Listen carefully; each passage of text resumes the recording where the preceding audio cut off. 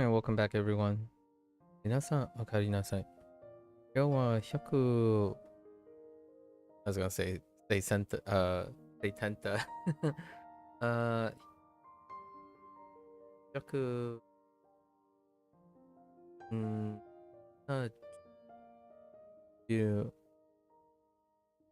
日目です。Yeah. Day 170. Today is a special day because it's a Wednesday. Well, Wednesday. It's Wednesday over here, and the WaniKani team last Wednesday, I talked about this a little bit at length. They have mapped out additions and movements for the next 5 Thursdays. So the next 3 Thursdays, including today, or next Wednesday. So those 2 lessons is likely due to either an addition or a movement. So something later in the level track could have been moved into something less than 16, or vocabulary and other elements may have been added. So things are being moved. So we got 2 lessons which weren't there before. That's kind of a fun thing, actually. I like to believe that they continue, where they just do weekly maintenance, which is something that live service things do quite a bit. Have a period of time in the weekly schedule, maybe for an hour to do stuff. And for me, that's kind of cool. It tells me that the developers are actively doing things that may or may not be interesting to the person, right?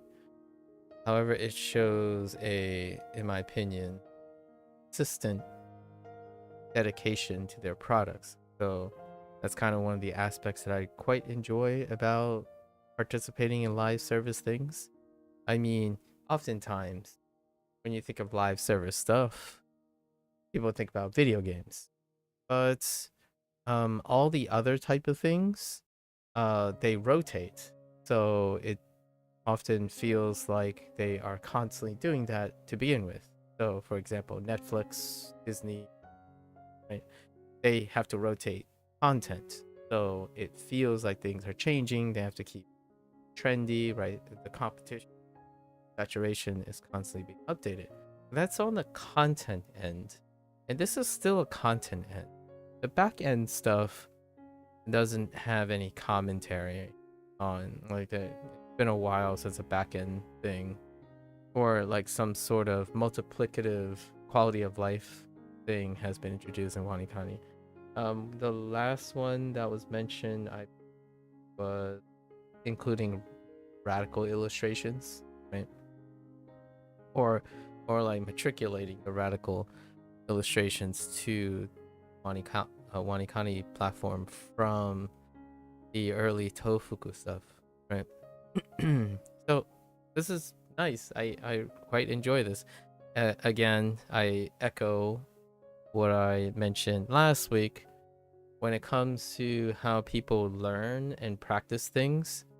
There's a double standard when it comes to the mindset of target audience, and typically this, if you're completed WaniKani, for example, got the exposure for level 60, it would be viewed as a content update.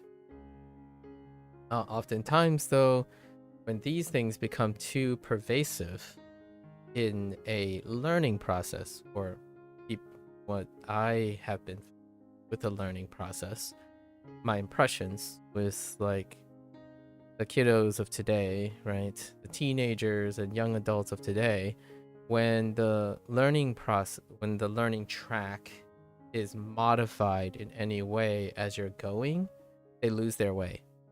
And that losing the way, or feeling like progress has been changed somehow, and forces the person to reevaluate, it's ultimately an incredibly negative experience. Duolingo changing their layout track several years later, right? things like that. This, if it happens too frequently, anyone who's like, I don't know, level in their early process of a learning thing would find that incredibly distressing. And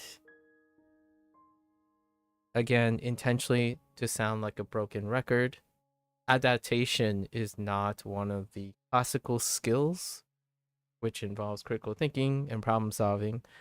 It's not one of the classical skills that are often emphasized or incentivized. I guess incentivize is a much more trendy word I would use. People are not encouraged or find that adapting and understanding and quantifying in a qualitative way is useful in the modern age. And when I say qualitative, I don't mean quantitative. That's probably a word I haven't used in a very long time, actually. So quantitative is when you're able to statically measure in its entirety, like like quantitative, like there are 2 lessons. I had 0 lessons. 2 is more than 0. What gives, WaniKani? That's quantitative. Qualitative. Oh, actually, that could be viewed as qualitative. But qualitative is more in the idea of what is the general. So you're taking all various quantitative things. At least this is how I'm interpreting it, or I tend to use it. You take various quantitative measures and you calibrate and have a qualitative readout.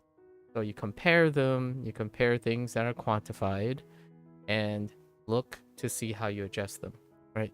It gives that aspect of,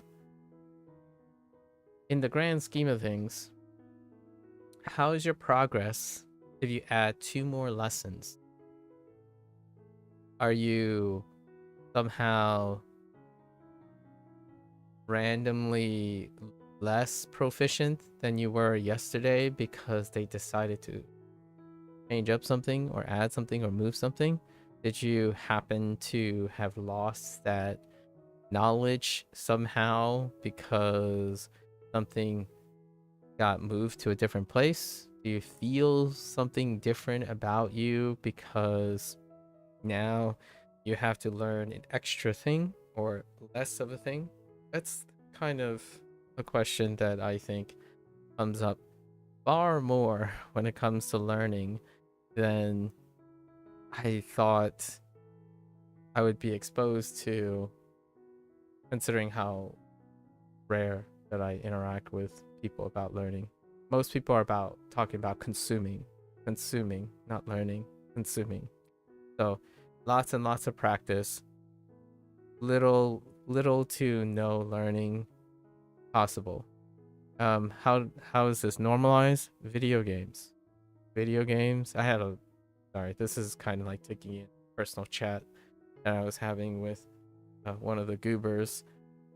Video games minimize learning. They maximize practice. Practice has, I do say this, I practice quite a lot. However, my practice tends to be coupled with learning. What I output informs what I seek for new input. But in the world of like the internet, like apps, the less amount of new practice skills, like the fundamental, the less you do about that, the more likely the person becomes consistent. I'm not saying, and also I'm not saying this is a human thing, like everyone experiences. I'm talking about the generalized behavior when you're designing a product. So for WaniKani, that to me creates that consequence that WaniKani does not make quality of life changes, nor are they incentivized to do so. And also, there's diminished return and scaling issues when it comes to reception and feedback for back-end changes. So if they decided to add, for example, a double check as a feature, that is diminished return. When you leave a product in its foundational balance and you choose not to change it and add more content, right? This is sort of that. It is largely seen as content, so it's okay, right? There is some stigma on changing up the volume when someone has already passed a certain level, right? That's like retroactive changes. Like in a video game, you play through a video game and suddenly the developer says, oh yeah, we're gonna change the first beginning of the levels. Now the experience is different. So when someone plays the video game and they want to relate experiences to other people, it's like, oh, that's before this patch. Like it was harder back then, or it was easier back then. And then that creates that emotional strife, right? Well, if it was easier back then, play the game again, right? But you can't take it back, because if you do it retroactively, you already have your current experience, right? So when you play through a game, like say you play through chapter 1 of a 3-chapter game, and then they retroactively change something about chapter 1 that makes it quote unquote easier, or intended to be easier. And then when someone asks you, oh hey, I see you got to chapter 1, how's your experience? And then the person would be inclined to say, well, my experience was before the patch, so it was harder, in order to like accommodate their competence. So then the other person is like, oh, okay, I see. Why don't you just play the game again? But when you play through it again, you can't tell the difference between whether it is easier because of the patch, a lot of times, or that you're more experienced. And in my opinion, goes back to a little bit of now what I'm going to say here. You always, like, when you view knowledge and learning, you're moving forward. You rarely go backwards. So when I see, like, I love the game Clear Obscure, and they've changed a bit of how to like challenge modifiers and whatnot, and I want to go back to play those games. But those challenge modifiers will forever be different, because I can't just unlearn playing the game a certain way, right? So what happens is those challenge modifiers are a different way to it's a way to expand my experience, not to produce a retroactive alteration. So this is how I feel about this WaniKani thing. This is extra lessons. It's more content. Awesome. Right? Regardless, and hear me out, this is going to be very divisive when it comes to language learning, because there are people who truly and utterly believe that there is a fixed order of acquiring a language, and hats off to them for trying to present that theory, right? For myself, if I like Japanese, at some point I would come across them, whether they're retained or not. That's fair. And then if you're in a hurry and you want to like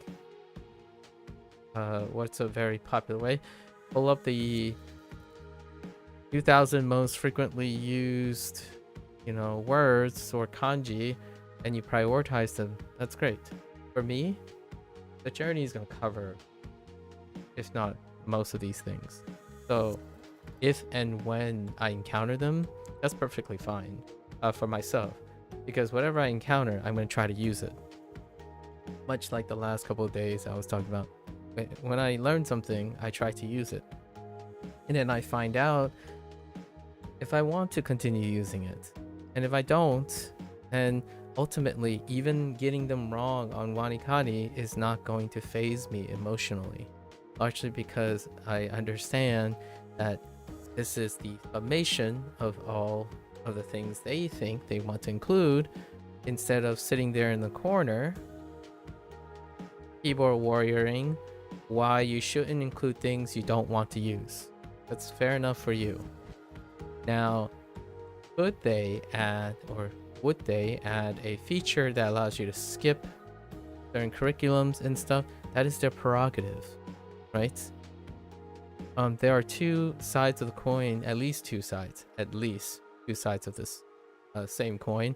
Is the idea that, do you want to prescribe a body of things that normalizes everyone's experience on content?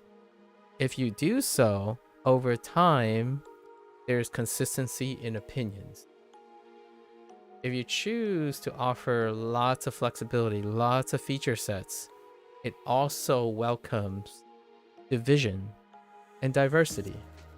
And I compared contrast between multiculturalism and monoculturalism.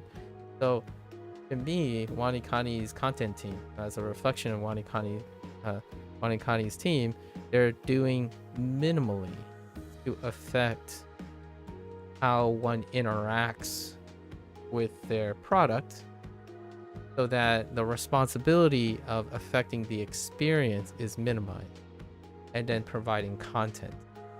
That's kind of one of the sweet spots of live service.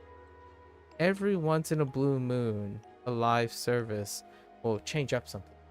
But generally speaking, overall, it takes a very long time to adapt to the even subtle differences, and it's generally incredibly negative at first until it's held consistent for a while, for a bit, because I don't think it's a social norm for people to do things, to start new things and learn new things on a daily basis. What can I say about that? I think I'm a person who disagrees with that. And it is very telling, because whenever I open my mouth, I tend not to say that because I like to sound appropriate. Like, for example, when someone says, "Oh man, everything is boring," well, that's because you don't like to start and be interested in new things.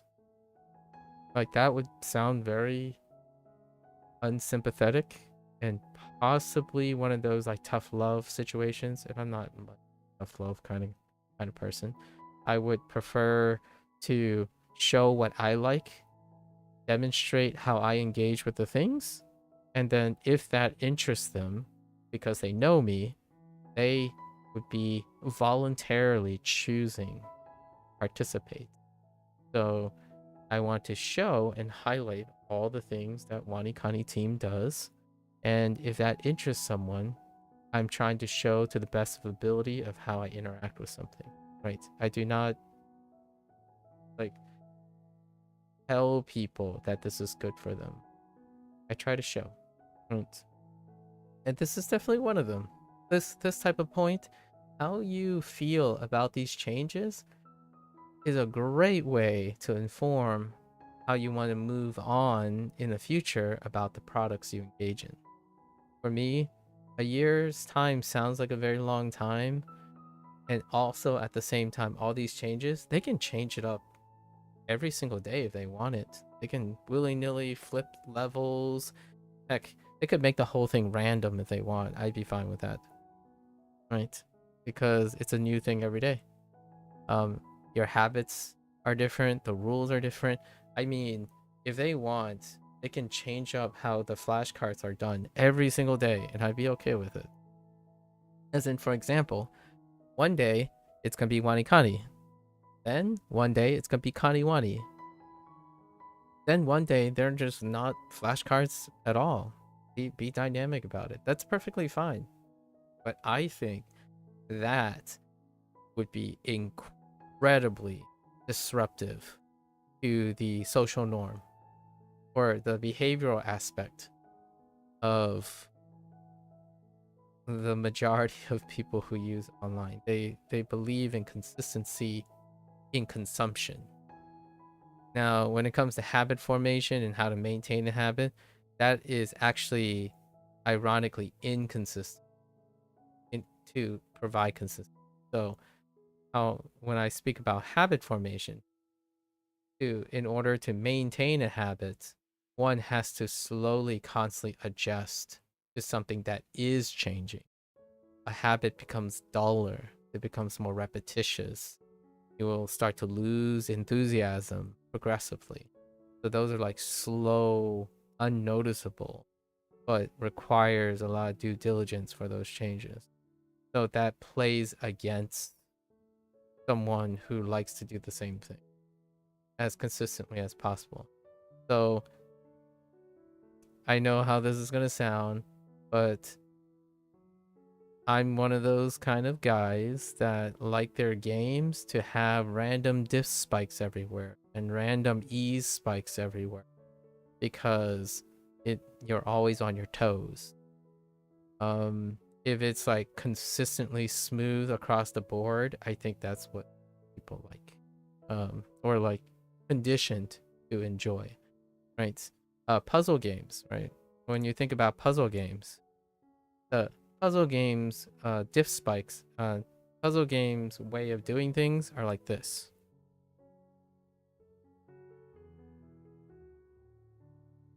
The reason why there's a steady over time curve down is because your learning curve is overall unified by a theme.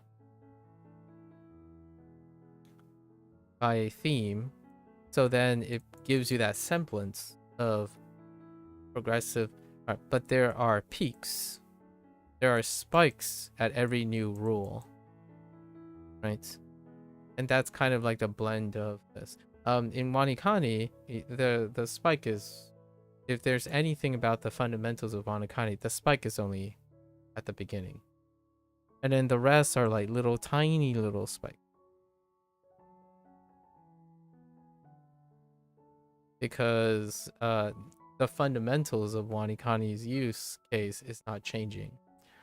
But it's still going down because your overall competence, oftentimes there's intuition to connect dots of that spike, and then those little tiny spikes are whenever you're learning, whenever you get a lesson, right? And it just keeps going down. But a puzzle game, it can be very, very harsh to the point that it feels like you did something right in level 1 through 10, and then suddenly they're like, we're gonna remove level 1 through 10, or maybe even entirely add a new mechanic from level 10 through 20. One of the criticisms for like Portal, for example, one of the funny criticisms for the Portal games, like especially Portal 2, is that each quote-unquote room requires a different mindset, requires a different solution flow. That's a great example of why puzzle games, you can like a game for one of its rooms, and then you can dislike the game exactly for the other room, right? Because it's not seen as connected. And for me, WaniKani is not dynamic, so I make it as dynamic. Like, I don't engage with WaniKani by doing the lessons as quickly as possible and gathering whatever you need in order to remember the output, and that I don't think that's enough. SRS is, if there's anything I would say, it's impressive. It's very impressive that a lot of people use SRS for so long without developing or increasing the dynamic of the way you interact with it on an SRS. Like, when someone says they grind Anki for 3 years, that's incredibly impressive. And when I hear them say they grind Anki for 3 years, my immediate thought is the likelihood is they rarely have changed up their way of interacting with Anki over those 3 years.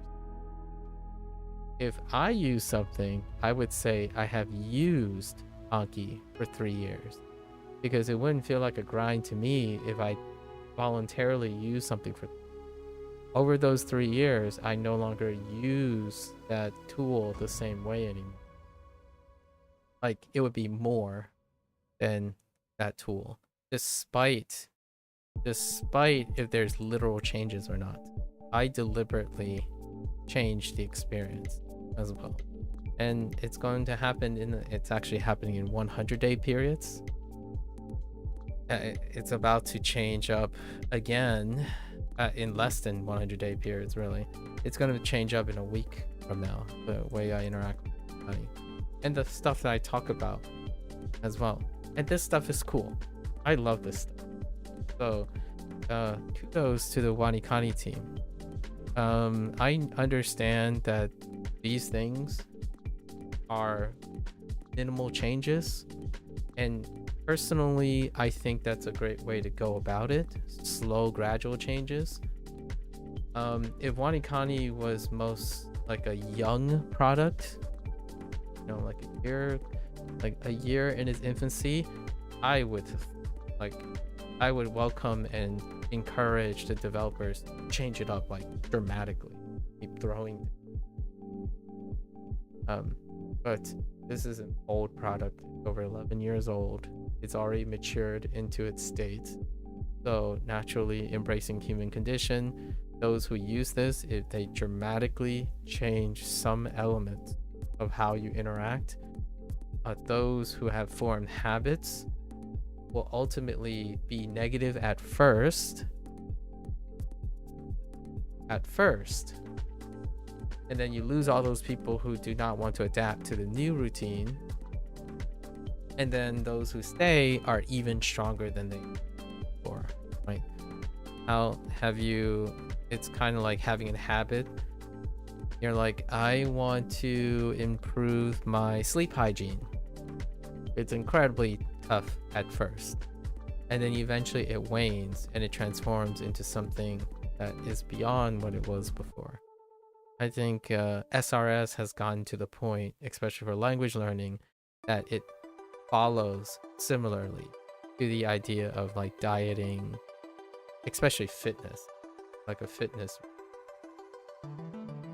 It's interesting. I'm excited. Now I look forward to next Wednesday, because next Wednesday, I don't know. I didn't look very carefully if it's going to impact me. I kind of thought this Wednesday wasn't good. But here we are. All right, let's hop in. All right, there's a little bit of a little digression here. I think yesterday was fine. Yeah. And then this is the if you blink day, but I decided to embellish. Oh, angle. Oh, so they retroactively add angle early. That's fine. Because we already have angle. All right, we're moving along. North exit. Did we not have north exit? I guess we didn't. We had east, south.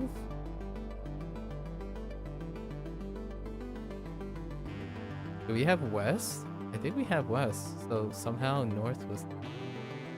Oh, maybe because this character. It's weird. Okay. So remember how iriguchi means daguchi means exit. This same deal. This might have been moved from a later thing. Just maybe because north is used for other vocabulary earlier. So I guess Kitaguchi. Alright, and that's it. Oops. Corner is out.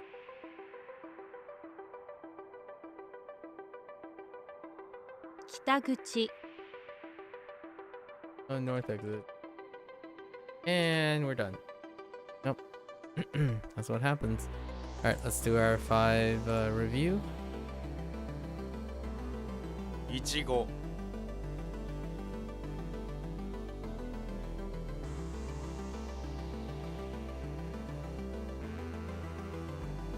Kyoukai. Oh, wait.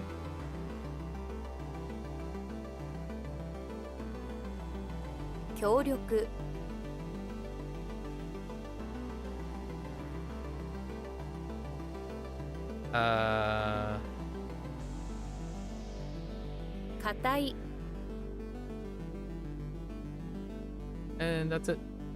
We're done for today.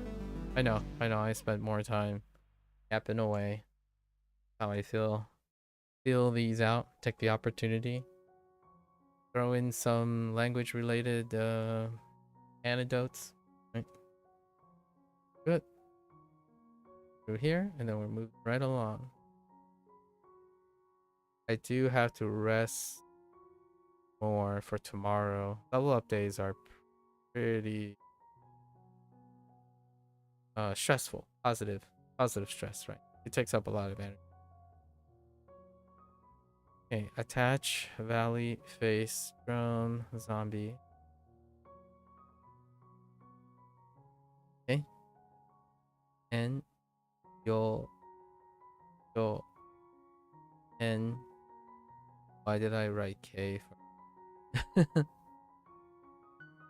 and mon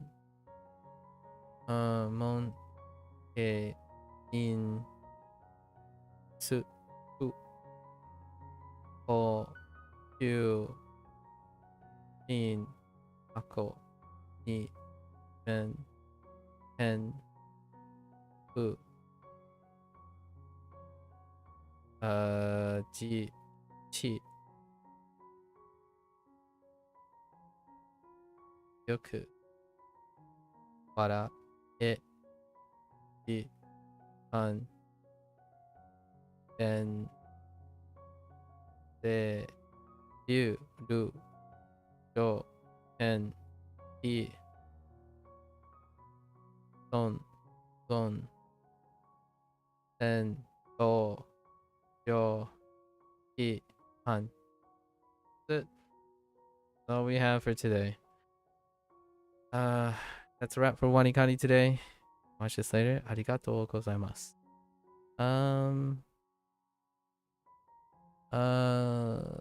Yeah, feel free to follow along, right? Pick up WaniKani for yourself. Fighting times, updates. I'd love to see more and more updates. We'll see if this is a start of a new thing or maybe an old thing. Who knows? I like that they're posting content updates on a monthly. Like it's actually like a roadmap. They last Wednesday they posted what they're gonna do for the next 5 Wednesdays. In terms of the content thing, it takes us up to July something, like 14th or something. Right. That also means that there might not be a chance or opportunity for additional things to happen in between.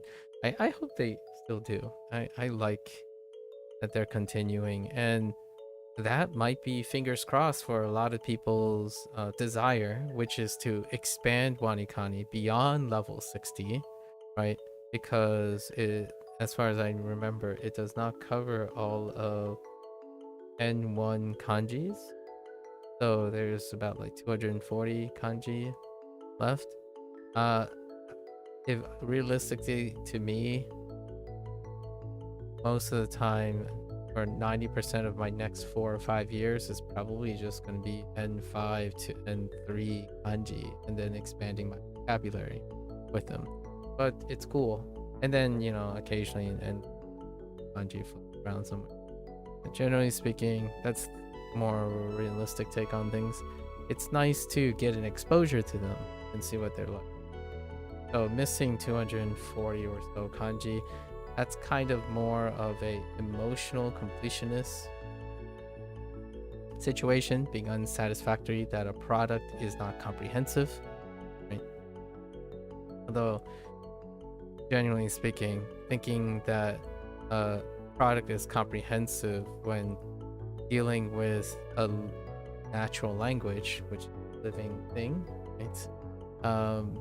Is figurative living. I like thinking a live service should be comprehensive, like a model that adapts to subscription would be a comprehensive. I mean, even the idea of a lifetime subscription, not comprehensive. Whatever gets done in that time.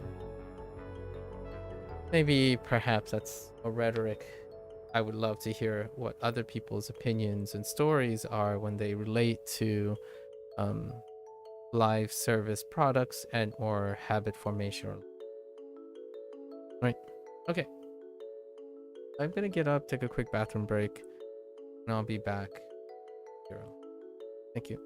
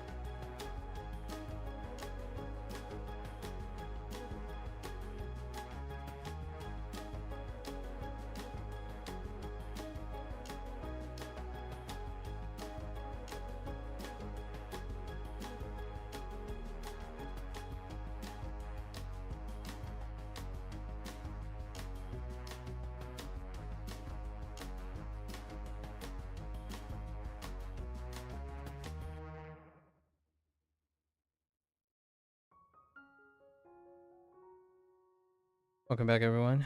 欢迎大家回来。今天163天 It is day 163. No updates still, huh? Man. So it's been officially 2 months since the last curriculum update. Almost 2 months since the Dartmouth was introduced. Curious what they have in stored. Hop right into our lesson. Yesterday was pretty good. Pretty good.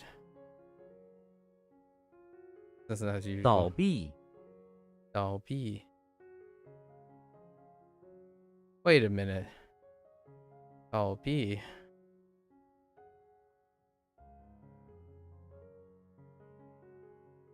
What was the other bankrupt?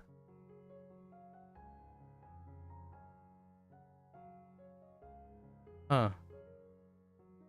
How's this one? Topple doll. Oh, we get to use doll again. Doll B. Topple currency or topple close? Ooh. Topple close. I was thinking B as in like currency. Instead. Was that the other one? No. It might have been something like lacking. Something lack. Oh, B. So topple, close, go bankrupt, yeah. Close the door of a business, 倒闭. Jana. Yeah, Jana is, I don't know what Jana and 倒, like a form of bankrupt or go out of business. It's the closest Mandarin phrase to Jana.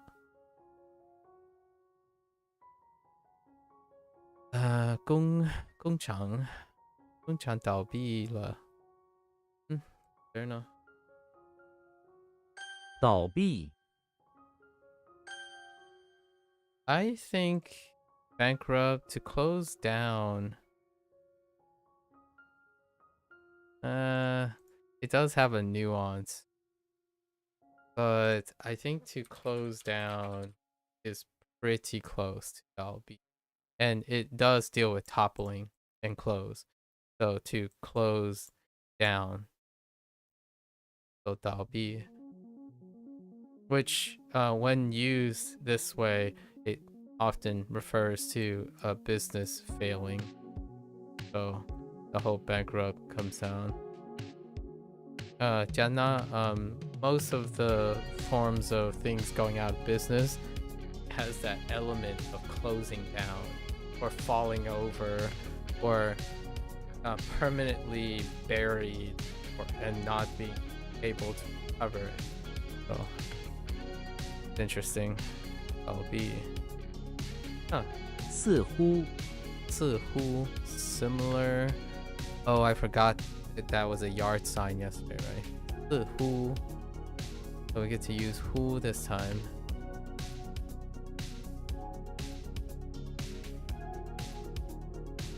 O, similar O. O is kind of weird.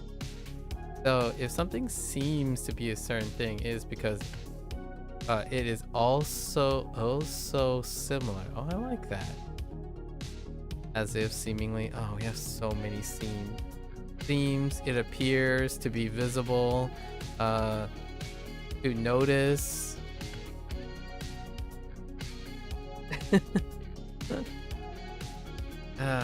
Man. Okay. Ugh. Also similar, huh? As if 他似乎不太高兴. Okay. So happy. 似乎即使即使 even if.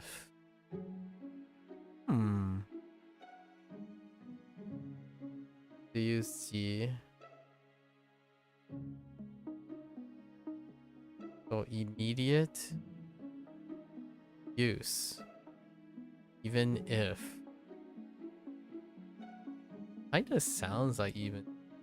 We say the word even if before a hypothetical condition we immediately want to use to emphasize a point. Even if, even though.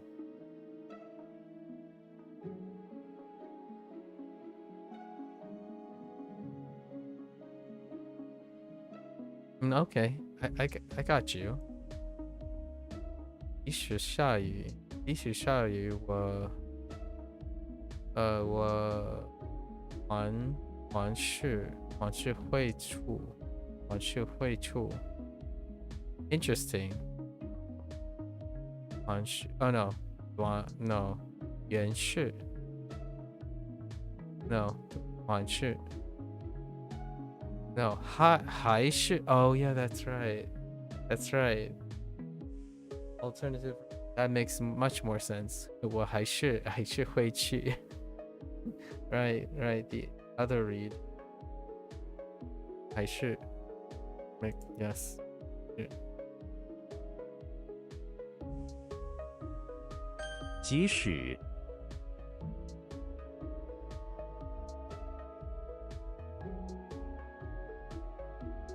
试卷，试卷，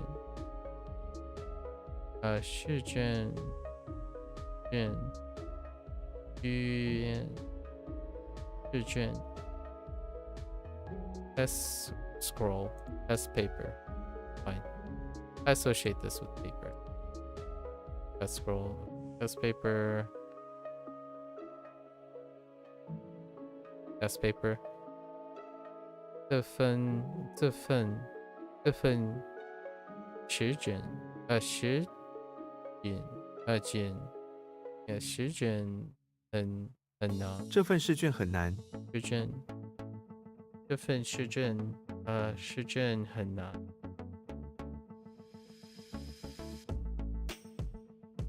试卷，伙食，伙食，a partner meal, companion food. Okay. Now, meals refer to food you eat together with your companion at a there. Interesting. 伙食 I like it. 我不喜欢这家饭店的伙食。我不喜欢这家饭店的伙食。伙食wrong tongue.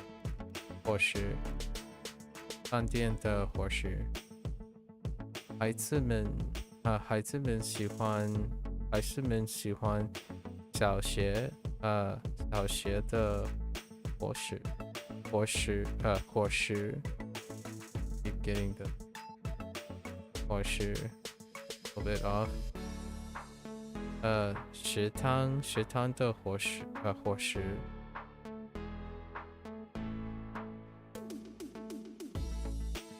Oh. Wait.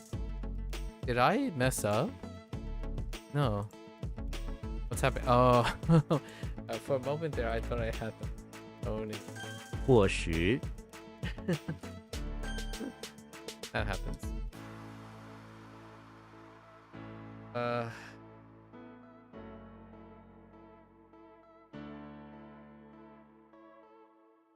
倒闭，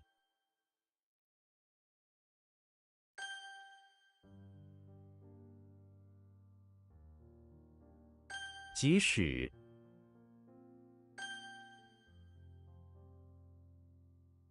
试卷，试卷，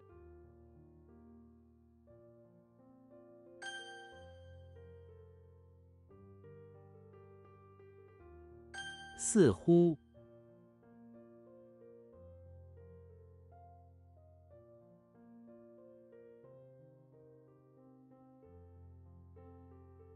I don't.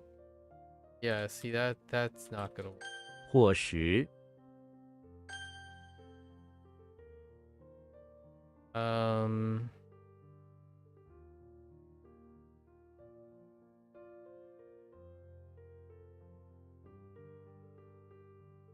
Yeah, see that's just not gonna work. Themes. Yeah, see that's definitely not gonna work. that is such a pivot.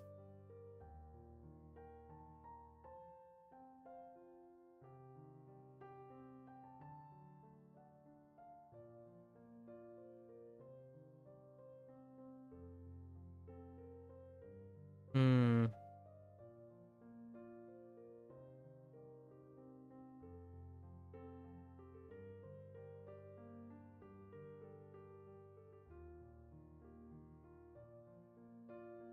Memory it is.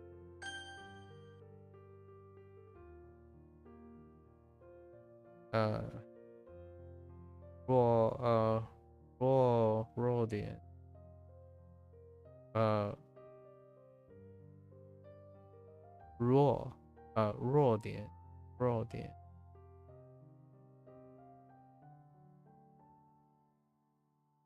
每个人都有自己的弱点。每个人都有自己的弱点。弱点。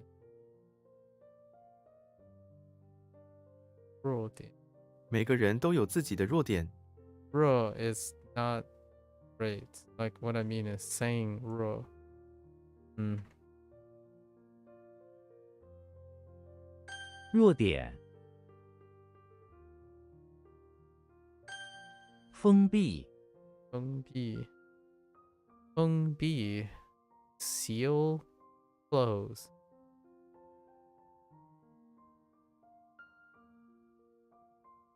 这片。这片。something 零。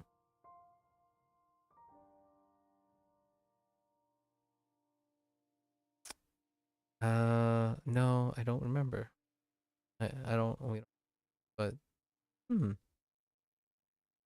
零，已经 yes, 已经被封闭了。这片森林已经被封闭了。被封闭了。I need to sort this out. Thing is with card or with a car.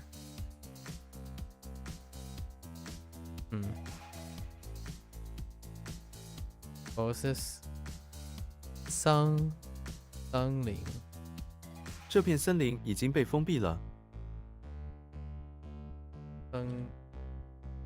封闭。立即。立即。Immediate? Oh no. Oh wait, that's fine actually. Stand immediately. But to stand is like right here, right now, immediately. So right here, immediately. Taking a stand is like right here, in this very moment. So stand immediately. 立即。我们需要立即行动。行动 or act. 行动。动。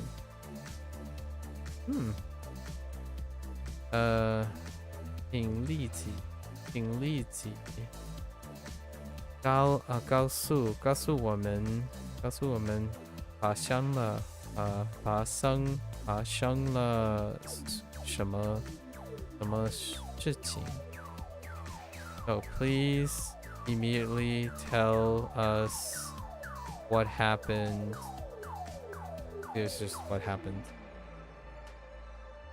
This is like happened, what matters. So there's what happened. Please tell us immediately what happened here. 立即。在乎。在乎。Oh, at. Things are falling apart as we speak. I think everything dealing with this character is going to be like weird. If you are at hard work and somebody says, oh, they are working hard, what a great person, then you know other people actually care about the work. Yikes.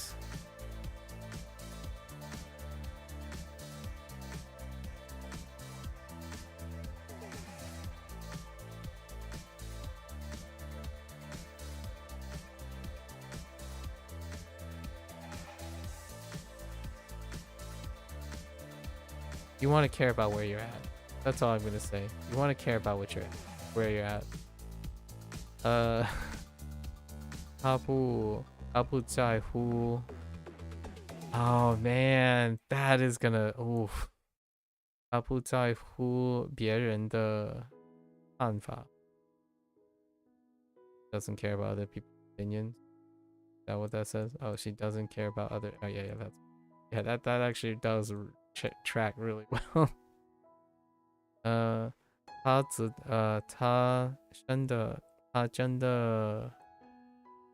真的在乎这件事吗？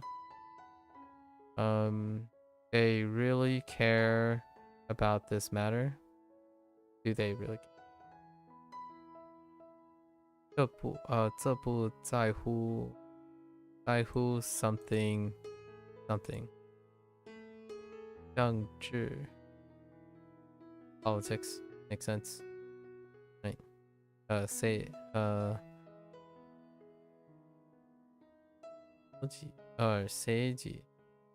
yes or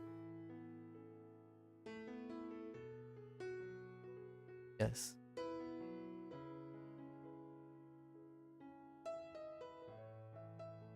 在乎 all right 问卷问卷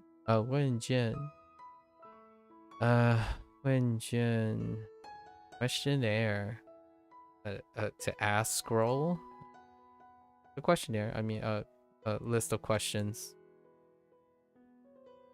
paper full of questions questionnaire 我们需要你 something 写这份问卷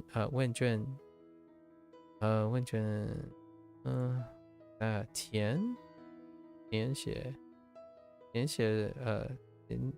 写这份问卷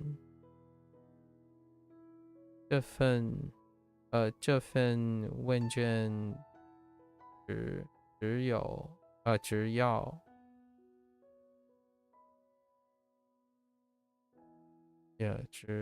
只抒画几分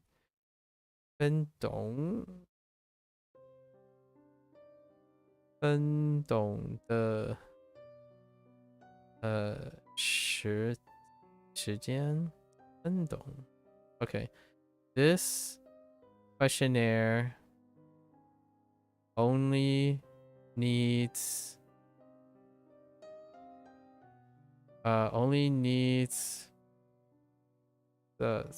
some amount of 分钟 oh that's 钟 not 钟分钟 minutes of time the questionnaire only takes takes I see takes interesting wow having elements of take huh yeah 这份问卷直抒画10分钟的时间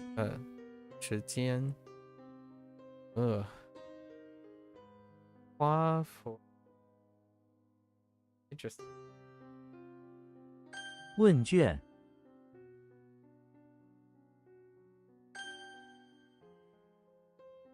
I didn't realize questionnaire had 2 N's in it. Okay.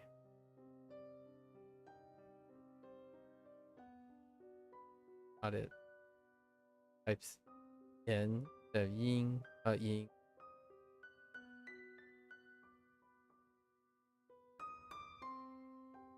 立即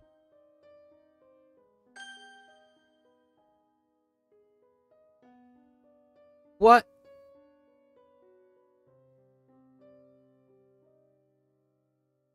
Oh.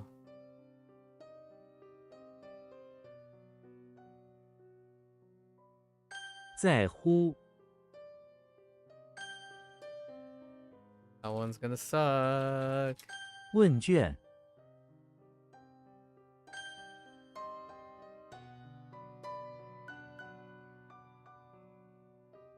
Oh. Bro. Ah! I hit the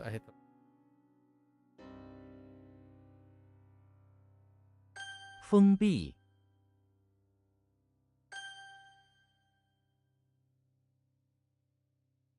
弱点 Whoa.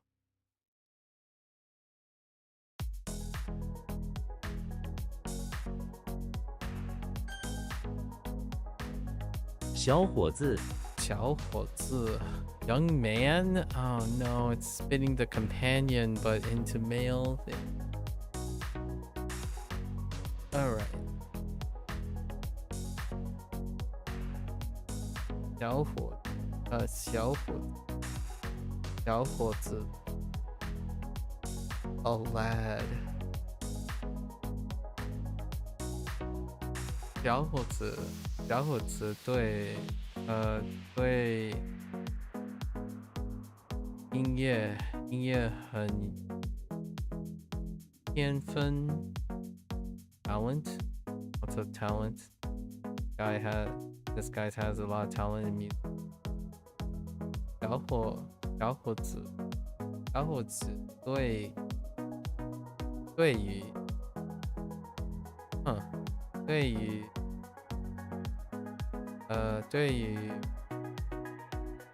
莫来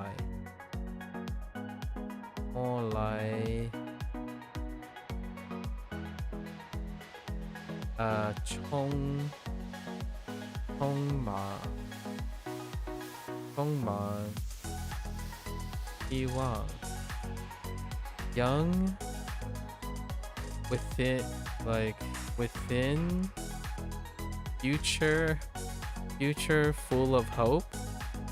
So a young man is hopeful towards the future. Oh, this is towards. Oh, 对乎. Oh, yeah, okay, yeah, 对于. Yeah, that makes sense.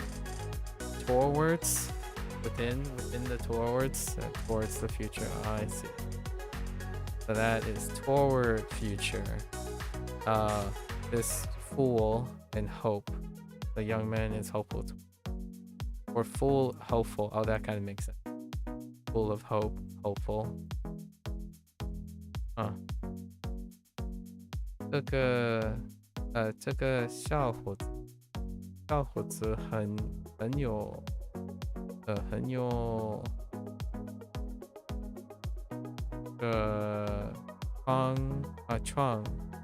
创意 creative. So this young man has a lot of creativity. Very creative. Fair enough.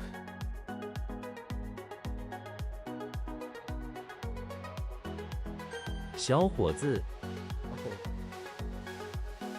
法治， law plus that's not cure. Law plus govern, right? Or method plus govern. That's fine too. Method plus govern. Rule of law. Method of governing. Rule of law. All right. Fair enough. How did 治 work? Oh, the iron elbow.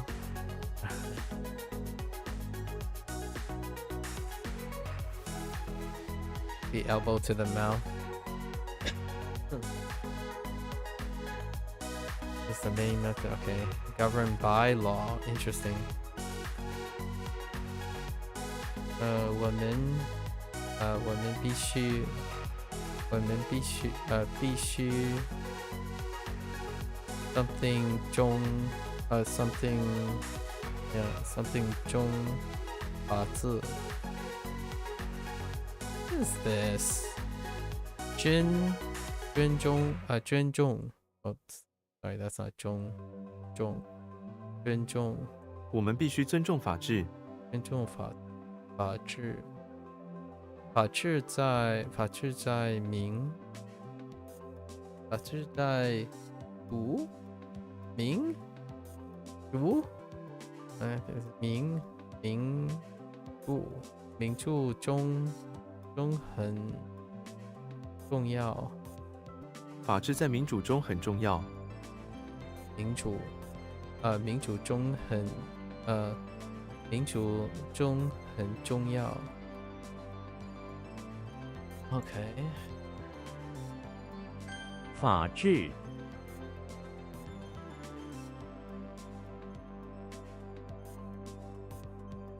示弱， show weakness.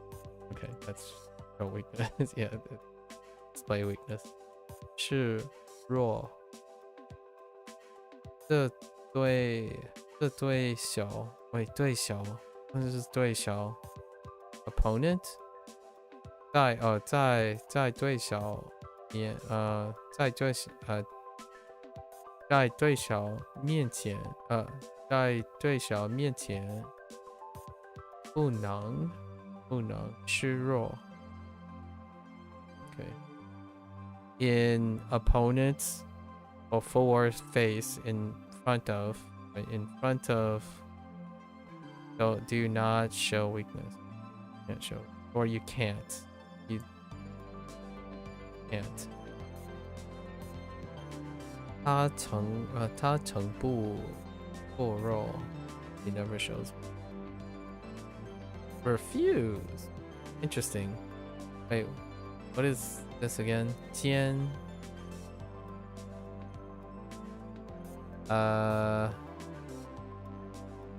决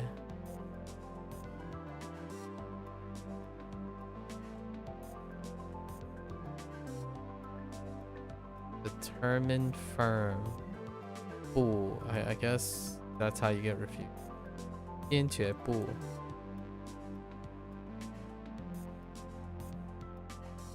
or I guess the not show weakness.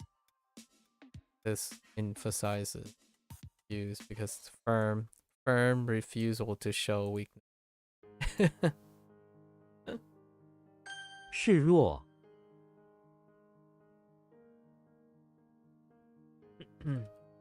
沉，沉 to sink. That's close to sink. To go down maybe. Send. Sink. 沉. It kinda sorta looks like Shun. Sort of. It's very similar to Shun minus one thing, and that is the bottom right. Right.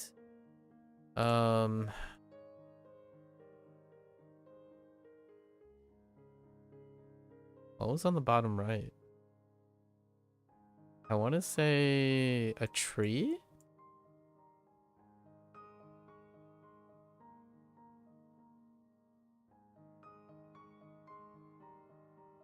It's something down here. Oh no. Guess I'll see when I see it.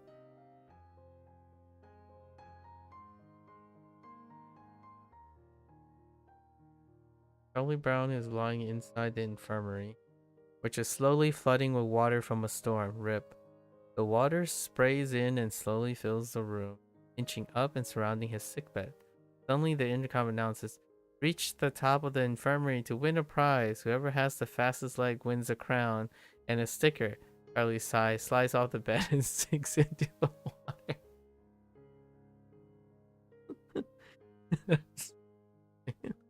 Sorry, that sounds perfectly agree. I'll just sink now. Oh, that's kind of dark. But he's in the infirmary. I don't know. This is a little bit tough. Thanks.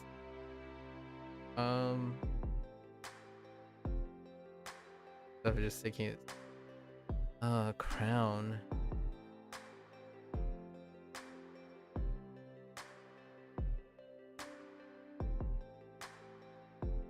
That's so from left field. I don't know how well. I think I'd prefer like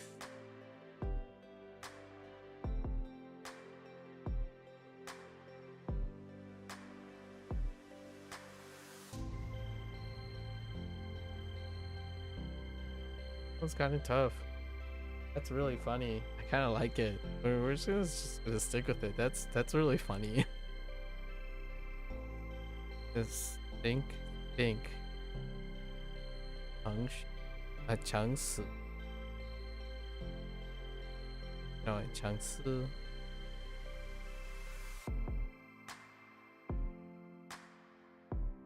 To sink into thought, to contemplate.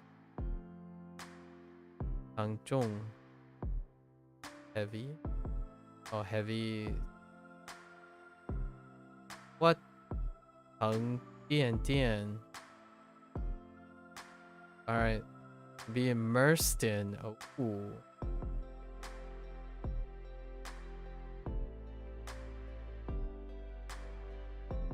Start getting into interesting territory. 沉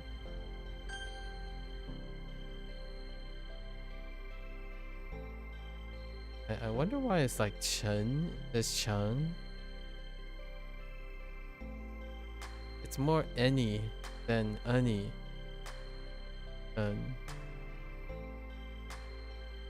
Okay.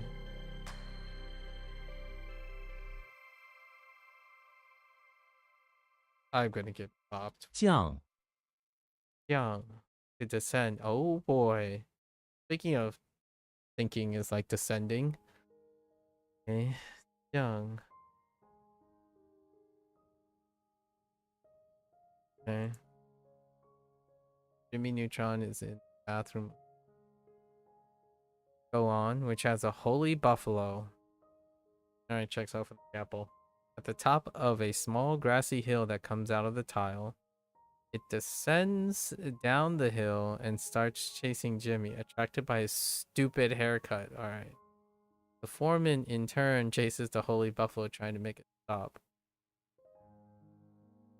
Imagination.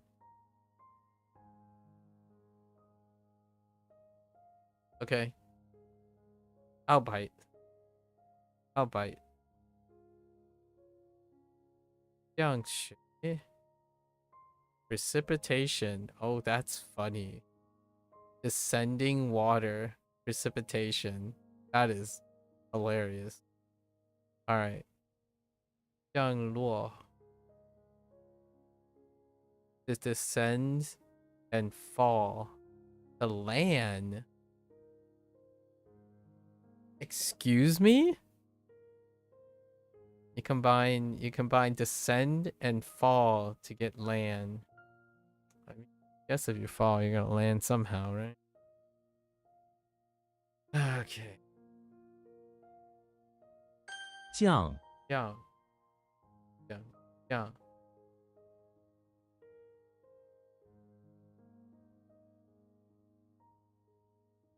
Alright. Alright. Oh man. That's not great. That's really not that great. Especially when it has to happen in the bathroom of a chapel. Yikes.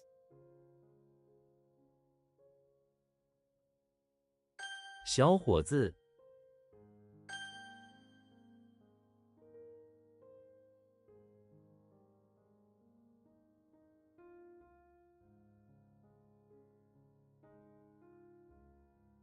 Ah, that's so rough. This is rough. 沉 Because I think really has very little to do with legs, crown, or just the spray part.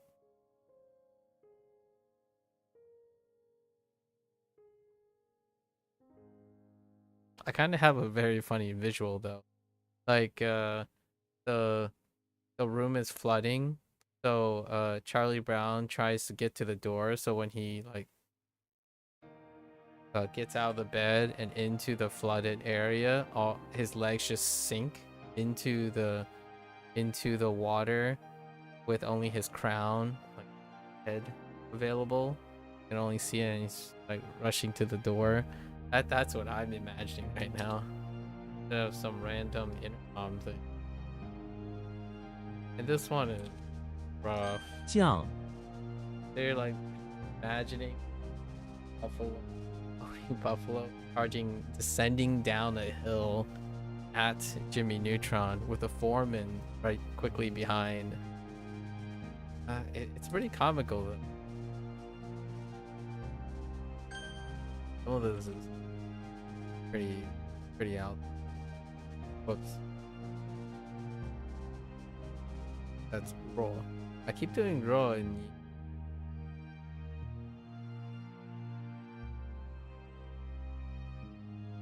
法治，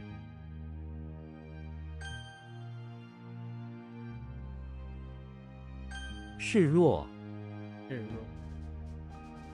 弱。I suspect problems in the future. Another B to complete. Oh boy, the Bigfoot ones are rough. Bigfoot is in the bathroom of the house where he is growing a rice field. Bathroom of his house, okay. In the bathtub. Guess that's fairly reasonable. He is nearly complete with growing his first batch of stuff in his rice field. In the middle is a completed beanstalk. Oh, dang. I didn't even think of it as a beanstalk. Oh, with flowers. Oh, interesting. I was thinking maybe it's a combination of turf. Turf and some cross. Because if you look at it this way, it's also turf and a cross, right? But they went with flowers and then beanstalk connecting through here. Interesting. Intriguing. All right. Would a cross and turf be better? Kind of. All right. I'll humor you. In the middle is a completed beanstalk that has a bunch of flowers growing out of it. Okay. I got you. I got you. Completed. Okay. Almost nearly complete. Stalks growing. All right. I got you. Is it something Bigfoot would do outside of anyone else? Not really. So it's gonna be very tough remembering it's Bigfoot. Maybe because Bigfoot just doesn't want to go outside. Right? In his secret house, his secluded house. B, yeah, for graduate. All right, yeah, to complete and become a professional, something like that for graduate. Yijing. What the complete after all? B, Things are getting wild. I might have to change up my thought process. We're gonna have to go harder on being more abstract. Bing, Bing, alright. At least I can rely on Bing. Bigfoot's doing work. Bigfoot's in front of the English Manor, running around on the ice of the frozen Manor Lake. He has no skates, instead just sliding around the ice with his paws. You know, I haven't ever thought about Bigfoot's having paws, as opposed to, you know, being Bigfoot. That's interesting. A fish swim in the water that's below the ice. He wears a monocle, having dressed up for his trip to the Bigfoot, huh? Bing cube. Bing Kuai, a lump of ice. Oh, okay. Why? Bing xiang, yeah, refrigerator. Bing bang. Is it really Bing bang? Oh man, that's funny. Bing chilling. All right.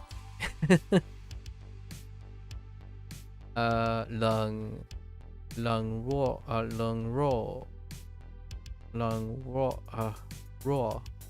raw ding on.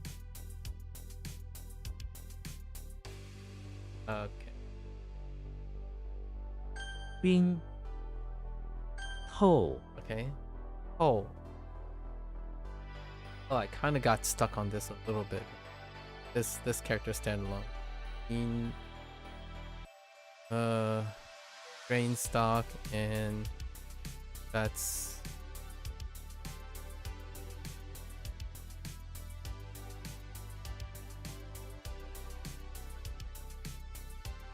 Wait. I swear this is a thing, right? We covered this? Oh no, what is that? Grain stock and steps.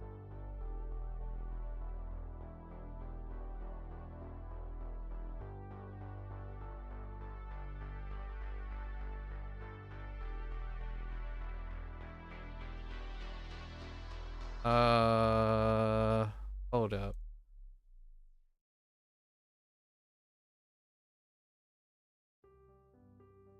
Oh, it's elegant. Oh no. Yeah, this is new. Yo. So many. Oh. Penetrate. Tarzan is in the bathroom. Tarzan is notorious. Tarzan is in the bathroom of the bakery. Go on. Wearing a chef's hat. Okay. He noticed that a single grain stalk has penetrated the top of the bathroom wall while taking a leak. He gets a set of stairs and steps up and pulls it through. He looks at the hole left where the grain stalk penetrated. He sees the road that leads up to the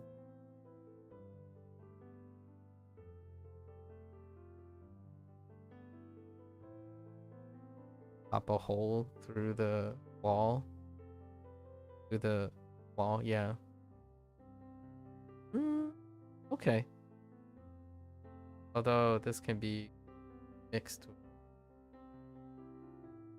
the Hulk or Shrek. See them doing that. Huh.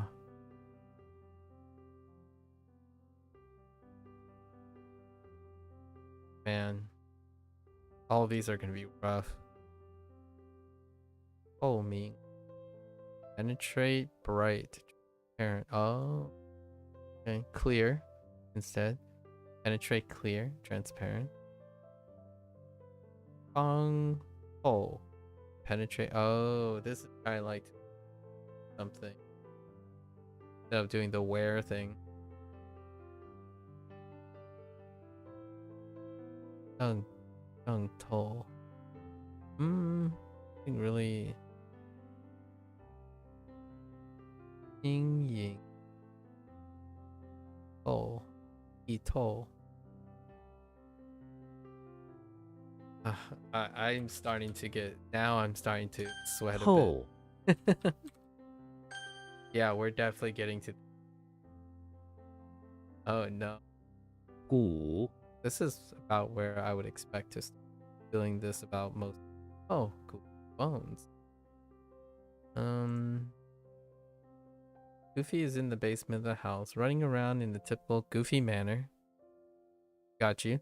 He trips on a bone that was on the ground and flies into the wall. He hits the wall so hard that a bone pops out of his body. Oh great. Or he broke a few bones.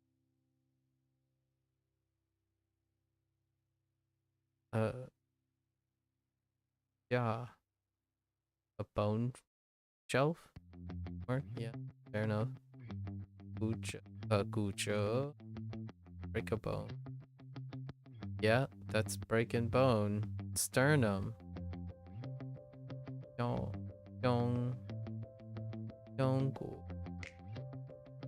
Thin as a rake.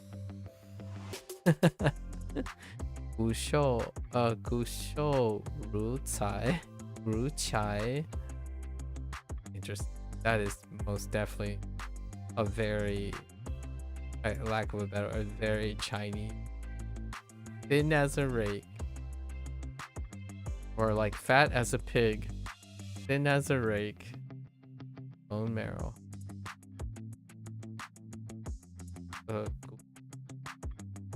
Wait.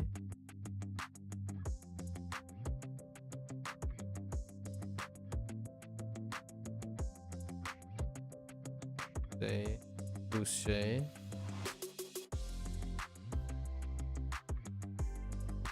Gu. Right. Alright. 蛋 Dang. Mild. Inflammation spray. All of these are rough. Dracula. Oh, except for one. Almost all of them. except for one.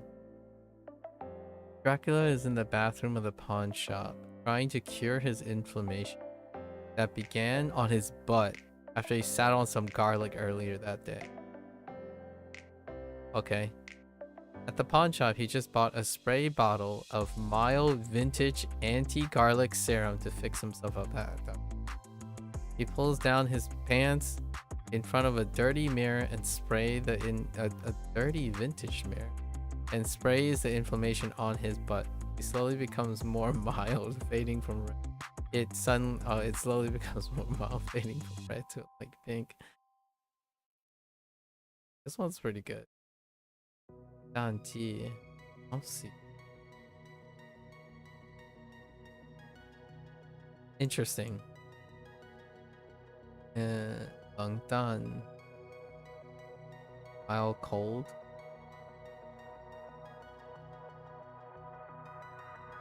Dan. Oh boy. Boy howdy. B. Boy howdy hey.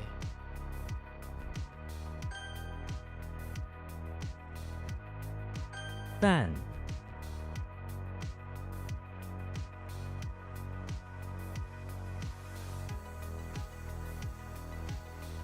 Okay. 鼓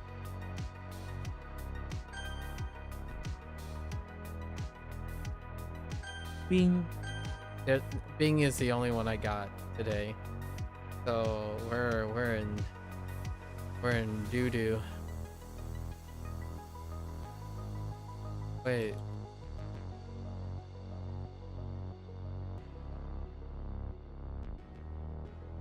Toe Oh, Toe is not good. Toe is in trouble.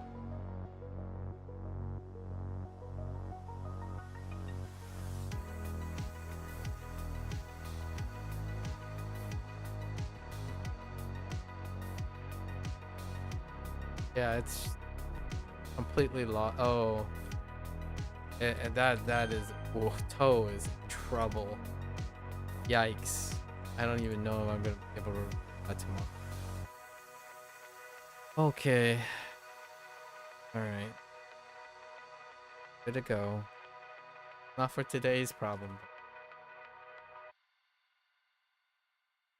下周他放假放到下周。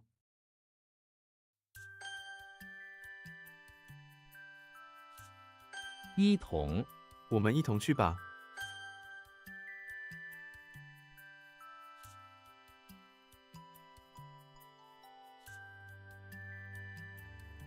洗脑政府洗脑年轻人。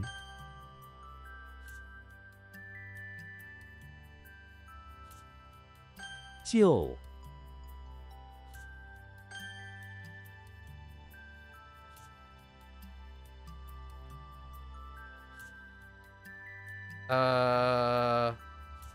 Panic? Panic. 公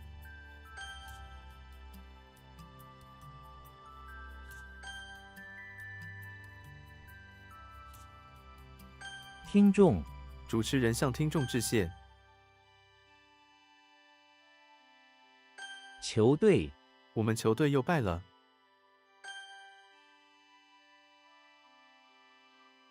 Oh, dang it.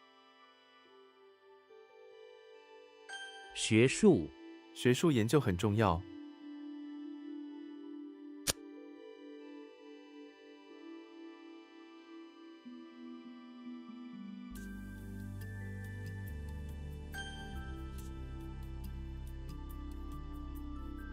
估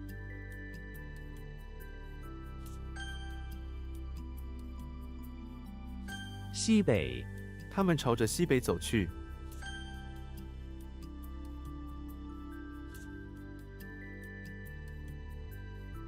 What am I looking at? I'm gonna say... 累 What are you? Hold up.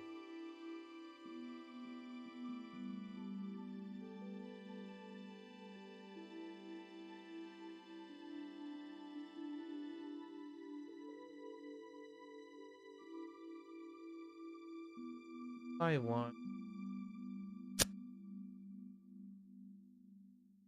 Just kidding. 起床，他还没起床。 Oops. E and up. 男子，中年男子，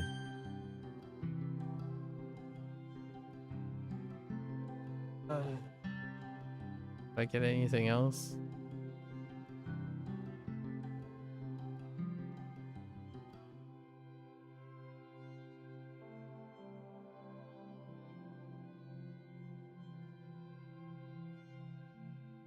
I just want to type 都 it's fine. It's fine. I don't want to even 比 think about it. 赛，我觉得我们会赢得比赛。 I don't want to think about it anymore. Gut feeling all the way. Ch-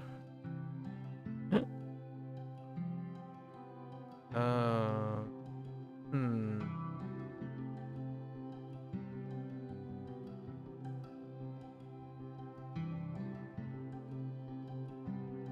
规范，这个行为不符合社会规范。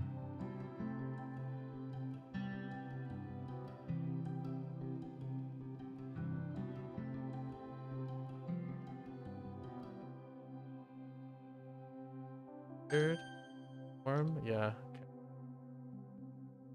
Okay. Oops, that's not. 新年，新年快乐！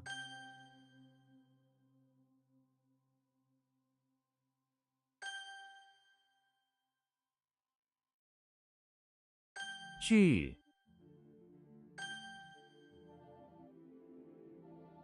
公平，生活是不公平的。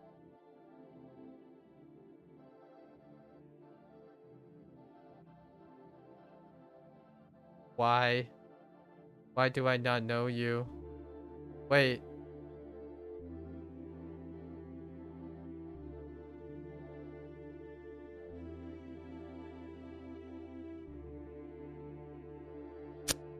Yeah, I don't know. 没有，你有没有弟弟？认，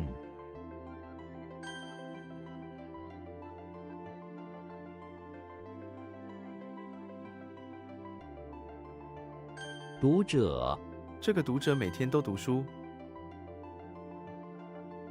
靠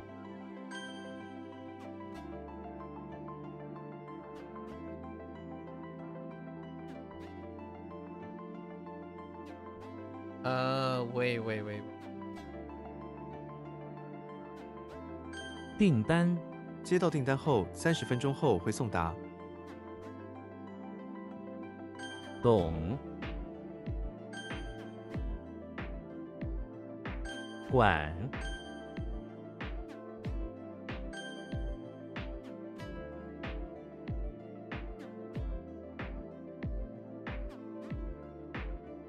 申报，我们每年都必须向政府申报收入。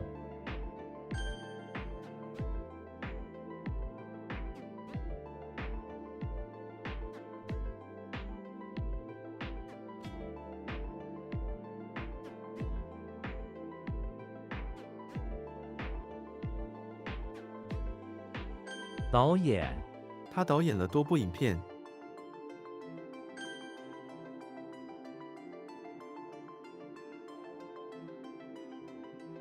隔离，如果你生病了，请自我隔离。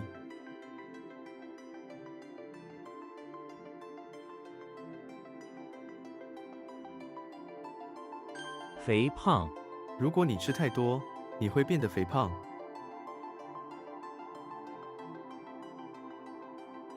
What? Oh. It's not that.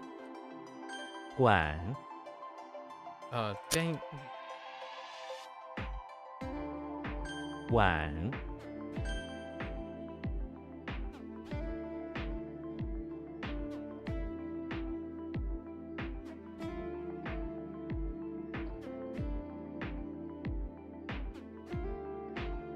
拉开，拉开抽屉，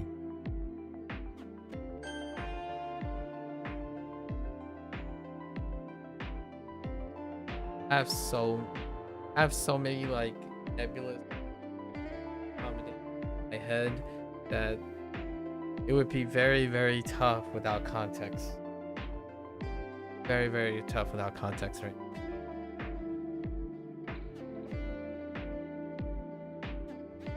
Gotta start and I gotta double down on somehow creatively.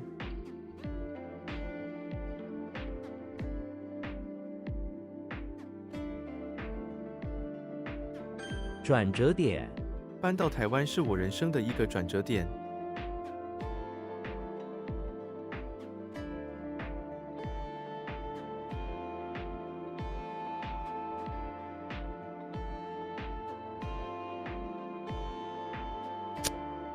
Or like a break point. I've got to add points.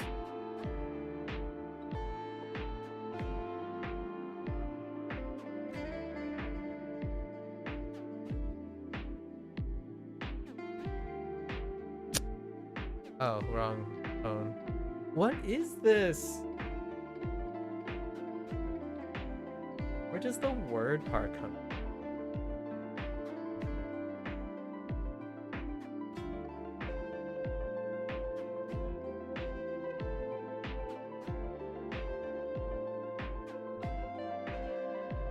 Like, oh. What?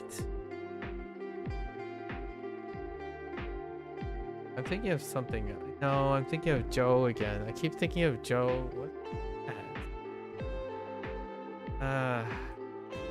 文明，这个品牌全国闻名。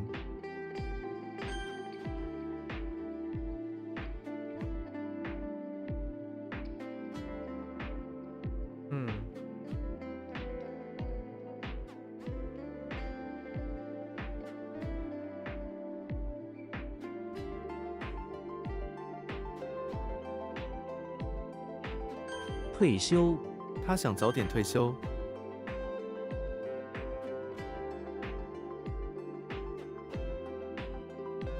参观，我在中国的时候，参观了很多学校。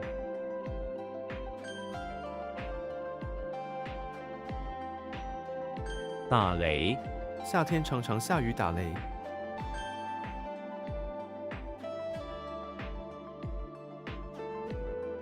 What?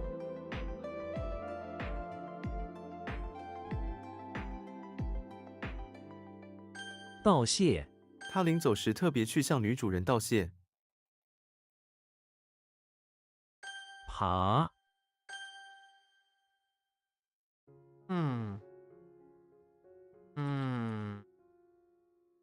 肥肉，有些人喜欢吃肥肉。 巨人，巨人是神话生物。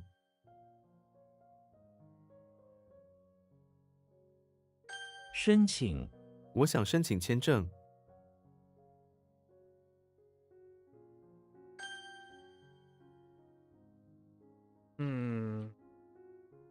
闪亮，我想跳进闪亮的水里。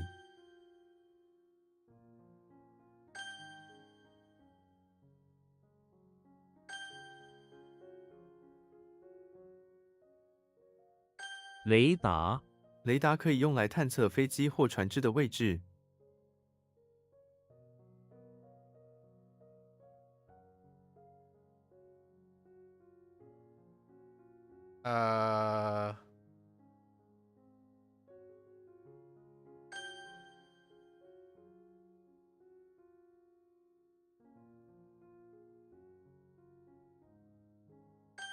I thought breaking point was one of them.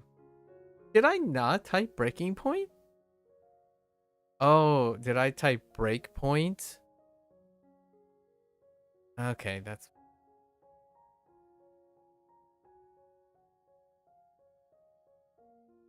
社群，这个社群很友善。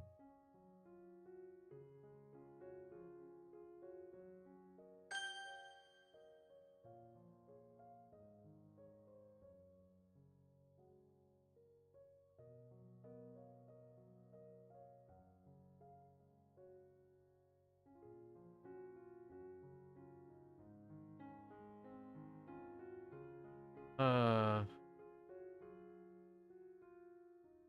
Hmm.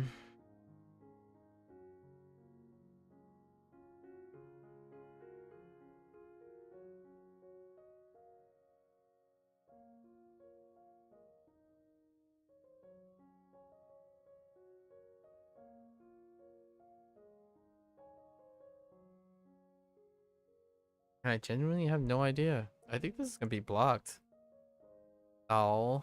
Dao. What does the Dao? Oh, this is Moon. Yeah.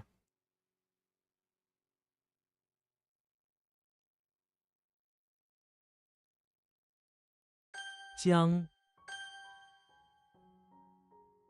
Too soon. Too soon.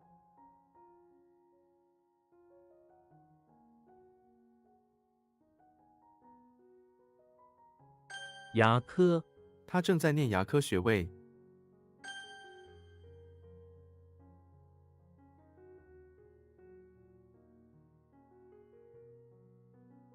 What? Oh, right. 2 and 7. 牙医他是牙医。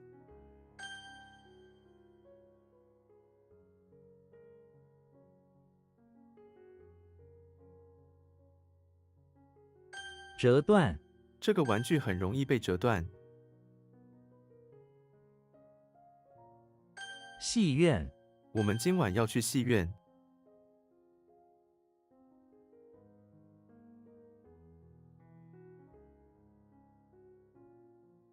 What happened? Oh, wrong tone. 夜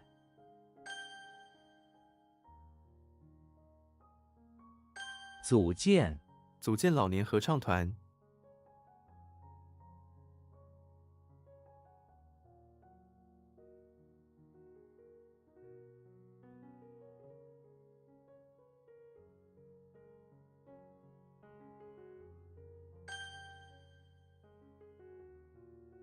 Organize, establish. Oh, those are all in that.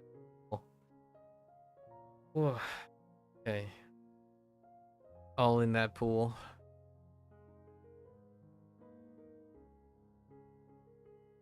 Ugh.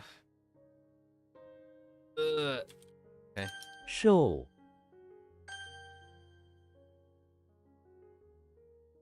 Don't do this.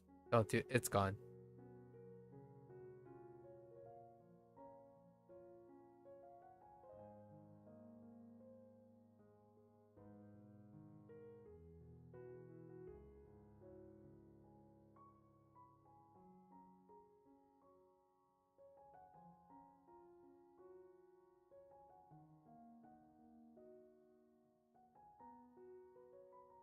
« 细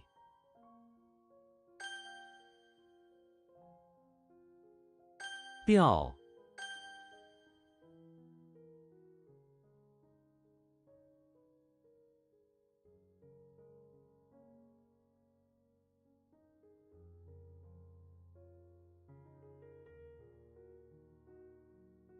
Who is the problem?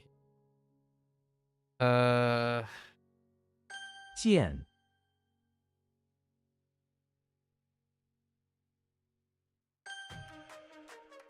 That's not good. That's so weak right now, even from being yesterday. Or lots of these characters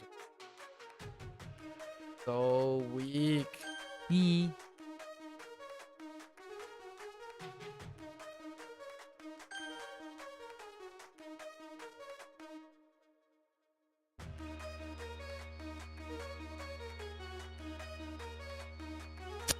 Oh, weak. «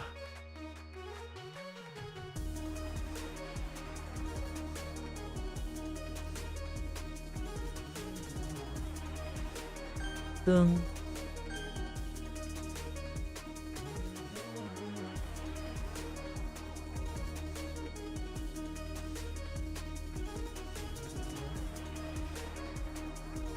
Oh no. Oh no. Oh, 免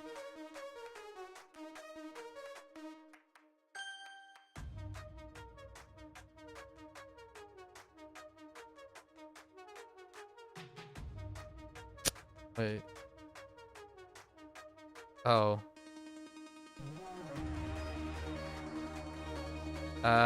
Wait. Wait. Hold. 够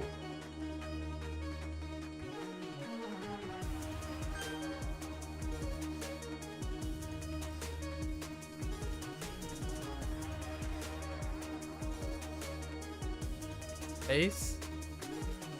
What was face?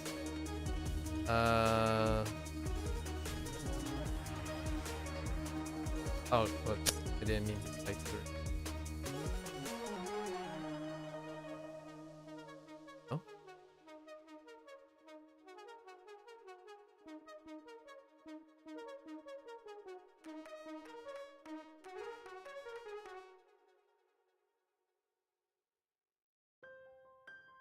“线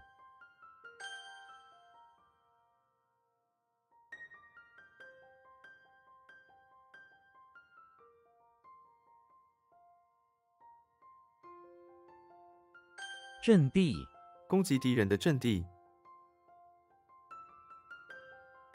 Or position. Position.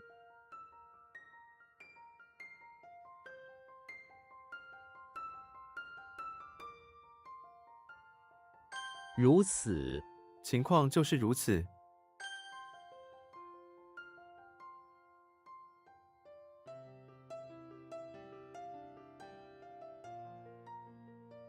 叫做这种语言叫做中文。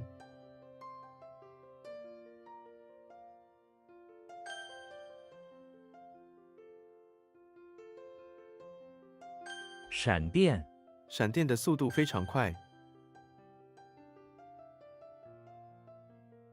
药片他每天吃2片药片。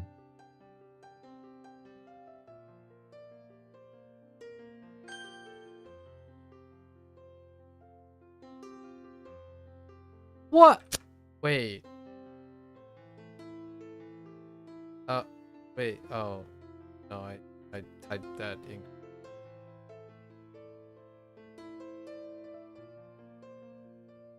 耳环戴耳环， Okay, so what happened here? It's yes. 右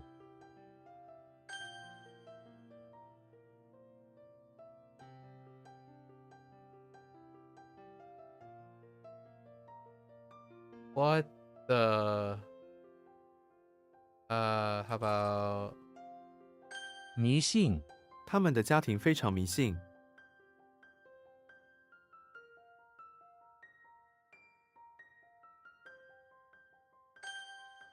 can't spell?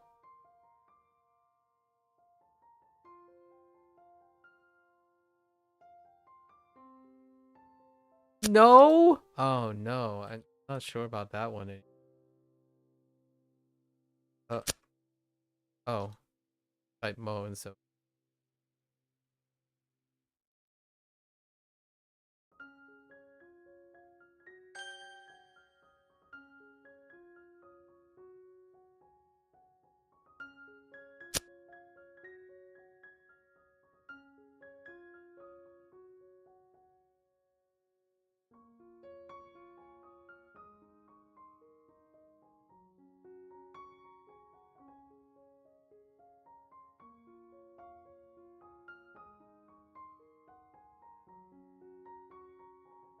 传奇我以前听过这个传奇。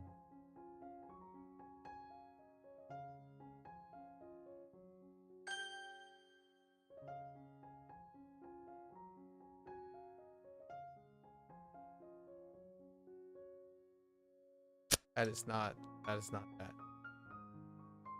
Typing on field. 手套这2只手套不配对。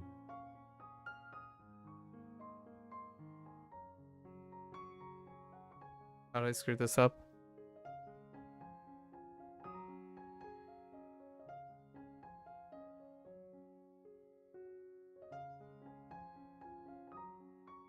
容颜，容颜渐老，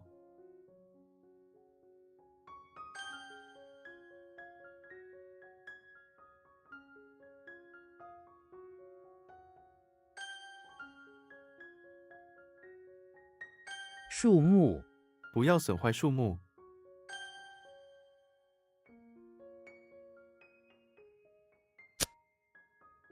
I am not something I am not thinking correctly on. I keep going back to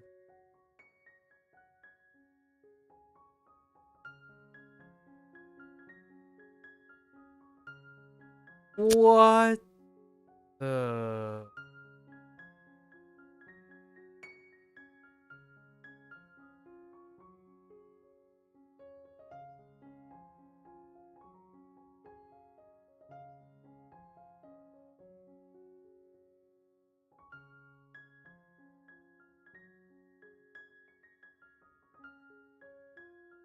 隔日，他隔日跑步，毛皮，毛皮围巾， Tallest.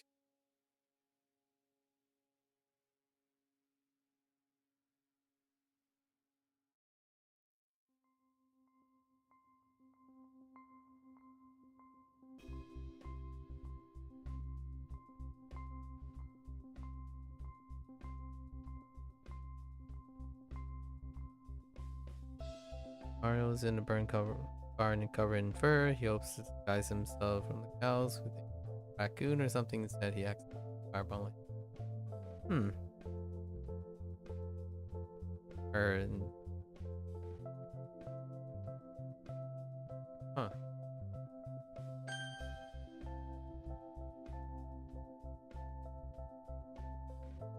能够，青蛙能够跳得很高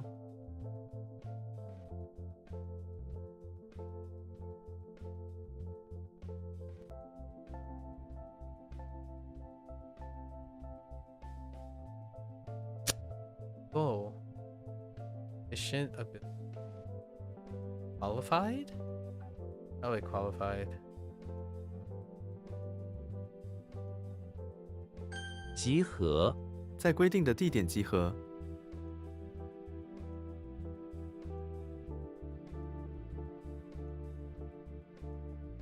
Waiting.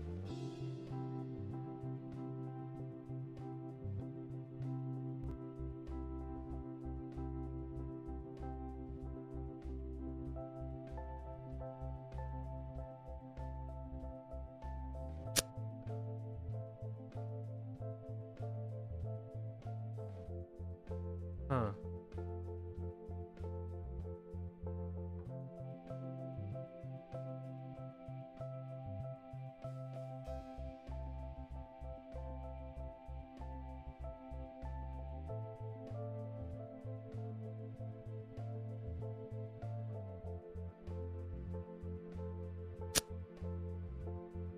And let's see. I'm pretty sure it's true.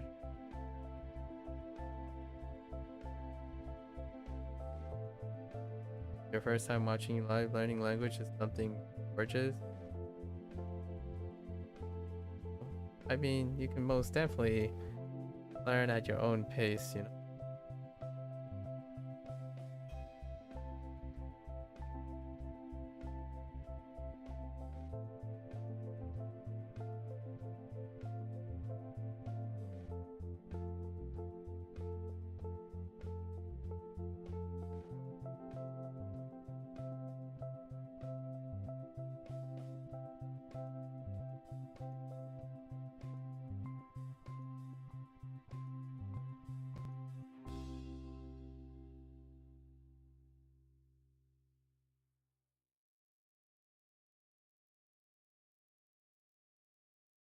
Okay. 支流， Oh, 黄河的一条支流，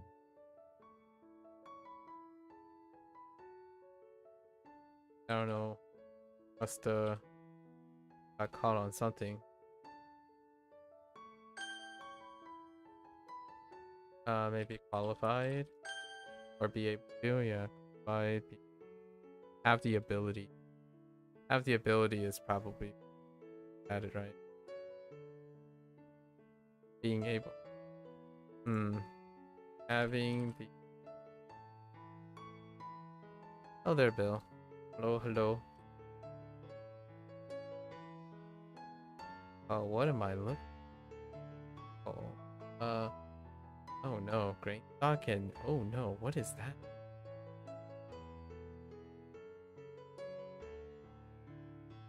Stock and sun.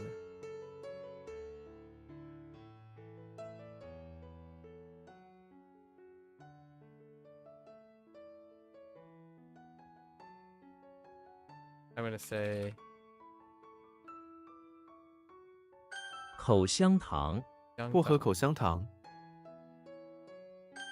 all right. "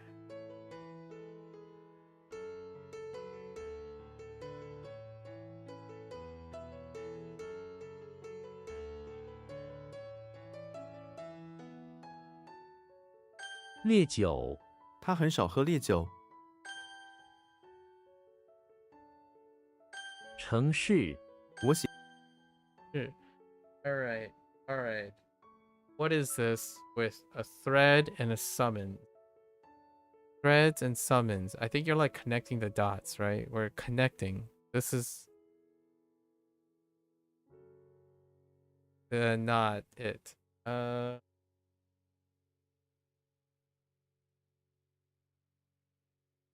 Oh.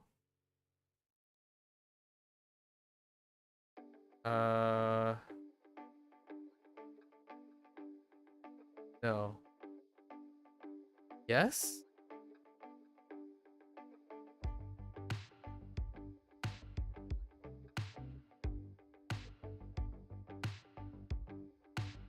No. 茶，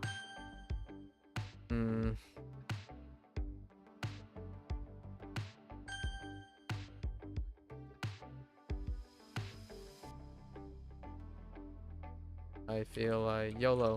约，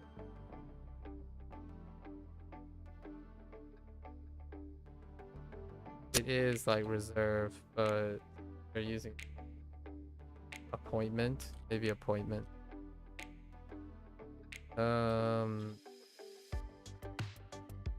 十几，我拍了10几张照片。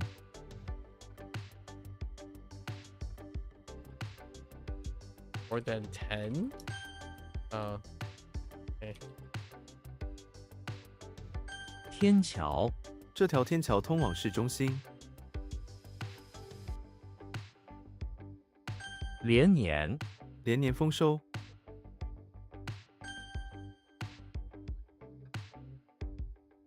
I think appointment work. Yeah, to make an appointment, to reserve something. By type to reserve.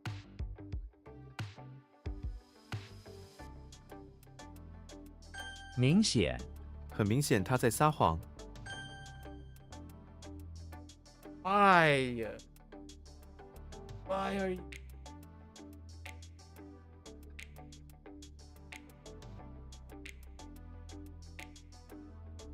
I need to think of a word.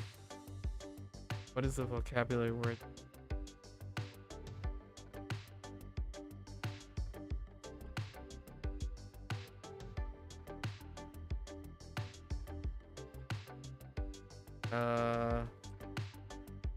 That's not it.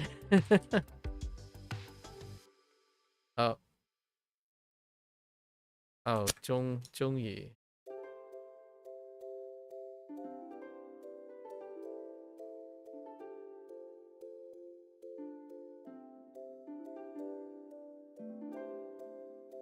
Age and earthworm. 顿，班，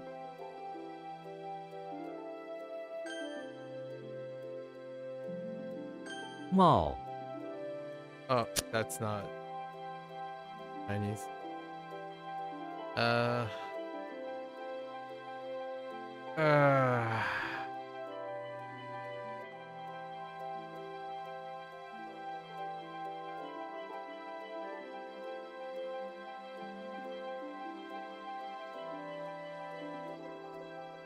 No, I had it, and now it's gone. I'm gonna do no. No, no, no, no, no. That's not it.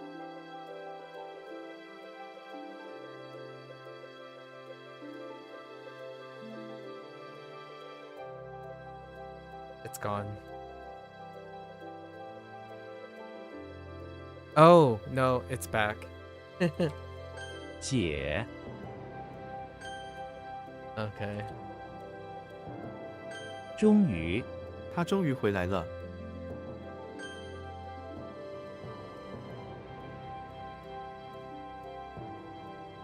各种各样他有各种各样的想法。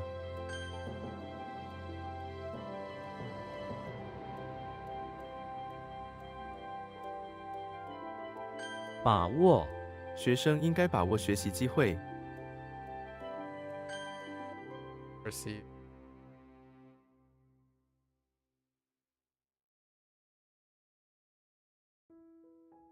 That is not that. That.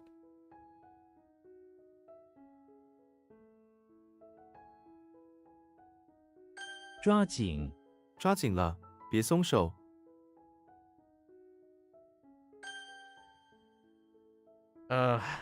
We go again. All right, let's try.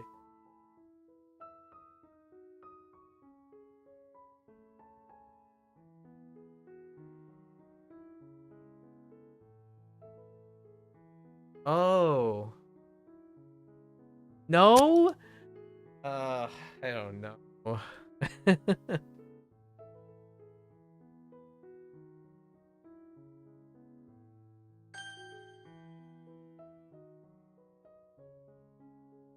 Okay, so like to gather suitable.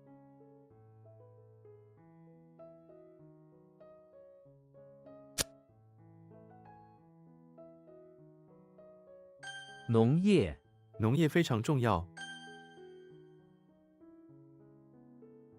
That wasn't a very strong showing.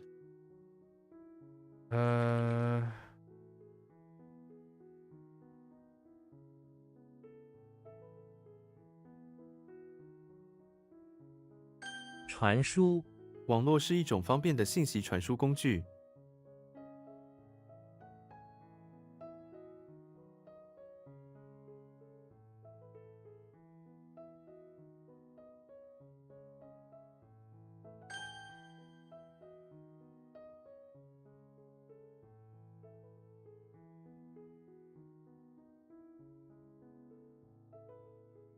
世家他世家出身， Can I provide you with your can I provide you guys with my own perspective on how to learn a new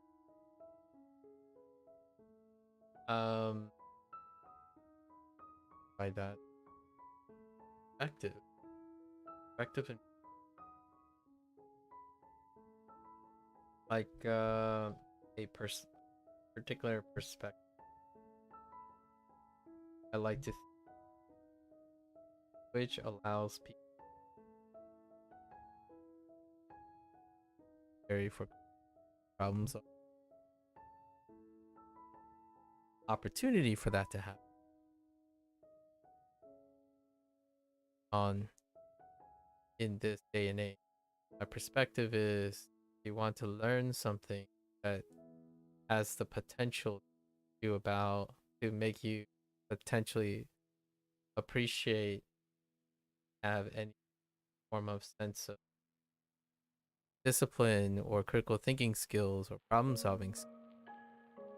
Language can offer those opportunities. My perspective, being able to do something time that encourages to do those things allow one significantly more successful. Not necessary per se, but bolsters the ability to be successful.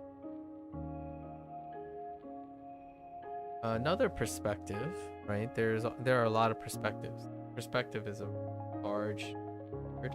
Another perspective, essence of time, is to understand that when one sees learning a new language not as a form of, yeah, I remember you. Yeah, 好久不见. And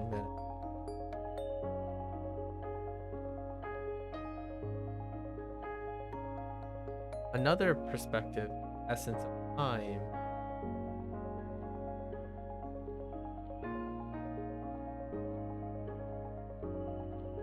which if one isn't focused on simply acquiring a new skill and seeing language as a life skill, it challenges a lot of things that deal with being able to make time for challenges active versus passive commitments. So if you want to engage in learning a new language, you don't necessarily have to see it as a life thing. Engaging in acquiring a skill may be sufficient, like I said earlier from the first perspective, to allow you to start thinking about and solving problems. You know, learning how to optimize, how to schedule time and whatnot. However, if you embrace the language as something you're going to do for life, it also has the opportunity to develop life skills. And life skills deal with discipline, habit formation. Those are opportunities you can explore.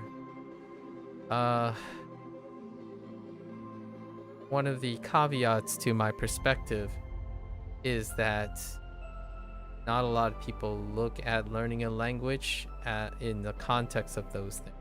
They typically look at it as the usefulness of a new language. Generally speaking, if you're talking about learning a new language and you're deciding to learn a new language and you're looking at it from a results and application standpoint, don't do it.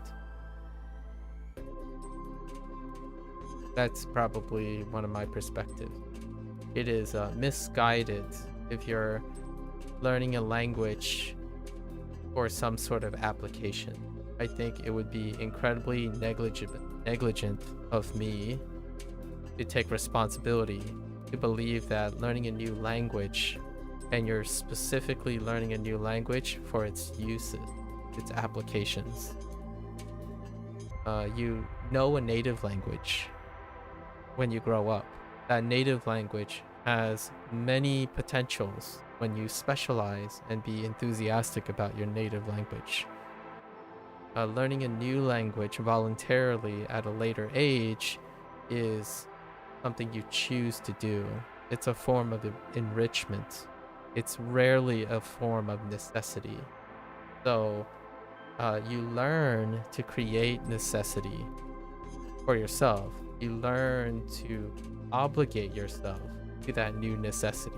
That's the potential that learning a new language will have. But I do feel a little bit wanting to raise some caution that some people can push learning a new language as though it somehow dramatically increases your success rates in everything else you do, or that it's necessary to learn a new language. I see a new language as potential, but potential is very much based on the commitment and the ability of the person. So the value of the language can be 0. The bottom for learning a new language can even be a -1. But the sky's the limit as well. So lots of variance. So my own perspective is learning a new language is an opportunity. And seeing it as an opportunity offers a lot of perhaps satisfaction and skill development with it. You may not necessarily need any of the skills that are involved in language learning, where you can also find it in somewhere else, like developing a different skill, right? So I like learning a new language personally, largely because I get to practice all those skills. And that's not like the same as mechanically learning grammar and pronouncing words, and those are mechanical related things. I think a lot of times people see new language as acquiring new mechanics. I see language learning as an opportunity to develop and refine your life skills. That's probably my most consistent perspective that I share. If you're learning a language to learn more about the way you learn, that's probably what I would say. Learning a new language has a wonderful, significant return on investment. If you're learning a language because you're going to use it for a very specific case, make the case happen and then learn the language. Like, for example, if you think you're gonna use Japanese or Chinese in your life, make it an obligation first, if that's all you care about. If you only care about the application of that language you're going to learn, you must already have in place, likely already have in place obligations. So those who are successful at learning a language, those obligations, whether they're artificially made, like figuratively in the mind, or literally, as in you moved to that country, obligations are necessary if you're only looking at language as an application. I do not. So I often tell people that what differs me from a lot of people in general is learning a language is pursuit for intellectual enrichment. It's not pursuit of application. So whether I go on to use Chinese, like forcing myself to use Chinese, or move to China, those are optional things. I can do them figuratively, as in my mind. That requires problem solving, critical thinking skills, which I don't think a lot of people decide to learn a new language, go start. But they can learn. There is a chance by doing the language, they appreciate the idea that when you get bored in practicing a language, you ultimately want it bad enough, the obligation side of things, bad enough that you begin to learn how to make it less boring over time and how to maintain a habit. So someone who successfully acquires a language could end up maturing as a thinker. And that is what I like to believe happens most of the time. I don't think it does, unless it's forced upon someone. So learning a new language nowadays, or do you already have a use case for it? And then for me, I would encourage people to see it as a learning opportunity. If you solely focus on the results and your progress of the language, I think that's an exercise in diminished return. So when you keep saying, oh, I'm about to pass JLPT 3 or HSK 4, I think from my perspective, you are very unlikely to be successful at learning a new language. But you can still succeed. I'm just saying it's for myself, really not about those, right? Or at least I'd like to try to make it look like it is, or demonstrate. So if you're going around constantly telling people, oh yeah, but I'm not fluent yet.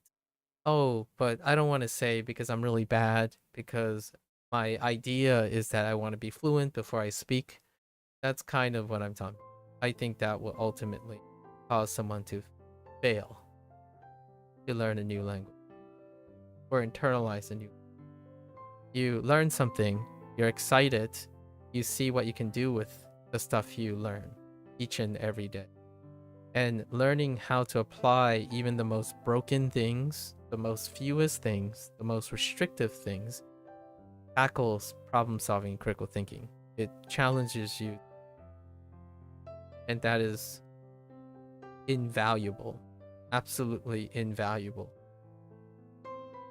to mature one's thinking skills. Why do I think that is relevant to language learning? Learning a new language requires that you have enough flexibility in the way you think in order to, in my opinion, become fluent in that language. If you are rigid and consistently always within your box of thinking, then you can still acquire a new language with sufficiency. But internalizing that language would be something that I feel most people will combat for the rest of their lives if they do not have an open ability to adapt to different ways of thinking. Like here, right, looking at Chinese, I don't, without sounding too reductive, I don't think of it in English, I think of it in Chinese. At some point, you'll get to the point where, oh, this is how Chinese feels, not how English feels. But if you're like me, I like to know both. What does this look like to an English speaking person? And what does it look like to a Chinese speaking person? Right. That's as much as I can give for now, for the perspective. I think there isn't a singular perspective. There are many perspectives. Like, I can give you a perspective from my parents. Learning Mandarin is not useful, nor is it applicable when you live in the United States.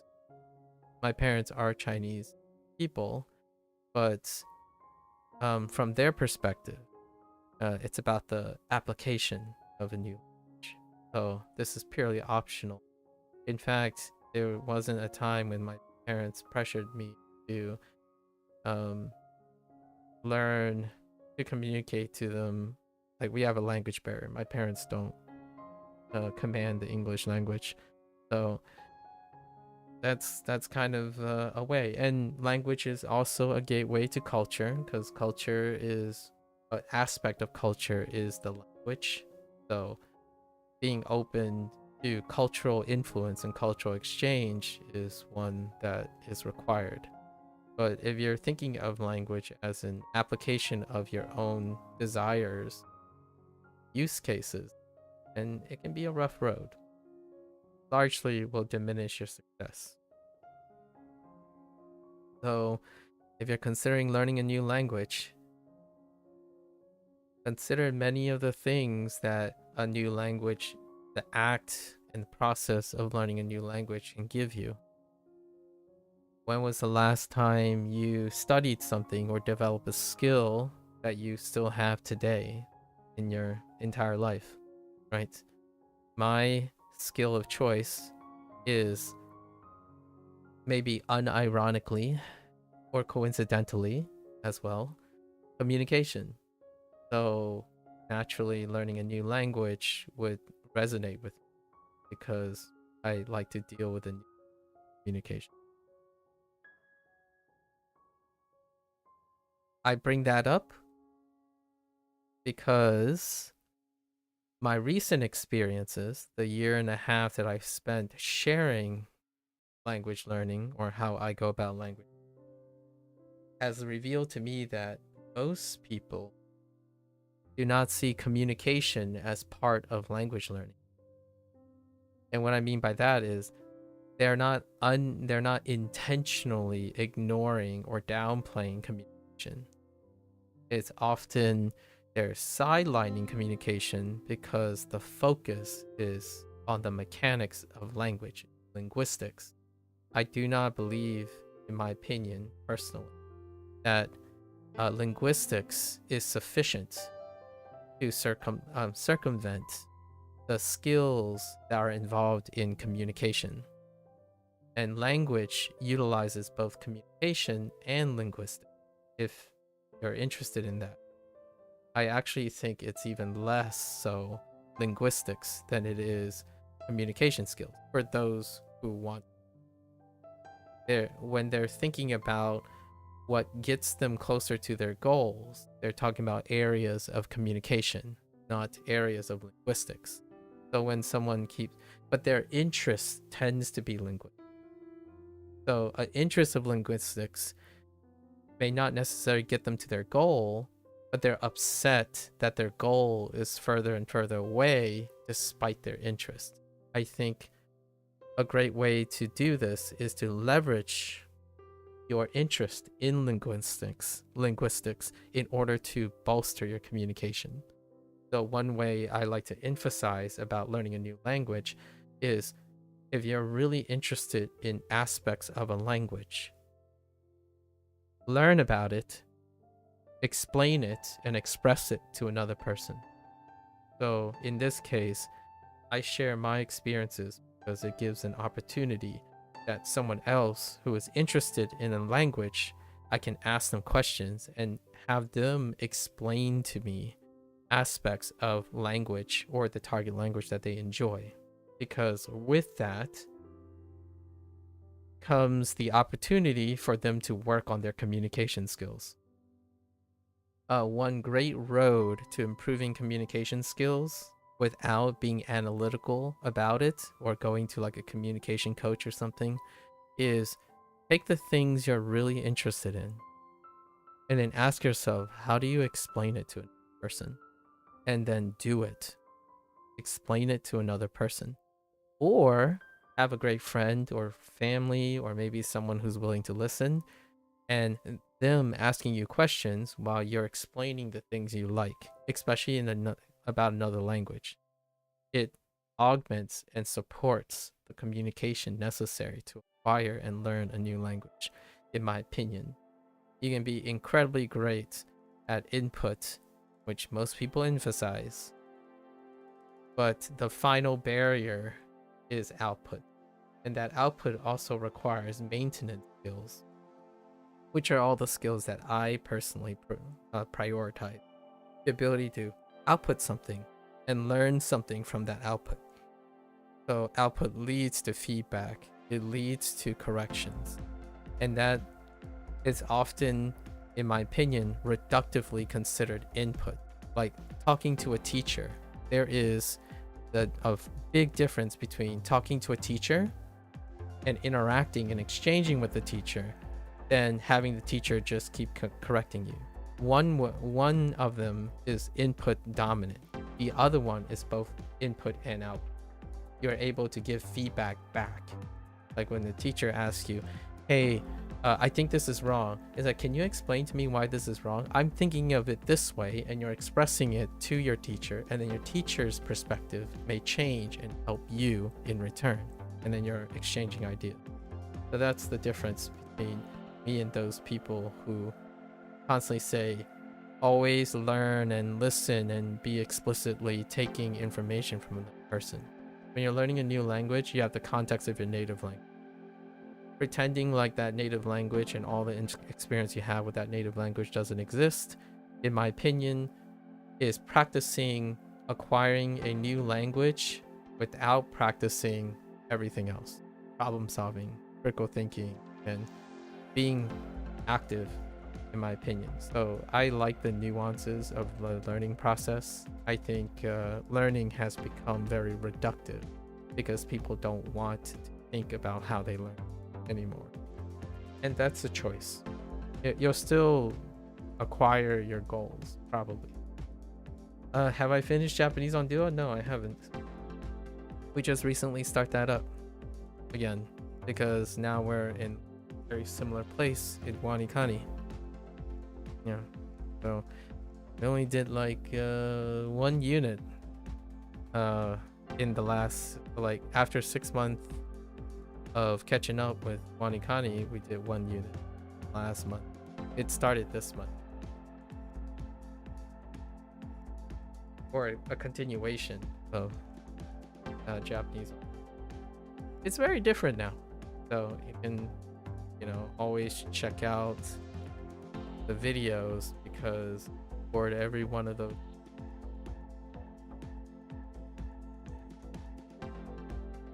we recently did have you heard of the new energy system? And saying something a bit. I'm not sure what new. Not sure what that is.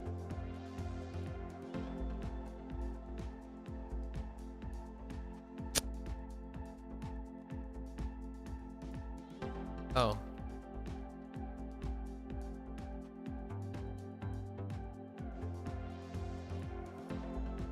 显眼，他戴着一顶显眼的大红帽子。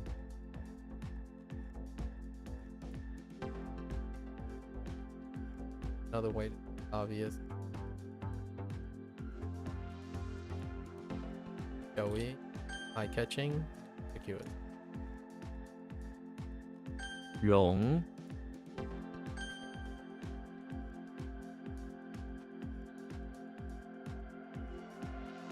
Yeah, you're gonna have to explain to me. New energy sounds like buzzword. New energy system. They are replacing hearts with energy. I don't know. Still in A and B testing, haven't reached yet. Replacing hearts with energy. Huh. Is it semantics? Or did they change like mechanical things about it? So what I'm thinking of is like having an energy bar is semantically different from having hearts, but they're mechanically, operationally the same.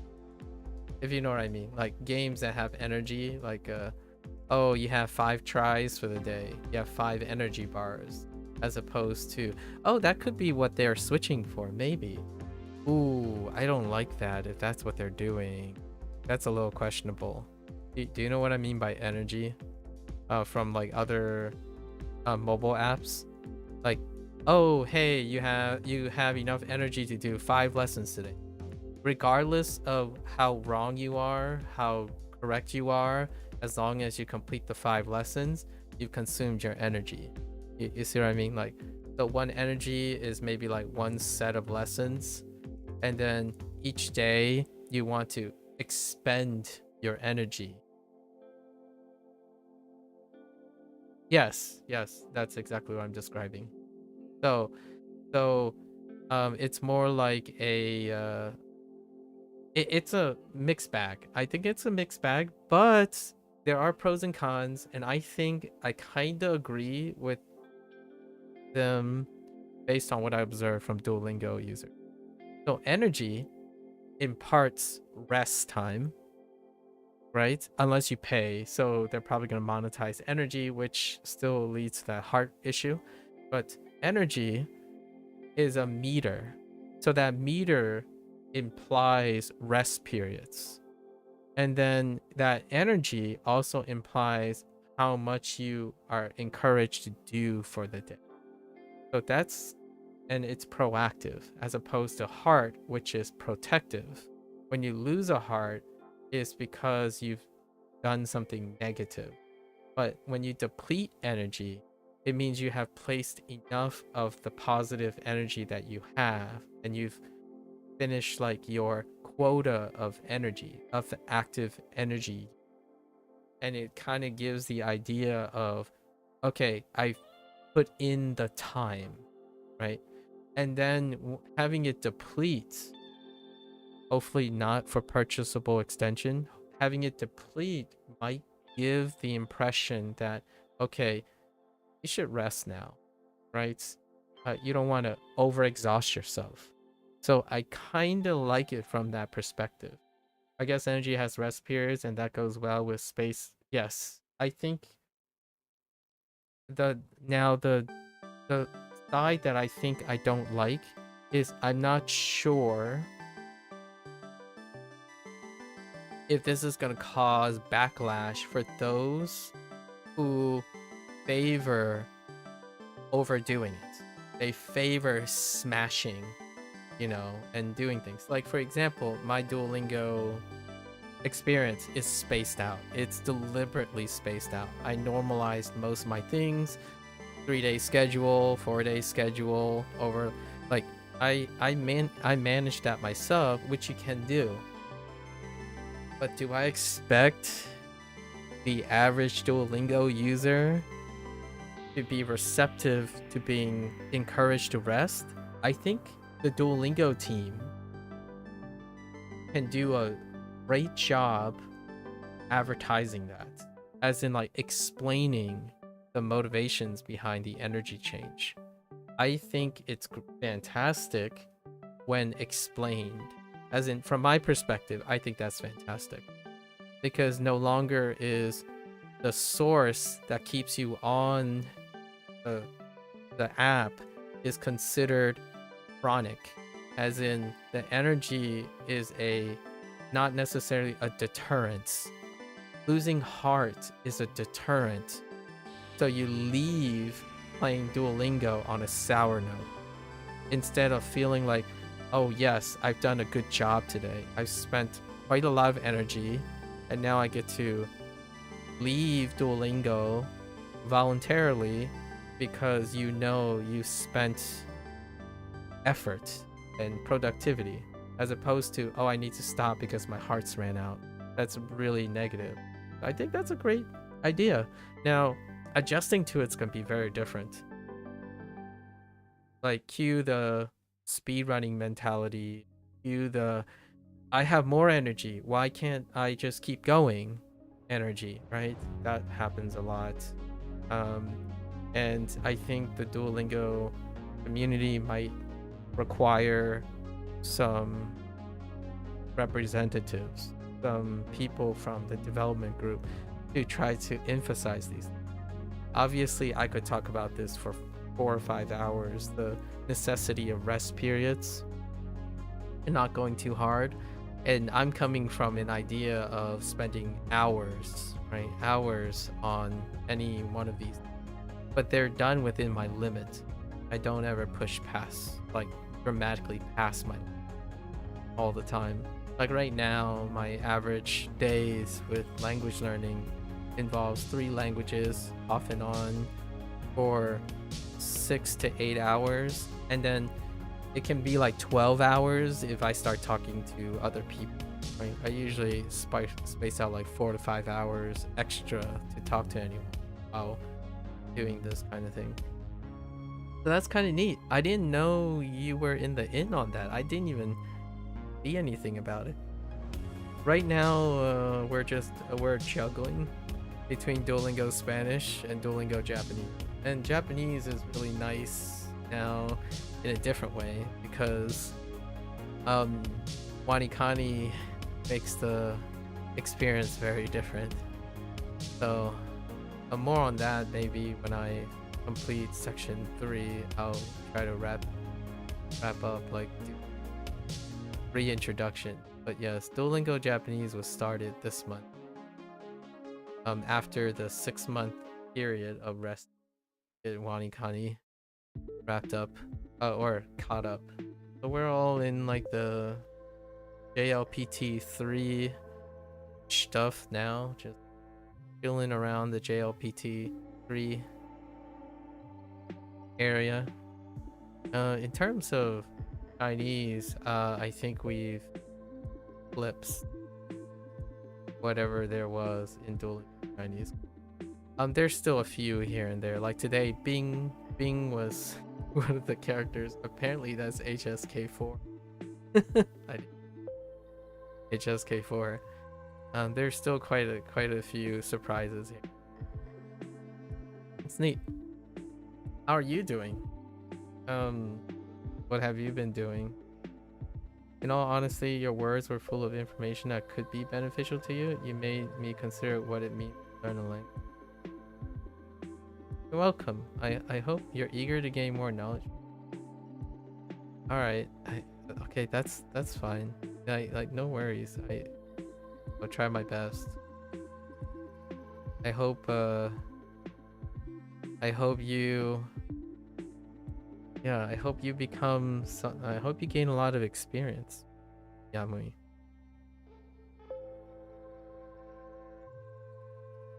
And then go on and inspire other people, right? Hopefully it's an investment forward. People are quitting because of the AI statement by the CEO, sure. and then they saw someone with 9-year streak even is quitting, that's fine. But I guess at this point they're just doing it. They're just doing it only about 5 minutes a day. I wouldn't know. This is my whole my very, very candid conversation about technology, especially technology when it comes to big businesses. I prefer a business that boast and talk transparently about their ambitions, and then those who quit, they quit. Those who disagree, they disagree. Those who need to have weak hands, they need to turn over. So though that person that had a 9-year streak, when they're quitting, I hope they go and find something else to invest in, right? In the way of business, I think when it comes to feelings and emotional choices, yes, I could kind of see why Duolingo, the CEO of Duolingo, could reflect in a sense of more emotional things. But Duolingo is also a business, and businesses don't have make emotional decision making. So that AI statement made by CEO, you're the first one who brought this up, but I was kind of imagining to have to address this much earlier, but I don't Duolingo very often anymore. Like, what I mean is, I still use Duolingo, but people who are interested in that typically stay in that phase where they're oblivious to politics and technology and whatnot. It is without a doubt that AI, regardless of the statement or people's misconceptions about AI, having a company that know how to leverage technology for scalability questions down the road is forward thinking. So now, is the timing might be a little different, and how it was approached may require some tact. But those who are quitting because of a statement like that are those who choose not to be current or informed about how technology is moving forward. So, in a way, if they weren't gonna quit now, they might have quit later. Like, I'm not trying to say that this is a negative or a positive thing strictly. It's a change in times. So what will that become of Duolingo will be, I agree with a lot of the people's statements, but the AI stuff, like the content and whatnot, like the adventures, as I've been using the Spanish course, I agree what those observations are true. Like, there are no curated voice acting for like their recent modes that they introduced. Now, whether that is useful or not is up to the consumer. So moving forward, businesses are integrating AI for like repetitious tasks and whatnot. So in my opinion, if a CEO is boasting about that, I prefer it being boasted and talked about than saying nothing and getting blindsided. So those who are quitting know when to quit because the CEO made a statement about it. It's different if the CEO says nothing about it and also says it in a negative reserving way than being strong and forward about it. So in my opinion, I might have a minor response to this, where those people who say like, I'm quitting because of AI statements and whatnot, before the first thing the concession they make is they use AI for their redundant tasks every day. So it's a double standard in my opinion. I personally think it is brave, and yeah, you get to know who's with you and who's not with you. So if you're someone who's forking millions of dollars to support language learning apps and then answering for the scalability of things, perhaps, and you quit, perhaps I will weigh in or respect that there is some reason to be concerned.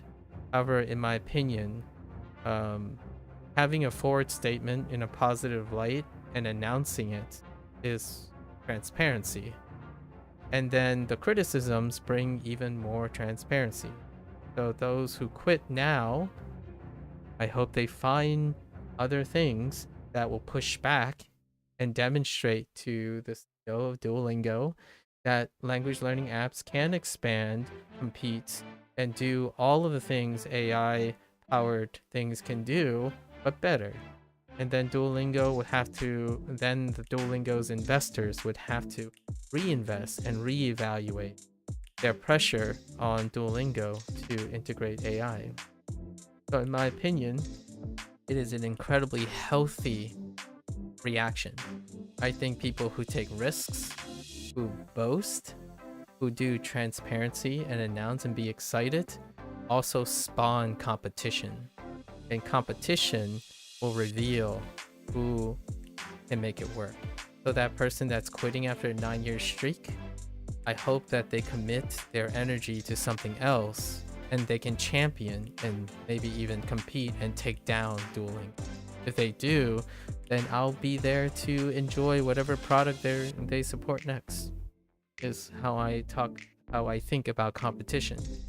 So I thought my response was very businesslike because Duolingo is a business. CEOs announce their intents, and that's fantastic. Sometimes you don't even get that much. So it's interesting how the backlash has responded to something that is ever pervasive in pretty much everyone's life. Now, it's even hard for me to deny that AI has, or automation. We're not going to talk about like AI as a general topic. Okay. AI now is more about automation. So a lot of things I do now do have automation. YouTube algorithm is an automation. The way we chat now has a lot of elements of automation. So single-handedly being upset about the statement that involves the keyword AI, if the CEO decided to instead phrase it in a way, oh, we're going to streamline our workflow process, and therefore we can productively produce more content with less work power, less workforce, therefore reducing our maintenance costs in order to bring more experiences by reducing the need to be dependent on forcing customer payment. That doesn't sound like an AI statement, but it can be an AI statement. If you use AI, you can achieve all those things, right? So that's probably my hot take about it. Yes, it's better now than later. Is it surprising to me? Absolutely 100% no, it is not. Not only that, would I want those people that are quitting and those other people, those like 9-year streak people, tell me, are you able to dispense with all the scalability things that automation can bring you? Because if you are, then I can kind of see your future project being something that will rival Duolingo, and I will be there to experience that product. A product in which you can have a massive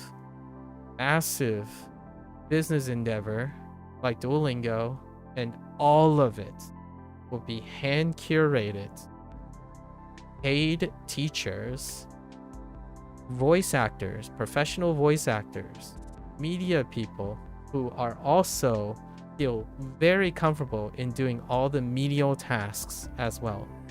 So if a studio like that exists, please tell me, and I would love to experience their product, right?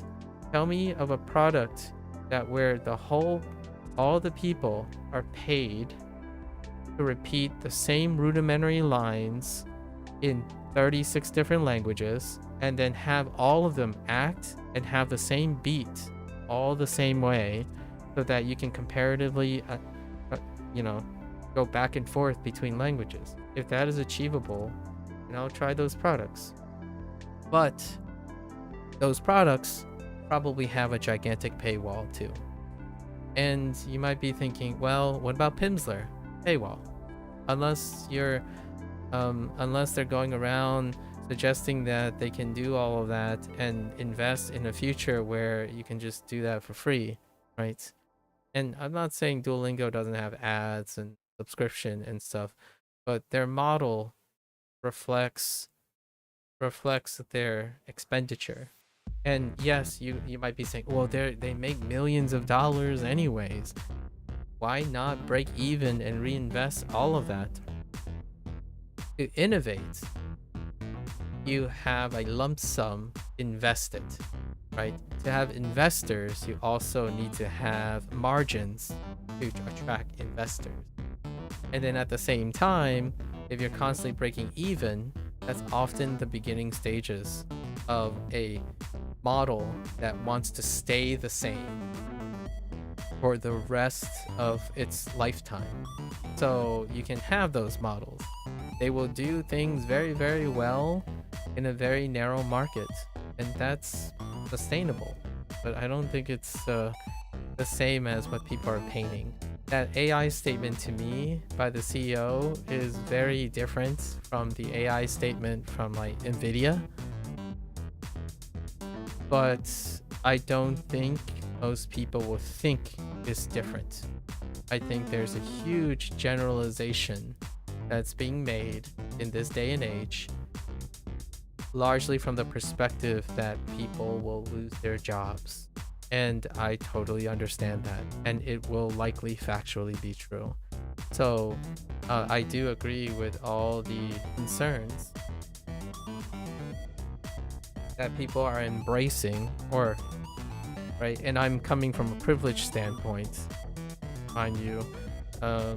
So I concede to all the criticisms about my privilege. I don't happen to be working in a profession that may be lost or cut because of AI scaling, right?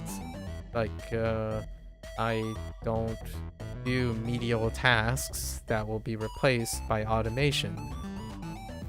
It's not new in the sense of this type of scaling.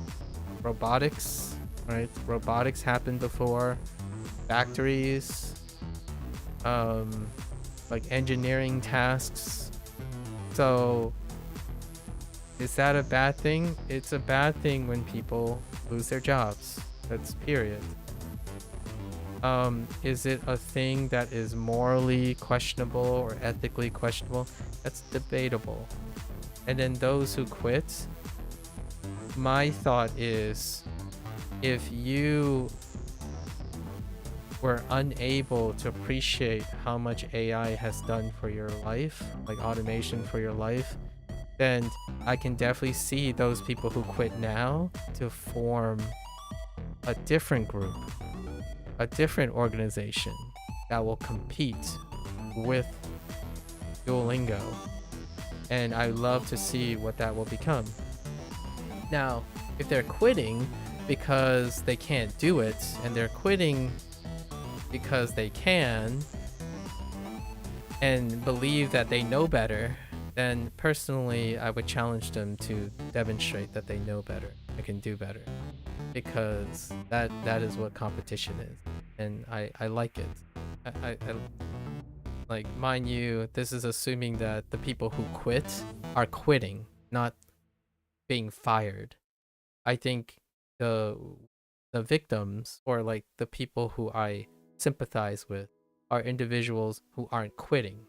They're being fired. They're being let go. Like, those are people who don't actually might believe that their livelihood is because they can go off and do a better job than the CEO of Duolingo. Those individuals I do sympathize with, because they might not have a choice. So, in my opinion, a lot of times when it's a very popular app, especially an influencer, and those who are incredibly qualified, they are quitting, but they have the luxury of challenging and continuing to be profitable or successful in the future. It is a little bit disingenuous, and I find it a little bit disheartening that oftentimes generalizations make people who are quitting and people who choose to quit follow on the coattails of people who are suffering and didn't say those things. People who are being laid off are naturally very angry because it's something they can't control. So the CEO had to backtrack and assure that that might not be quite what he meant.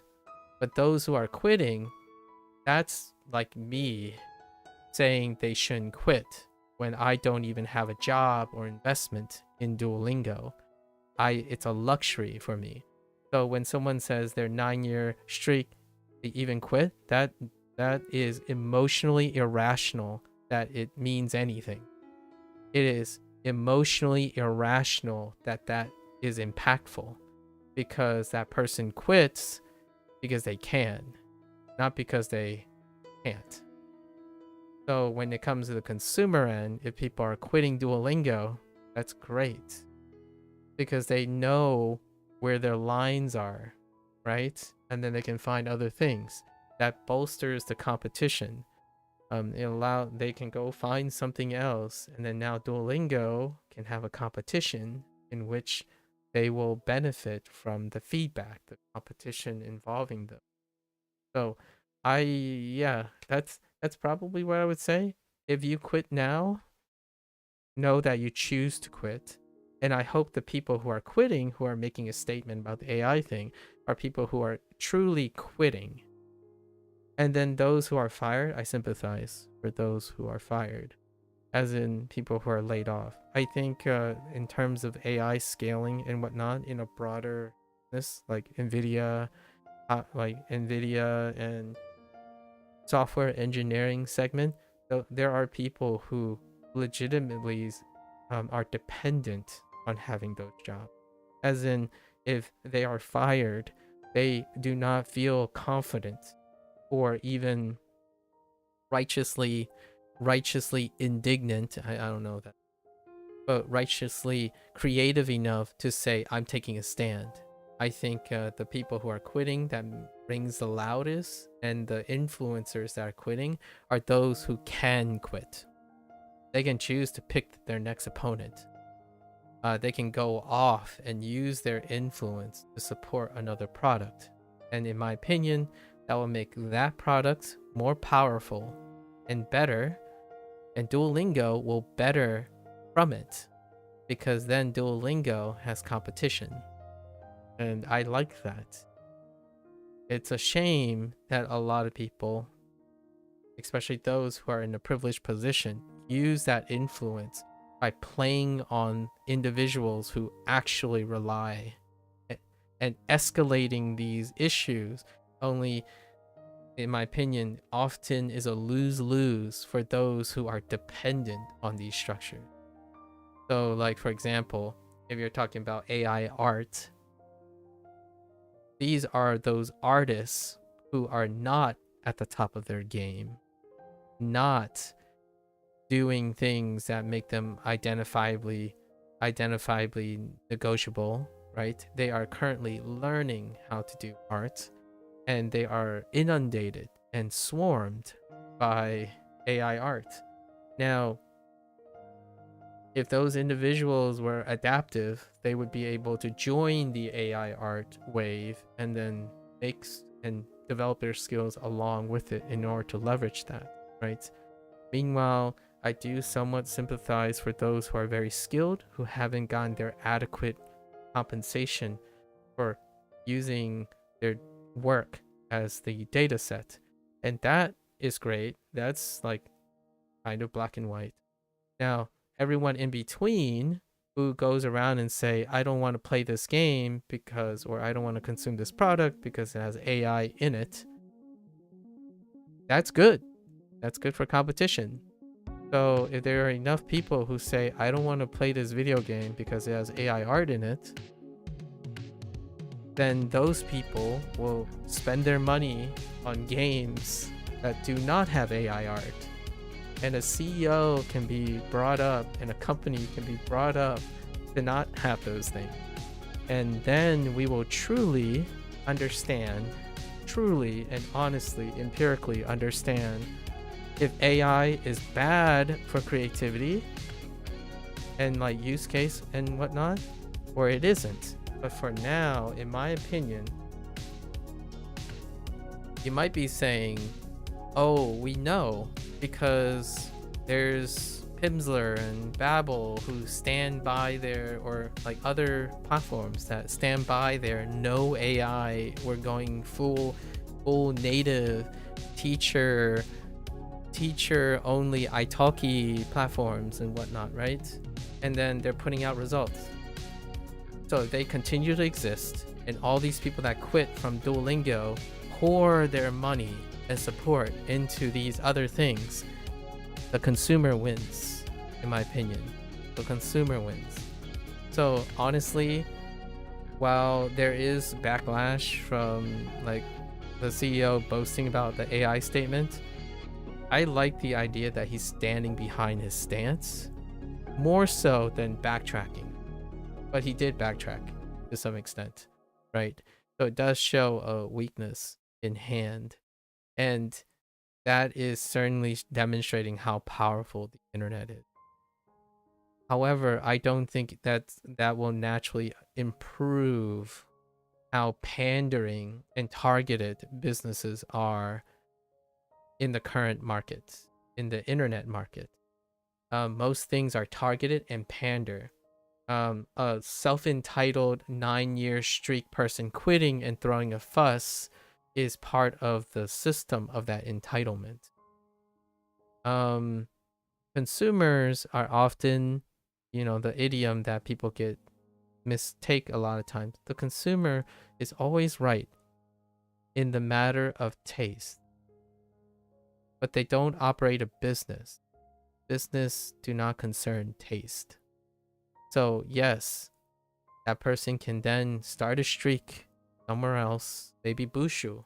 Like Bushu is a independently owned, operated thing, and you hope in another 10 years when Bushu takes on all the quitters from Duolingo, maybe they won't repeat what Duolingo does. At least I think. So, because of the statement that he made, right, I looked at the fallout. And one of the major fallouts of all these people who quit or using the victims or lining up their morality, I'm going to be real. It's a little kind of incredibly disheartening when you use clout from people you don't even associate with as a way to garner clout yourself for doing things. I think that's a little disingenuous, but nevertheless, they do, right? And use that clout to generate publicity for something else. And one of the major things that have come up when it is associated with the AI statement and the backlash from Duolingo is use Bushu. I hope Bushu is ready. I hope that developer and their group are ready for the influx, because go get them. Go get them, Tiger, right? Improve Bushu and prove that you don't need AI to meet the scalability demands of content consumers. Now, I do want to make a challenge here. The individuals who are quitting, and the individuals, the influencers who are going and liberating their time for another platform, let me know how it goes. I want to watch your videos, right? I want to see what is it like for your life after Duolingo. Because if it looks exactly the same, only you substitute it with another platform, then you didn't lose very much. Like, emotionally, you might have lost a lot of things, maybe the clout that comes from trying to take all the pandering and all the clout that's generated by using Duolingo, right? How much of your success and your transparency and your influence is attached to a brand that you did not promote? Like, what I mean is, you didn't build the thing that your influence is built on, right? So then you start over on a new brand. Wushu could be one of them, and see if it changes the person. If the person becomes super successful, I'm glad. I'm absolutely glad, because that means they're right. And if they're right, that means if I continue to use Duolingo, Duolingo will have to change. They will have to up their game. And when there is disturbance in a marketplace, I know this sounds a little bit too Americana, so bear with me. Other countries and people that live under different systems may think differently on like how competition works. It could be a communal or symbiotic improvement, but in this case, since Duolingo is an American enterprise, having more competition and the redistribution of financial backing and financial interest raises a great way to produce challenge. And the reason why I brought up Nvidia is because, come on, Nvidia holds like 92% of the GPU market, right? So if Duolingo holds less of the language learning casuals, then I would say Duolingo will have to change their tone of voice, right? And innovation. But for now, I don't think that's the case. And that to me only proves that the people, like for now, right? Because it takes time. But for now, that only proves the people who are quitting and the people who are throwing temper tantrums are not working hard enough and or demonstrating that they are right about this decision. They are right that less AI stuff, less content, more natural listening and stuff will make language learning transform.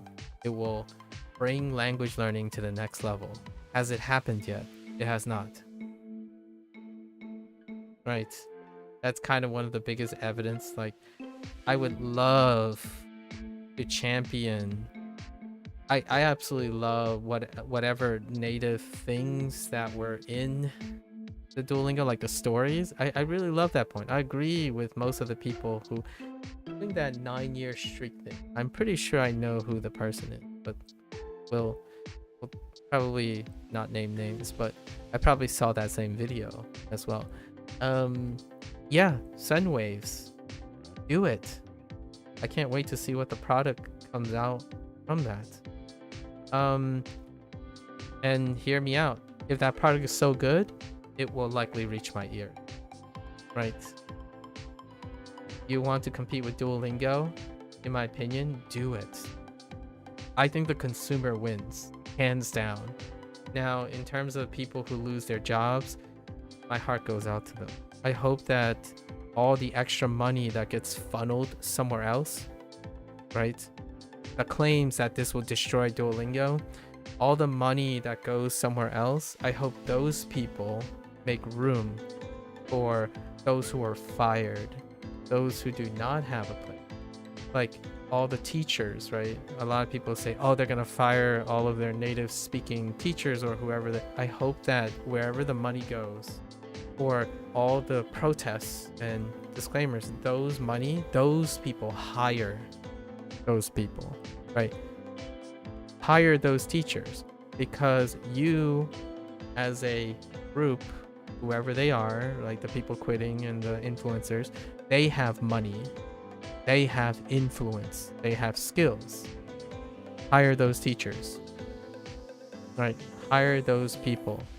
If you don't, that's not putting your money where your mouth is, right? If you're quitting because you think you know better and you can do better, I would say, and put your money where your mouth is and collaborate, coalesce, take down Duolingo, show them how it's done. And at the same time, I'm a consumer, so I do not work for Duolingo. I do not work in language learning. So these are my disclaimers. With my statement, you have to take it from my perspective. I'm not in software engineering. I don't have an investment in AI yet. Yet. And I don't make clouds from a super popular platform and then throw a temper tantrum to create even more clouds on the coattails of not even losing a job that Duolingo is responsible for you to lose. You quit, and people quit. So all those individuals elaborate, show what's done. And a great example of this, in my opinion, is Clear Obscure. I know it's not language learning, sorry. The closest thing that I have experience with now is experiencing a product as Clear Obscure. I'm not a software engineer. I didn't lose my job. I don't have clout, but I am a consumer. And from a consumer's perspective, more dissidence, division, but not like hostile, like not hostile division, but more like a business argument. A language learning, like improvement, mechanical debates breed incredibly strong improvements. In fact, I am very, not only, the only thing that particularly surprised me about language learning after the 1.5 years is that how long this has been going on. Like how long that there are only a couple platforms that are such on a scale so big, and how did it even get to that point? Language learning is so incredibly diverse and rich, and somehow there are conglomerates, like gigantic entities like Duolingo. So I'd be very, very negligent to not tip my hat off to the CEO of Duolingo, to constantly be saying like, here, this is what we're doing, guys. And so if I had to empathize with him, like, it's a shame that his enthusiasm, for most people think it's misplaced, but at least he's enthusiastic about the future of his company. When was the last time you saw a CEO that was very enthusiastic about their company, that wasn't just paving like obfuscating what it actually meant, and spoke in a language that can be generalizably relatable to their audience? Not much. I mean, I watch the Google I/O all the time. I watch Apple's press conference, Nintendo Direct, Microsoft Showcase, or Xbox Showcase, like Tokyo Game Show, and most of them are here are our products, and try to glean from their philosophies where you're gonna go. And then suddenly people make a game and I'm like, hey, we're going in a different direction, here's the game. It's like, I absolutely hate this, let's boycott this video game, and let's boycott this company. I think that's usually what happens when people get blindsided, and they typically participate with their emotions. And AI is definitely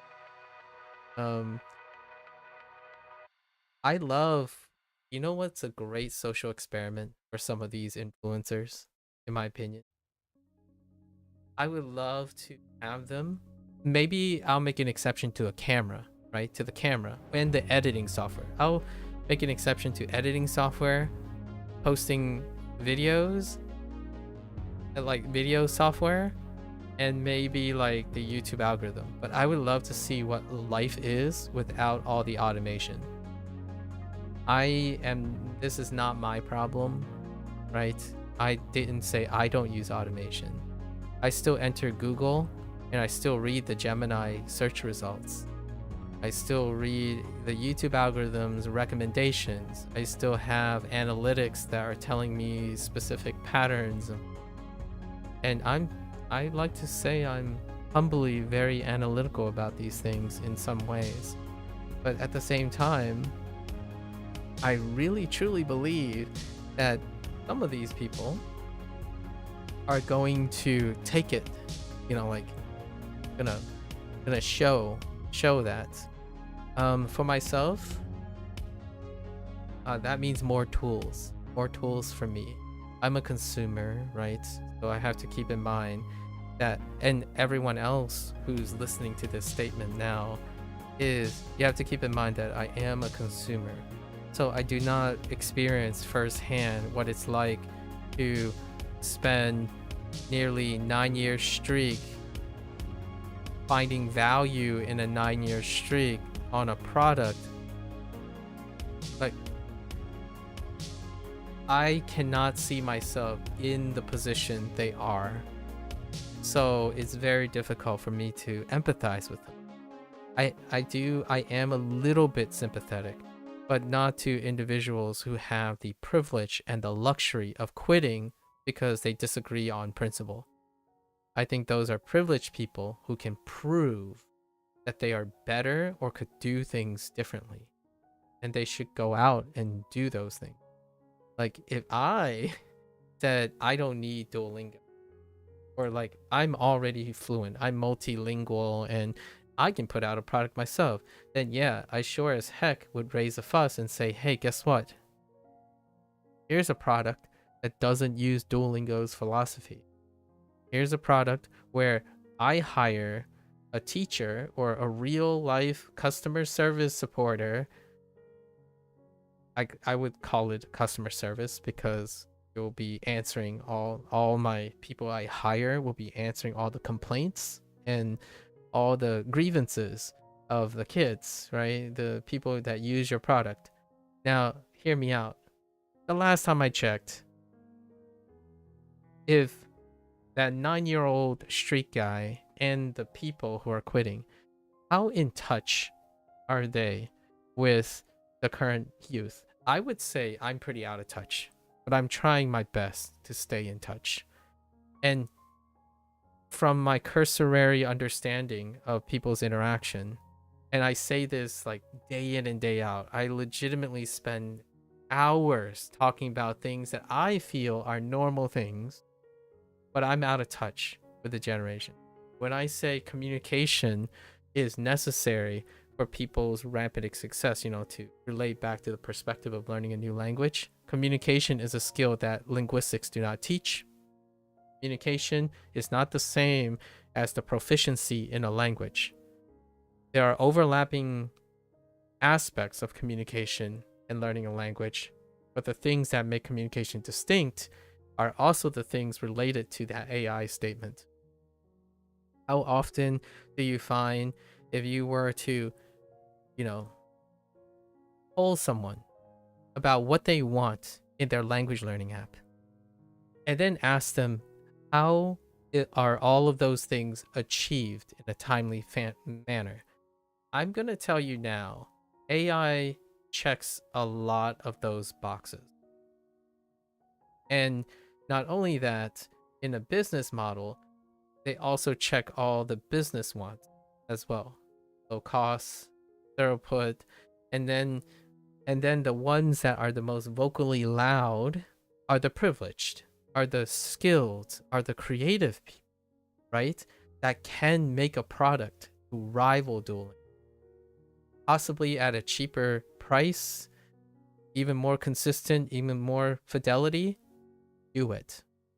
I'm on it. I mean, like, I would probably financially support that thing if it were true, if it was possible.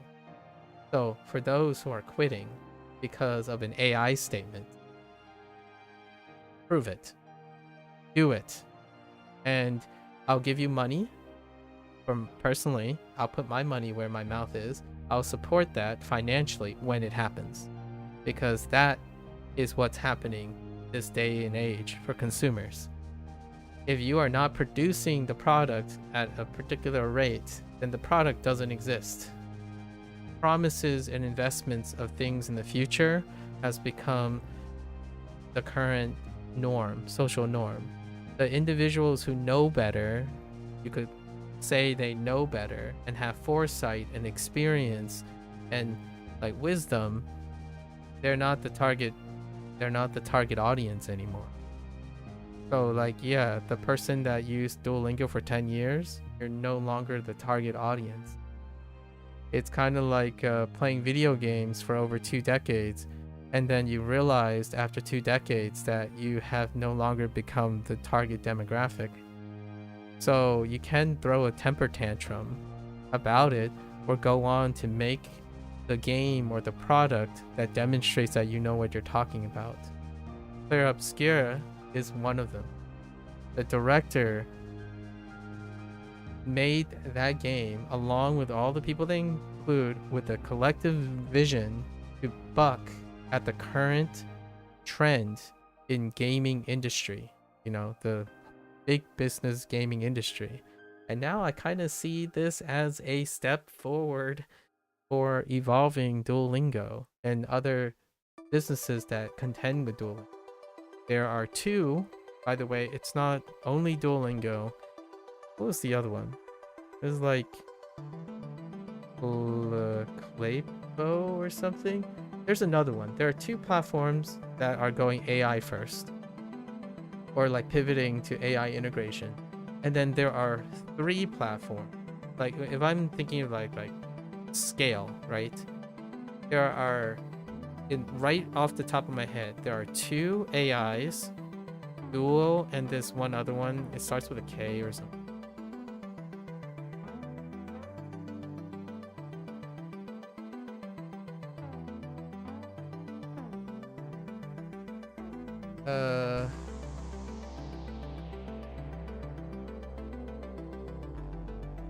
That's not, I don't know if Gemini is going to answer this question.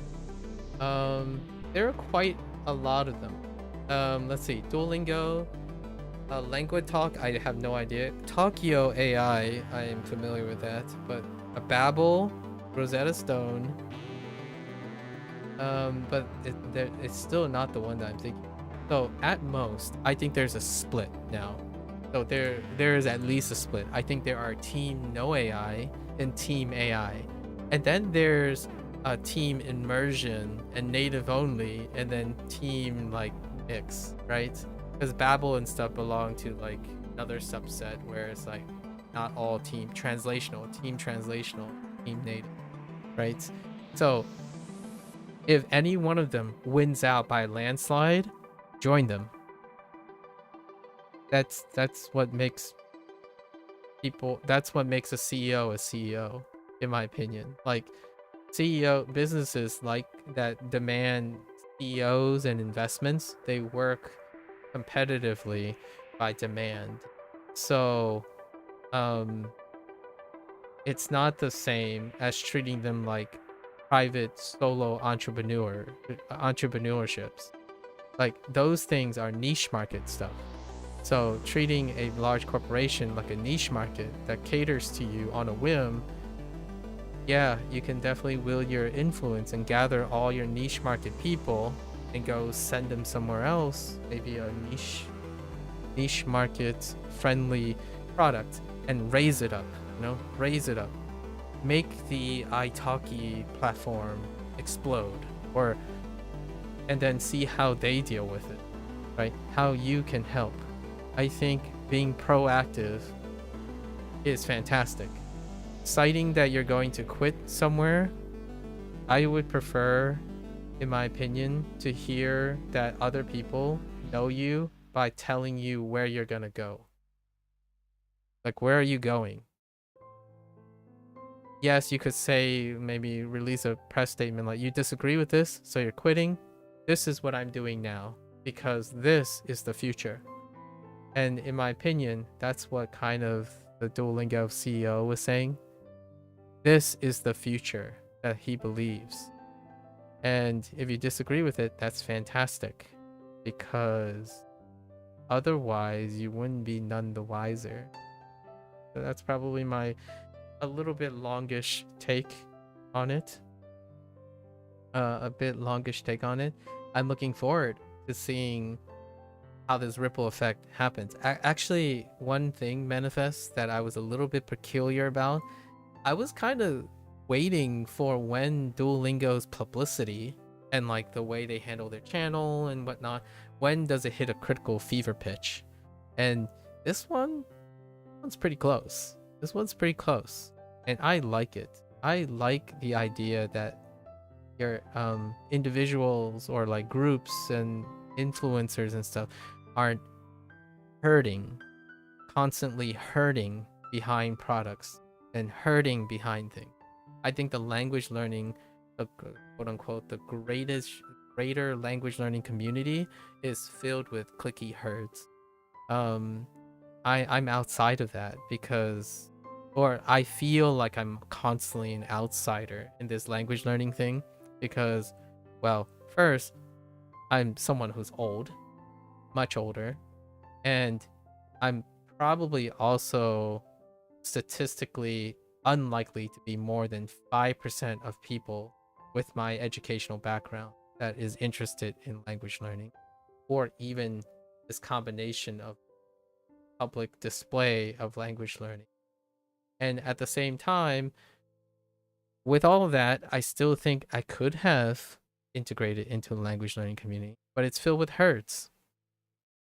Like, if you're not part of our team, then you're part of their team. And if you're not part of this team, then you're part of that team. I don't like the way you think about your product, so I'm gonna deliberately support a product that's against you.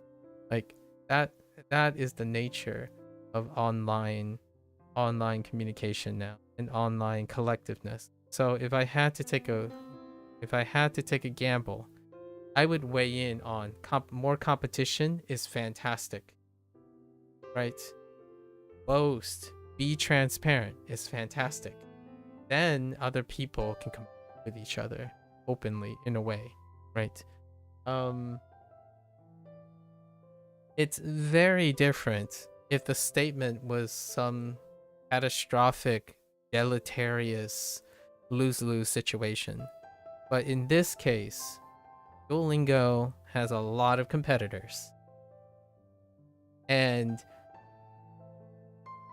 those people who are quitting, in my opinion, those who have the privilege of quitting,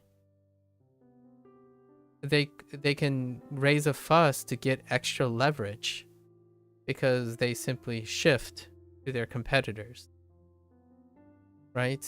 If it is true that Duolingo is going down the poop chute and like it's a terrible move and it's gonna erode everything that is good about Duolingo, then run to the competitors.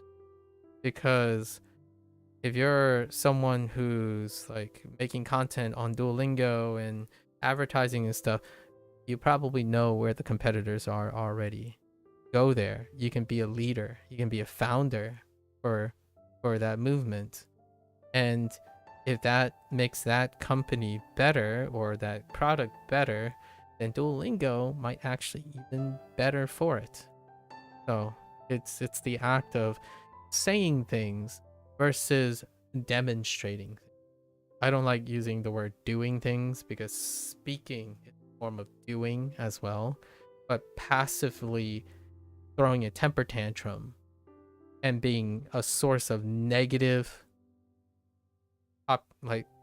source of sphere, I'm not that type of person. And that's my personal preference. So I buck at people who use negativity, fatalism, and privilege, especially entitlement if it gets that far, as a source to raise clout in a I'm personally biased towards proactive decisions, reinvestment, competition, and also helping those who are powerless, who lack influence, not use them for your own clout. So when you're making a statement, at least be aware and contextualize that if your career was leveraged by participating in a company's actions, you were complicit in that action until you weren't. So it doesn't negate all the years and all the things that you were complicit in. That's like biting that mouth that feeds and feigning ignorance. Now hear me out. I do make an exception when you don't know anymore. Like if it wasn't apparent, right? That's coercion. That's coercion and misleading.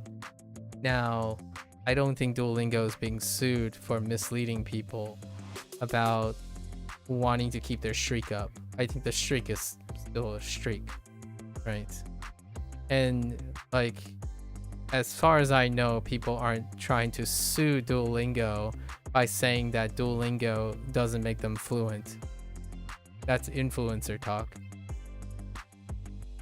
When someone says Duolingo, oh, I trust Duolingo because their advertisement said that Duolingo is the best language learning app.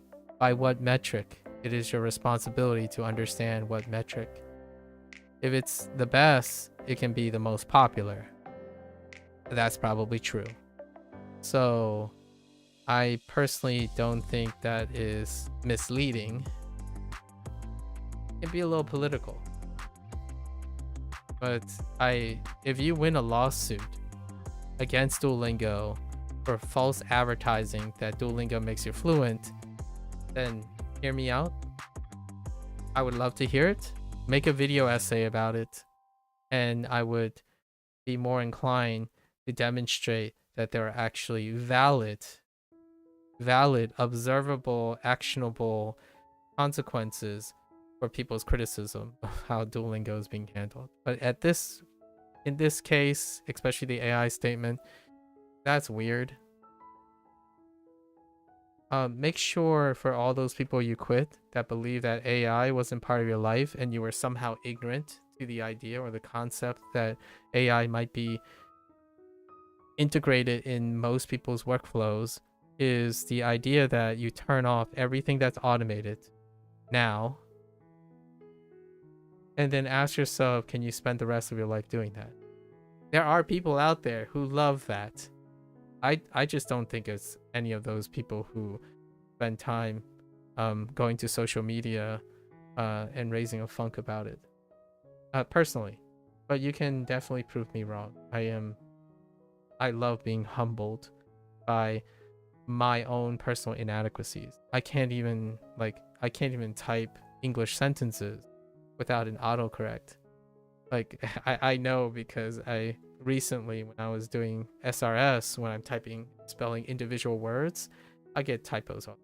I've been talking about this for the last 2 weeks, 3 weeks. It's become very apparent that my skills in consistently typing English sentences and whatnot are very in line with automation.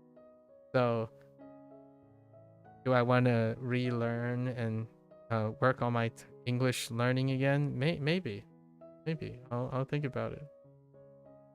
But for now, yes, in the next month I'm going to be using ChatGPT for construction purposes. So, and then I'm gonna compare that to Duolingo Max in the end of the year, and that would be interesting comparison. Maybe something that's free available versus something that's paid, monetized. I can make a comment about it then. But as far as I know, I'm smart enough, in my opinion, I think, to imagine doing those Spanish exercises, right? Those Spanish AI exercises, the adventure ones. I can imagine the emote in my head. The question is, how many other people are dependent on that, right? If they are, I would suggest native content. And if you don't if you think that you really like how anime looks like, right? And then you want lots of it, like endless supplies of it, you might want to look into AI. And we're talking about hyper pumped one. Unless you feel like waiting. And that's a great question. I'm getting old now, but I think there's so many things interesting in this world that, yeah, I can make in my opinion, I can make a relatively conservative remark that AI scaling is not necessary for creative content. As in, what is creative content? Anything that deals with language learning. That's perfectly fine. I like many different types of people.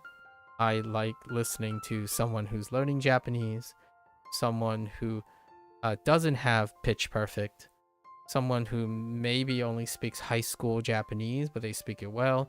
I'm okay with all those things. People who want consistency and constantly high, consistent, reproducible things, ironically, are also the same people who are arguing that AI waters down things. But it also provides consistency. So it's very contrary, but when someone says, I only listen to native content, oftentimes I think they're referring to they only listen to their preferred native content. And then for things that they don't prefer or are invested in, it's probably automated. Like in some way, shape, or form. The workflow for everything else, the things that you want to maintain and be consistent, there's some form of automation that's involved to maintain that consistency. So my thought is, now here's one of my arguments against the negativity. Like, maybe I should balance it out by making a negative statement about something. So it sounded like I'm defending a lot of things or being positive. Here's a negative statement about AI. I think all the deficiencies of AI are going to be amplified, and all the deficiencies that were supplied to make that AI possible are going to be amplified. And a hyperdependency on that amplified error will produce an entire generation of people that cannot oversee what that exacerbated problem is. So for example, if all your databases are of non-native speakers, like there's a heavy representation of non-native speakers in a database for Japanese speaking, then the AI will exacerbate how unnative everything sounds. Now, if you're saying, well, okay, we'll lump all the native speakers together and create a data set voluntarily to generate AI off of that, there is enough variations, even in a language that seemingly is homogeneous, that you're suggesting to me that the average of that is not truly the average of that, but consistently standardized to that average. Like, what I mean is, if you take all of Japan, let's say all of Japan submits a data set to a place, and then you find the average of it. That average is what most people think is a native speech, in my opinion. Like, people who are learning, they want something consistent. So if you standardize to an average, that average doesn't exist most of the time, right? Like, if you're learning an English speaker, what is your average? The people you listen to. But they don't represent the average. They're a singular case. Like, if someone listens to me and they're like, I want to speak like you, like you sound very articulate and whatnot, I don't represent an average. The average person doesn't actually exist. Like, they don't literally exist for language. So what can happen is you can standardize one of them, and that's what native speech is. It's standardized. Now, how is that any different from an AI statement or an AI forward thing? Well, one of the things is you have emoting, right? The inflection points and whatnot. You could say that person's inflection point is close enough to everyone else's, and that represents your model. Like, yes, that's one model. So if you took that and replaced it with an AI model, which is an average of all the others, they represent closer to the full range of things than that one idiosyncrasy. Now, for language learning, I'm bringing it back to language because of one of the major characteristics of AI forward things is that it's an averaging of. They're trained and constantly having an averaging of. So when someone says it sounds robotic, no native speaker sounds like that, is because that native speaker does not exist. You can find possibly one person that sounds very average like that, but generally speaking, if you're taking a whole population and you're trying to narrow it down, then yeah. Alternatively, AI could mean, hey, we're gonna pay someone in Japan. They're gonna speak into a training program, and they're gonna deepfake his voice and her voice, and that would probably represent pretty well what people think a native speaker is, but it would be not a native speaker for anyone who doesn't listen to that type of voice. So which one's more consistent? Well, neither, because whichever one is placed on a platform and have enough exposure, they become the new standard. So while you're saying something doesn't sound native, right? But which one sounds standardized? Right? Because standardized means the most exposure, the most consistent. So in a curriculum, a lot of times, even Japanese, people fight over, oh, this is robotic, so it's lesser than people who aren't robotic. And I'm like, okay, that's fine. But which one's more consistent? Like, well, obviously the native speaker is more consistent. No, it's not. But you could say, oh, my one native speaker is most consistent. Yeah, because that's the sample size of one. When you go in, what happens when you go to Kansai? The Kansai region. Then you're making, oh, well, then there'll be a Kansai thing. Yeah, I know. But that's not standard. As in, what I mean is, between the two, who are you going to choose as a standard? No, you remember both of them.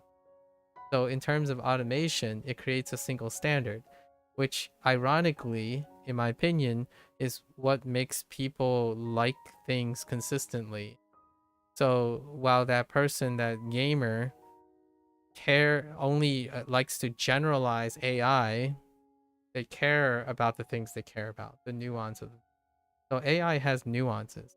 It's going to be interesting what they decide to do with AI generated stuff. I think it would be really awesome. Here's my I'm not a business owner, by the way. I'm not affiliated with Duolingo. I do not run multi-billion-dollar corporations in order to make this happen, and I am not an influencer that has millions of followers who can raise funds for this thing. But it would be very, very awesome to have someone be willing, someone who's incredibly articulate, a representative of the language, despite people being angry. But it would be wonderful to train AI, like a deepfake voice, on someone's voice who is willing to sell their voice, to sell their data, like their vocal data, for a lifetime compensation for as long as that voice is being used. That would be kind of cool, because then you have a standardization of a voice. Like, go to Japan and ask if anyone wants to decide to allow an AI model to train on their voice so that they would become the voice of a language learning model. And you ask, do you think someone is willing to do that? Now, you might be thinking, why would anyone want to sell their voice? What do you think voice actors are doing? Or what do you think native speakers are doing when they're teaching? Now, hear me out. You might be thinking, well, they only sell it for once, a one-time use. Like, I know, because then they can keep making money, and their voice is their own voice. So then the material would not be scalable, and it wouldn't be consistent as well, right? So when you're asking a bunch of people who want to learn Japanese with the best, most reliable quality and consistent reproduction of native speech at any time, any place that they want, then you could hire a voice actor and tell them to keep making content with their voice, obligate them to constantly pump out content until it is scalable enough that they would do nothing else with their lives, right? They would do nothing else with their lives. They would be there solely to exist, to voice lines over and over again. And you expect that that person would be fine with it because they'll be heavily compensated, right? And they'll do that for the rest of their lives. Go find a human being that wants to. Go find several human beings that want to do that. It'll be interesting. I'm genuinely curious. Is there anyone who is willing? I don't mind. Someone could use my voice. Like I don't mind. But I'm not in that. I'm not specialized in that, so I can't do that. The things that you want to sell to expand, you kind of want proprietary ownership over. And one of them is probably your voice, or your talking manners. So yeah, no one's gonna sell their AI so that a corporation can continue to use it for their benefit while offering you a diminished return for it. But that person is not in charge of the company. They are not taking the risks of making statements about their product. They have all the risks, you have none of the risks, but you do get a paycheck. And yet, I don't think that's sufficient enough to convince people like, hey, I speak Japanese really well, or I speak Chinese pretty well. Here, I will offer you my voice. I will let a model train on my voice so then I, myself, don't have to get on your product and speak every single day for the rest of my life. But I'll still get paid because you're using my voice. I'm helping you train something that's doing it. And I also talked about this before 2 days ago. I think it might be yesterday actually. 2 days ago, where there is a way for me to like, I've already started scripting this and doing in the future when my voice goes dead, which is probably gonna go dead today, digressing a little bit, I can hit a hotkey command and I can basically just tap this and it will say character pronunciation in my voice or a facsimile of it, because I can train a local AI model with my own voice. I can train it with my voice and then I can use it to read dialogue. I can even manipulate it to have sound like a different accent because it's my voice, but it also can be manipulated so I can train it and train myself with it. Now, is that any different from the AI statement that Duolingo CEO has made? I don't know, but it would be interesting to see what happens in the future. I think oftentimes it is very fair to see all the conveniences that are around you and the telltale the signs around you before making judgments that are like jerk reflexes, right? Or echo chamber stuff. And I think that AI statement backlash thing, echo chamber reflex.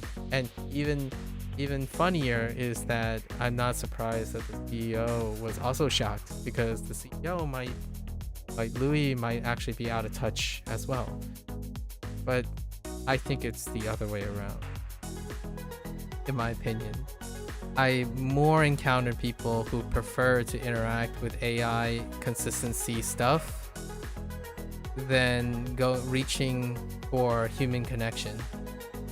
It's very unfortunate, but I do think that in youth today, they prefer not to interact with a human being.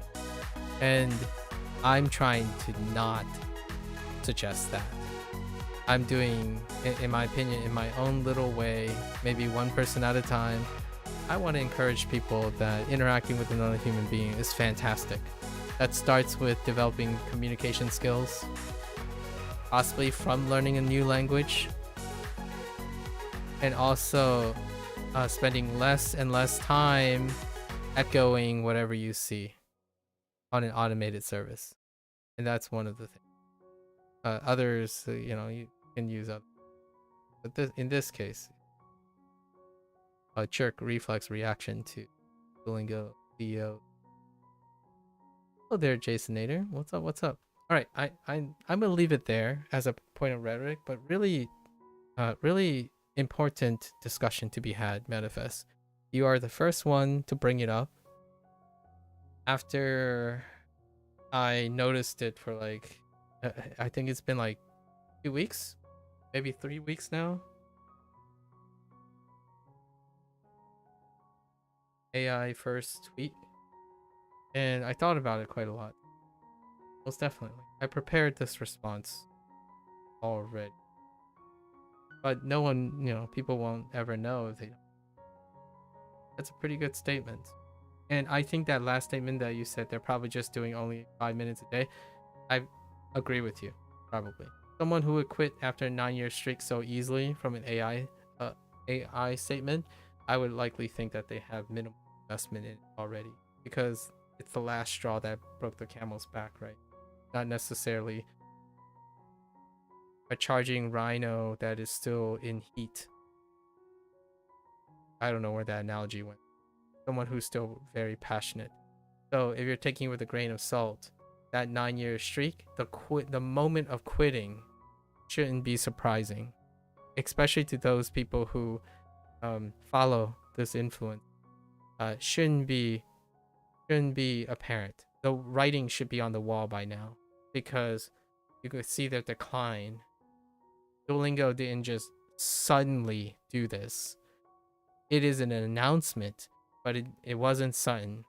And I've only had 1.5 years experience or relation with using the Duolingo product. And even across that 1 year, not like, oh my gosh, that's such a shock. I'm so blinded now. Now I'm quitting. Come on, guys, join me. Like, I didn't see this coming, and then clearly you didn't care about Duolingo enough to see the writing on the wall, in my opinion.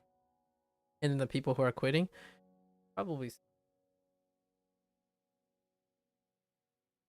if you're a software engineer and you're saying you got blindsided by the AI craze,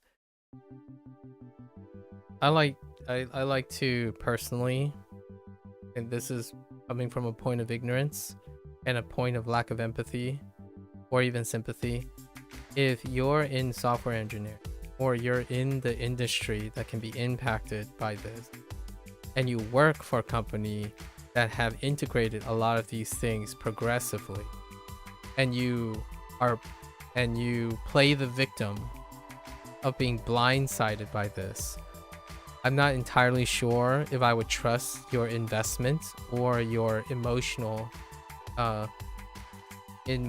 awareness in your current position. And I think it's both healthy for you, the person who is quitting, Duolingo, the influencer that's quitting. It's emotionally healthy for you and Duolingo company that you burn these bridges now, largely because it's a great mental relief for those who think they were emotionally strapped but they're not. So quitting is a relief. And then Duolingo as an operating business will no longer have to contend with these things, right? They move forward, continue to innovate, however you want to qualify innovation. And those people who quit because they can and somehow was blindsided by a very obvious trend, in my opinion, and I don't even work in software engineering, and go find other opportunities that align with their interest. If they can't, then they're proving that their parental company was correct. Because if it's so egregious and so disheartening, you can probably find another product instantly, because you already know what you're looking for, right? At least I think. Oftentimes when I quit something, I know that there are better pastures. unless you were truly blindsided, which I sympathize. Again, I sympathize with the people who are blindsided, as in those individuals who are kept in the dark, who didn't know that the company they were working is phasing in AI progressively over the last several years. Progressively phasing in automation, you know, over many of the couple years that you were working there. I think there's responsibility in that as well. So influencers, it's very true that you can become blindsided when you're hyper focused on a characteristic. Like, so that is also possible. I can sympathize with people who emotionally was clouded by their investment, and then now because of their lack of perspective, feel betrayed, and then they want to amplify that betrayal by generating clout. I think that's my perception of someone who is making a big fuss or announcing that the 9-year streak is somehow illustrating of some sort of magnanimous importance. 9-year streaks are divided in 9 years. It's the effort that is accumulated over. The day you quit is a 5-minute investment, not the rest. And it's not like the 9 years disappeared. You choose the 9-year to disappear. I don't say something like, oh, I found a new method for language learning. Oh, I've never used Duolingo before. No, it's still there. So that guy, forever, they will forever have a 9-year streak.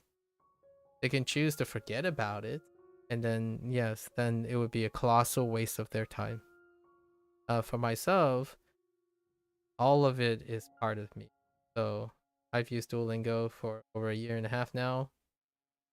That's not going to change, whether I quit today or tomorrow, right? So you could use that proactively, as opposed to some like badge of courage and succumbing, at least in my opinion, accumulating some sort of sob story, some clout. I think that's incredibly impressive. And in the rights of that line of thinking, a 9-year streak is incredibly impressive. Despite 9-year streak, quantifiably a unit that varies dramatically because there are 24 hours in a day, and I don't know, 3,600 minutes in a day. So I don't know what that 9-year actually means. Yeah. All right. There you have it. I might have said a bunch of controversial things, so excuse me, right? Again, one last disclaimer. I'm not affiliated with any of the people that I talked about. I am not an expert in language learning, nor do I teach language or do any of this for profit. I do not consider myself a professional content creator. I don't actually think influence is something that gives me reward. I think demonstrating how I disagree and agree with products, use them, take the learning lesson and apply them for any of the things I do in the future are what I typically focus on. So all the comments that I've made today are subject to change because I like to stay amenable. Personally, as a pledge, I like to stay amenable to what hasn't happened yet, while at the same time be focusing on what I am able to do today, and then reviewing and assessing as we demonstrate. So yes, it's cool to conjecture and predict down the line based on your experience. I engage in that often. You're more than welcome to ask my opinions and my perspective on future things. However, I would like to raise the assertion that if those do not come to pass, I look forward to whatever happens next, because I don't believe humans have the capacity to be able to integrate the consequences of millions of people, billions of people on this planet to ascertain the matters of taste and creativity. So all of this could be completely fucking out of left field.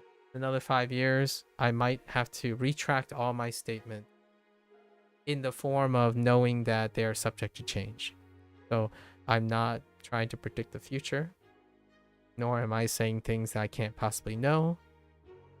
This is merely a commentary on what it's like to be a consumer. And all of the stuff that's happening around Duolingo's AI statement, I think that is very likely to be healthy for the consumer. Now, with that, hats off to those who are affected by this. I really do hope that the ones that profit from Duolingo's misstep pick up the charge to hiring the people who were at the cost of, because if they believe in the mission that they make, then money is gonna be coming towards them now. And if you're individuals who believe you are magnanimous and correct about your predictions, put your money where your mouth is, right? Honor that. When you say native speakers and teachers are always going to produce a better product, stand by it. Start a company, rival that. If you're saying it's always, that's a bold statement. And I think bold statements require bold results, requires bold evidence. Someone learning a language and yelling that it's always native speakers that lead to better like authentic accents and consistent learning things. Start a platform. I will join you when the evidence is true. Like, I will join you because it's true. Right now, it's not. It's absolutely not true. Duolingo is a gigantic platform. Until it disappears because it doesn't have any native content, then I would believe the evidence. Go out there, make a competing product, make another Clear Obscure, but for language learning. And I can't wait as a consumer to say, you're right. And I'm glad you're right. Right. All right. See if that digression helped me. One little thing that all right. Oh no. I had this and lost it.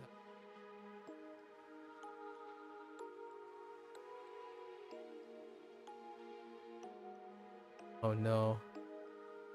What are you?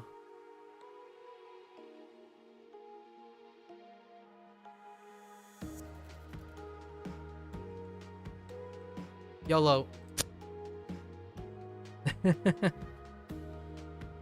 Hello there, Jason.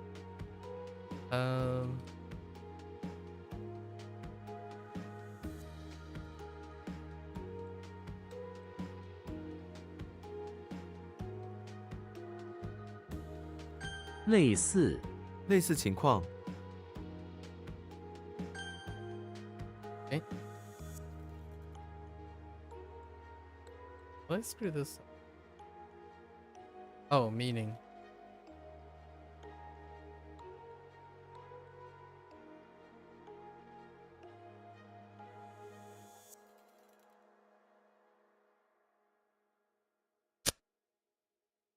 Oh,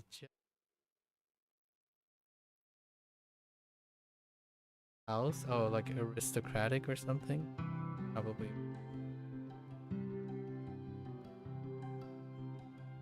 理解，你要理解他的感情。 Let's screw this up. Oh, meaning. 你要理解他的感情。 Oh, like aristocratic or something? Probably. 理解， Let's screw this up. Oh, meaning. 你要理解他的感情。 理解， Oh, like aristocratic or something? Probably. 理解，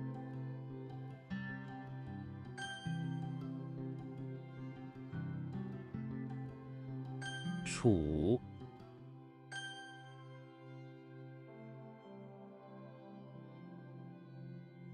训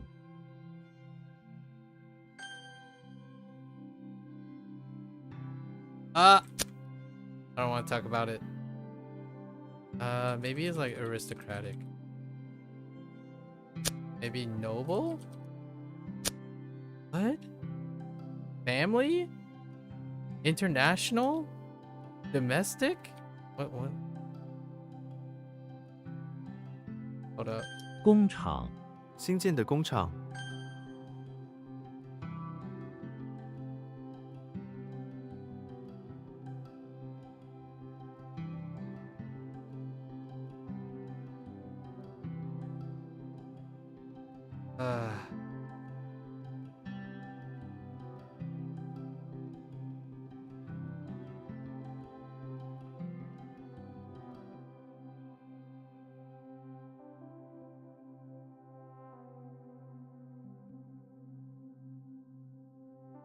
，Hmm.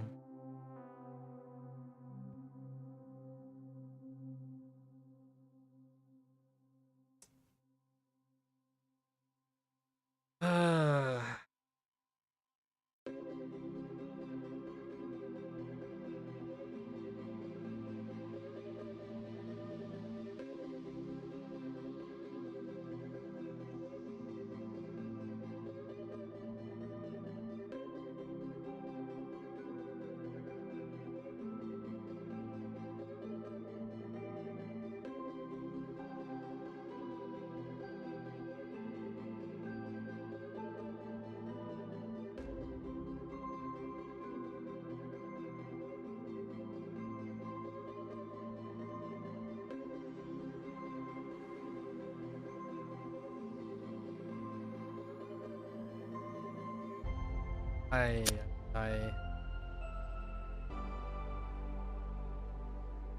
It's not unite? Oh boy. I thought I got it. Yeah, this is gonna be blocked.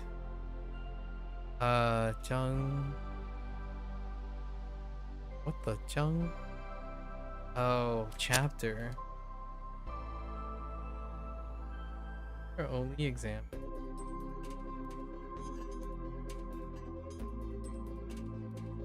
Oh. Added a G. And then this is the other thing. I thought it was like... It's not. So it's something that looks... 任 And then... Like... Have no idea. 张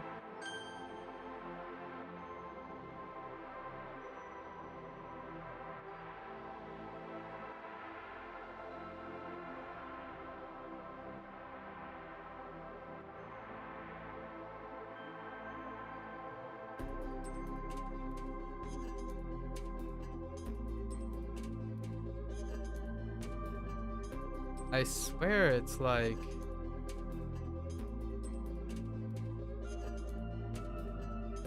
Alright, I'm done. Did I not? I swear I typed Sha. Oh no, I typed Jiao. Introduce or connect. 少 Oh, I typed Jiao.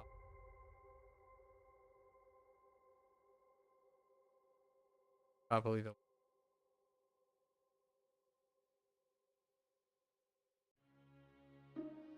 家属他们是病人的家属， Oh, family member they want.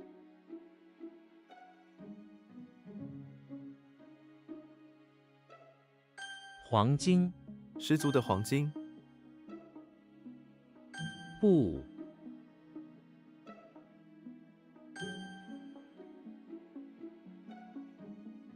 Excuse. Oh.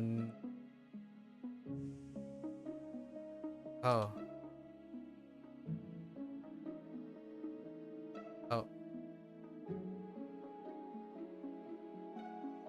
Wait, I'm thinking of something else. Wait, am I?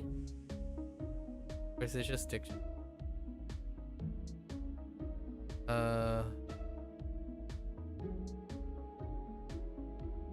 Okay. Like, I already did that. Like, what? What? Oh, that's not.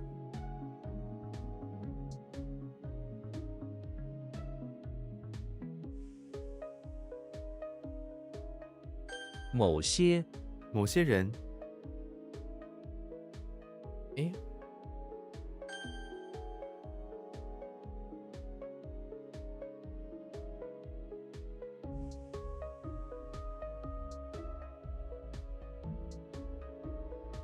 Oh man, I put in an I. No.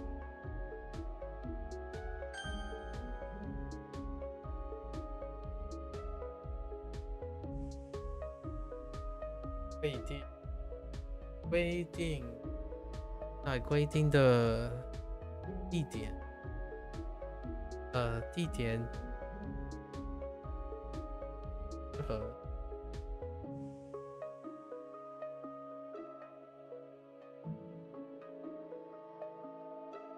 other fit in. It's probably, yeah, assemble. Oh my gosh. Bring together, meet together, assemble. Assemble is good.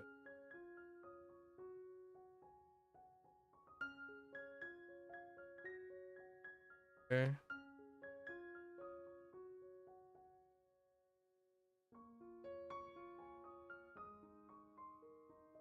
It's already understanding of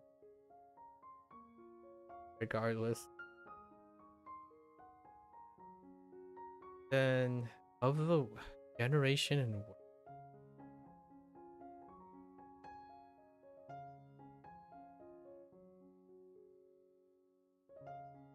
origin? Generational house? Oh wait. Oh, is this aristocratic? Oh yeah, this is aristocratic. What? Oh, aristocratic family. That's why I didn't. 被套，被套，被套他找不到被套了。被套，like 被套。Cover for the back?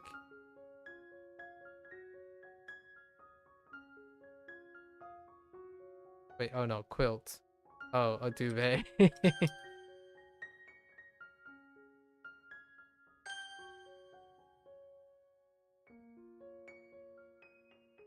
上山上山需要带水。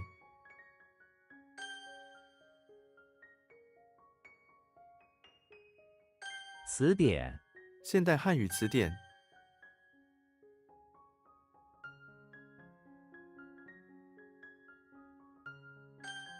Shouldn't have stopped in the middle. Alright. So, or in the end. Let's see. We have...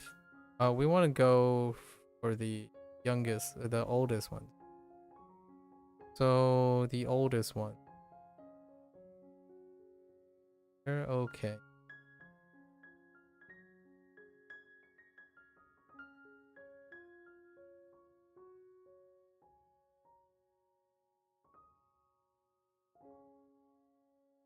They're okay. Ah, 能够 is a little sketch.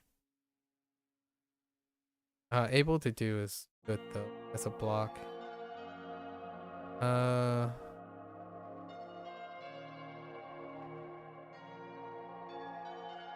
Mao is a little sus. I keep defaulting to 3 instead of 2. Like, Mao Pi instead of Mao Pi. That's kind of a... Slightly though, not enough to raise a red flag. Now, Xiao, it's not the first time Xiao happened. Yeah, but so it's Shrek that's connecting the stuff. I couldn't think if it was either Shrek or no, it could not have only been Shrek. Should have thought about it. And then, do I have? So Jiang Xiao, Jiang Xiao, and there's one other.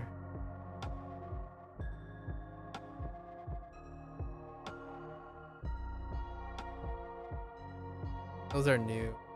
I'm not too concerned. Oh, there was something that was new that I'm not too concerned about at the moment. We'll see. So those are two.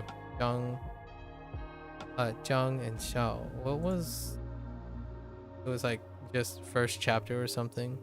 Oh no. Oh, Wenjiang. Oh, Wenjiang is Wenjiang is butt. Both of these are really butt. They both have very little to do with. Oh, I can understand why the character seems like it's isolated because it's butt. Both of these are butt. The two words are loosely dealing with chapter, and I don't know how to go about that.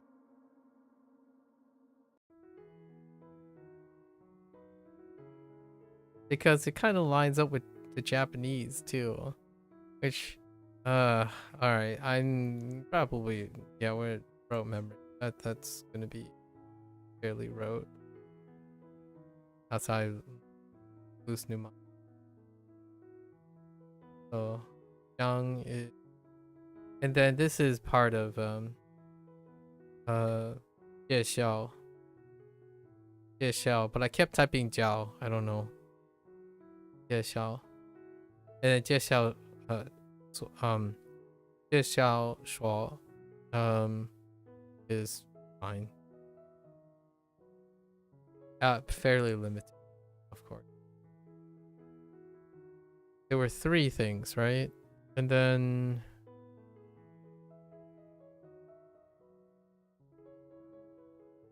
can I find the third thing quickly? I think it's a new thing.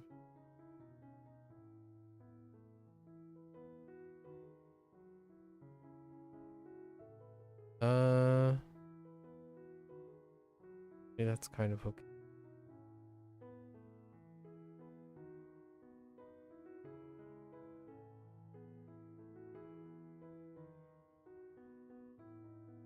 Assemble was pretty terrifying. What was Assemble? It had coming together, so 结 和 no assembles. It is the English. I don't use like assemble is okay, but coming together like good enough. I just couldn't think of assemble. More like semantics. But 结合 is like I'm making hand motion. 结合 that's fine. Sometimes translation is optional. Okay. So we'll do these 要 and Dong. Okay. Alright. Look at our Spanish stuff. Do today. I was thinking having a short day today. Not to be sure. I did get to a wonderful time to hear a new thing that's coming to do. Kind of neat. I'll probably talk about it a little when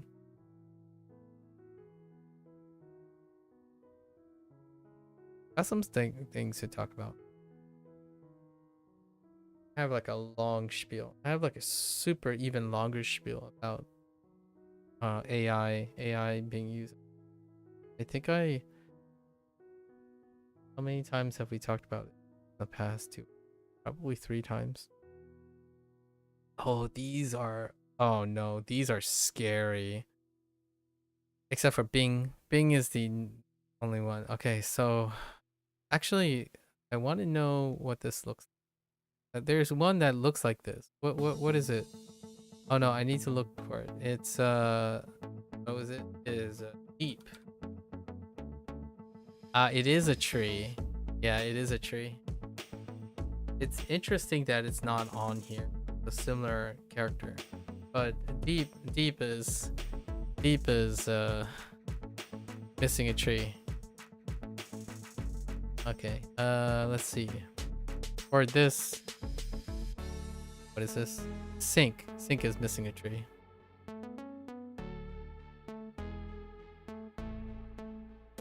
Tongue.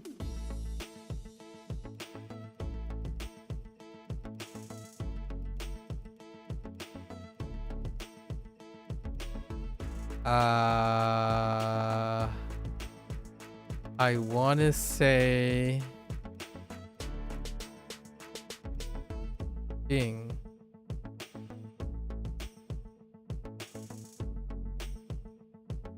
Or is it Joe? Bing. Joe, in firm.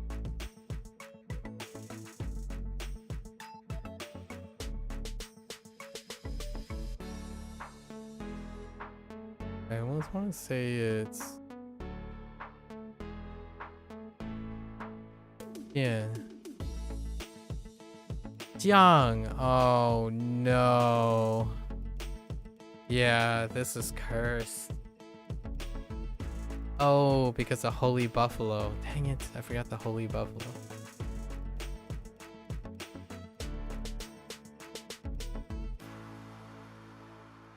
This one's pretty good. B. Done.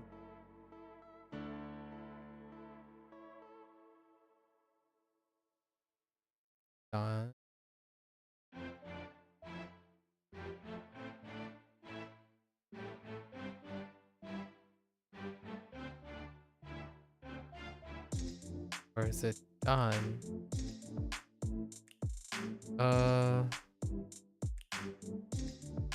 In the shop. No. I think it's done in the shop bathroom because of the mirror.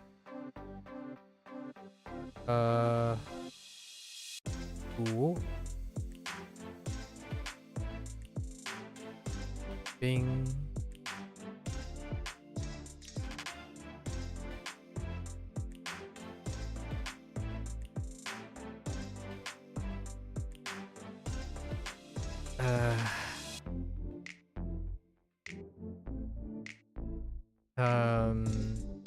Ton. No, not ton. The ton. No. Oh. Oh, Toe was but tomorrow's getting rough. It's getting pretty rough. I'm seeing lots of new characters. Although I still see older ones like this. Oh, there's still quite a lot of ones that I know. Oh no, there's some outrageous ones. Oh hey, some familiar ones and more outrageous. Like, I don't know, what is that? Okay.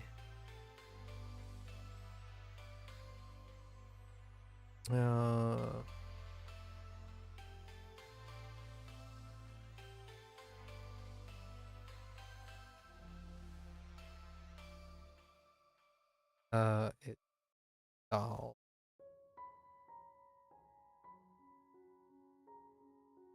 Doll.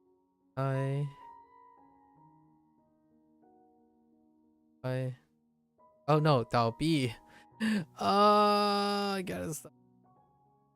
Okay, sorry. Bank rub. 指使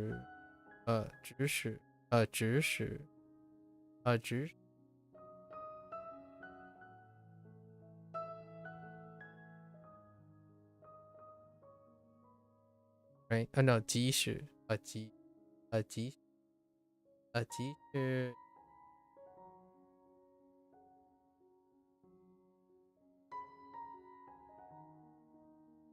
okay. This one's gonna take some time. There's a lot of turn of phrases. I'm scared. Yes. Sure.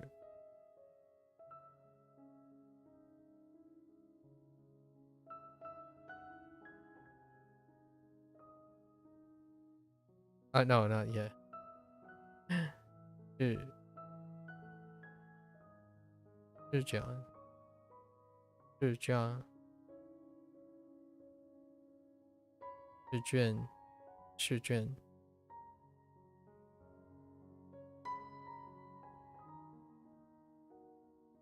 我是 okay. Yeah. 不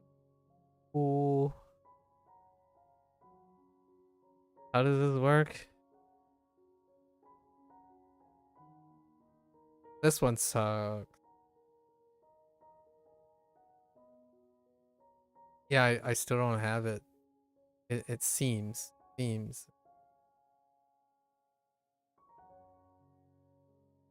Okay.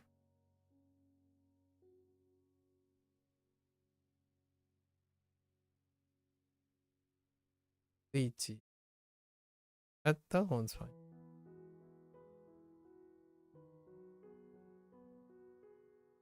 在乎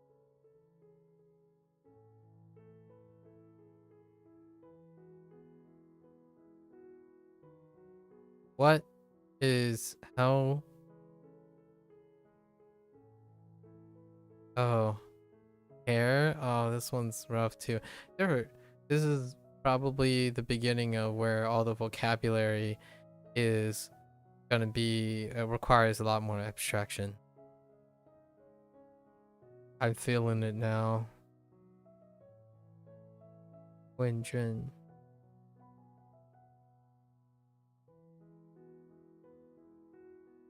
Oops. 问卷 Oh yeah, yeah. 问卷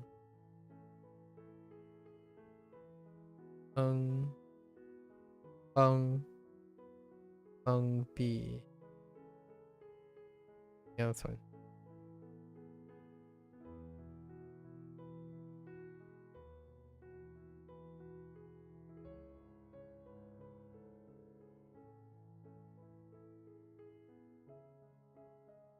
弱点 弱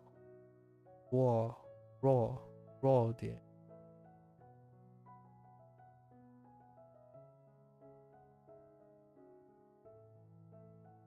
小活小活小活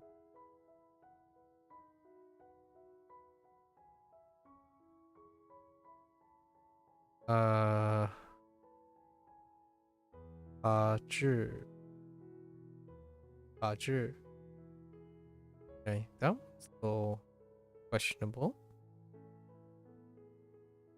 是 raw. All right, let's do these. All right, so we have Koichi. No, I'm just kidding. Charlie Brown is resting in the infirmary, right? And like to Charlie's dismay, the room is being filled with spraying water, right? Spraying water, and out of the intercom, people are being challenged to a legs race, for a crown, and Charlie Brown, in his disposition, pretty much saying, "Good grief!" He just gets off the bed and he sinks in. Womp womp. I think it works really well because I can just imagine Charlie Brown like, nah, this isn't. Let's let let's just not do in a very dark way. Um, this one's tough. Jimmy Neutron has made his way into the bathroom of chapel, where upon entry, there's a sudden holy buffalo that descends at him from a hill, jolting out of the tile floor. And after that, a holy foreman. We'll just double down on it. Alright, now we have Bigfoot, who is chilling in his bathroom of his house, trying to make a makeshift rice patty because he's Bigfoot. He's got to keep it on a down low. He is almost complete. He nearly completed his rice patty as he has a grain stalk with flowers growing out of it. Oh. Alright. So now we have Dracula. This one's weird too. So Dracula, I have an idea. So Dracula has made his way into the bathroom of the pawn shop because he accidentally got a little skin exposure and it caused inflammation. Right? It caused inflammation. So he decided to take a vintage spray to the bathroom and use it to thin out the. Now we have Goofy, who's just doing goofy things. So he happened to walk into the basement and walk around goofily, only to run into a wall and break some of his.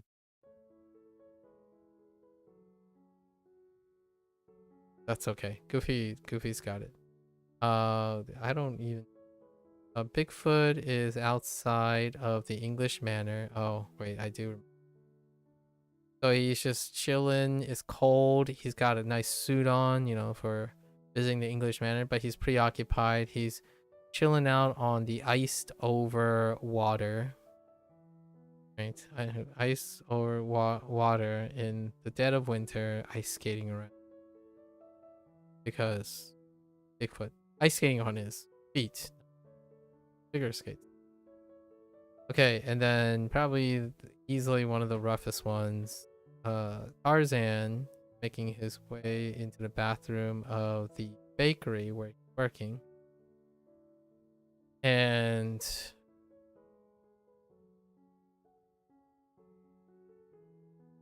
he was gonna clean up all the powder and the flour, but he noticed that there's a grain stalk penetrating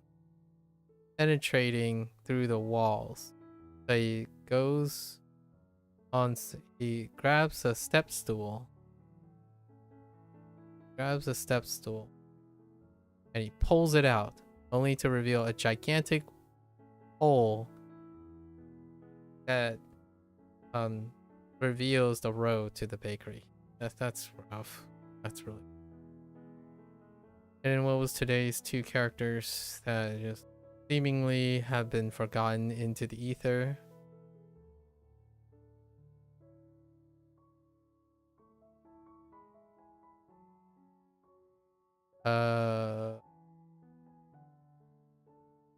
No.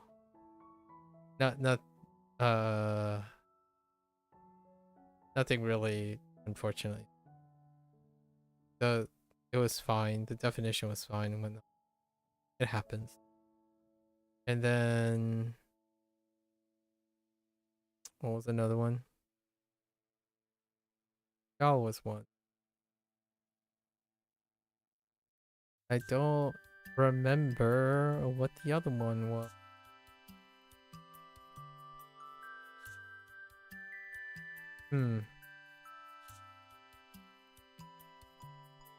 Oh. Young is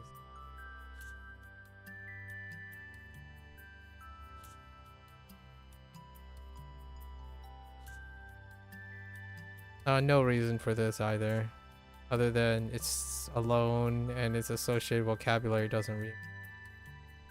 It's the fairly weak. And all the other ones, I think I'm okay. Starting to still block them out. Alright folks, that's a wrap for HanziHero. I don't typically have a digression during HanziHero. There you have it. It's related to, I forgot to tie it back, like the whole the AI statement. Tie it back to HanziHero. HanziHero uses generated AI. Oh, not the mnemonics, but actually a lot of the stuff is off. But the synthetic voice generator, and I appreciate it, obviously. And despite that, those are two separate things.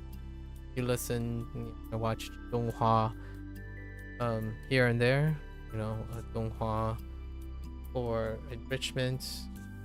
My parents watch programming and whatnot, so I always pick up words along the way when hearing them going up. But this is a separate thing. It's another source to the pile, and in this case, it's incredibly consistent. Now, here's the thing. The irony here is, a lot of times things, in order to solidify things, require a lot of consistency. But at the same time, the end result is to appreciate the nuances and the inconsistency of things. So, part of the process. On one hand, AI generated stuff are consistent. It's incredibly consistent to the point that it is unnatural, right? People don't always sound monotone, regardless if they're happy or sad when they say something sad. Kind of feel a lot of cadence changes and whatnot, especially in English.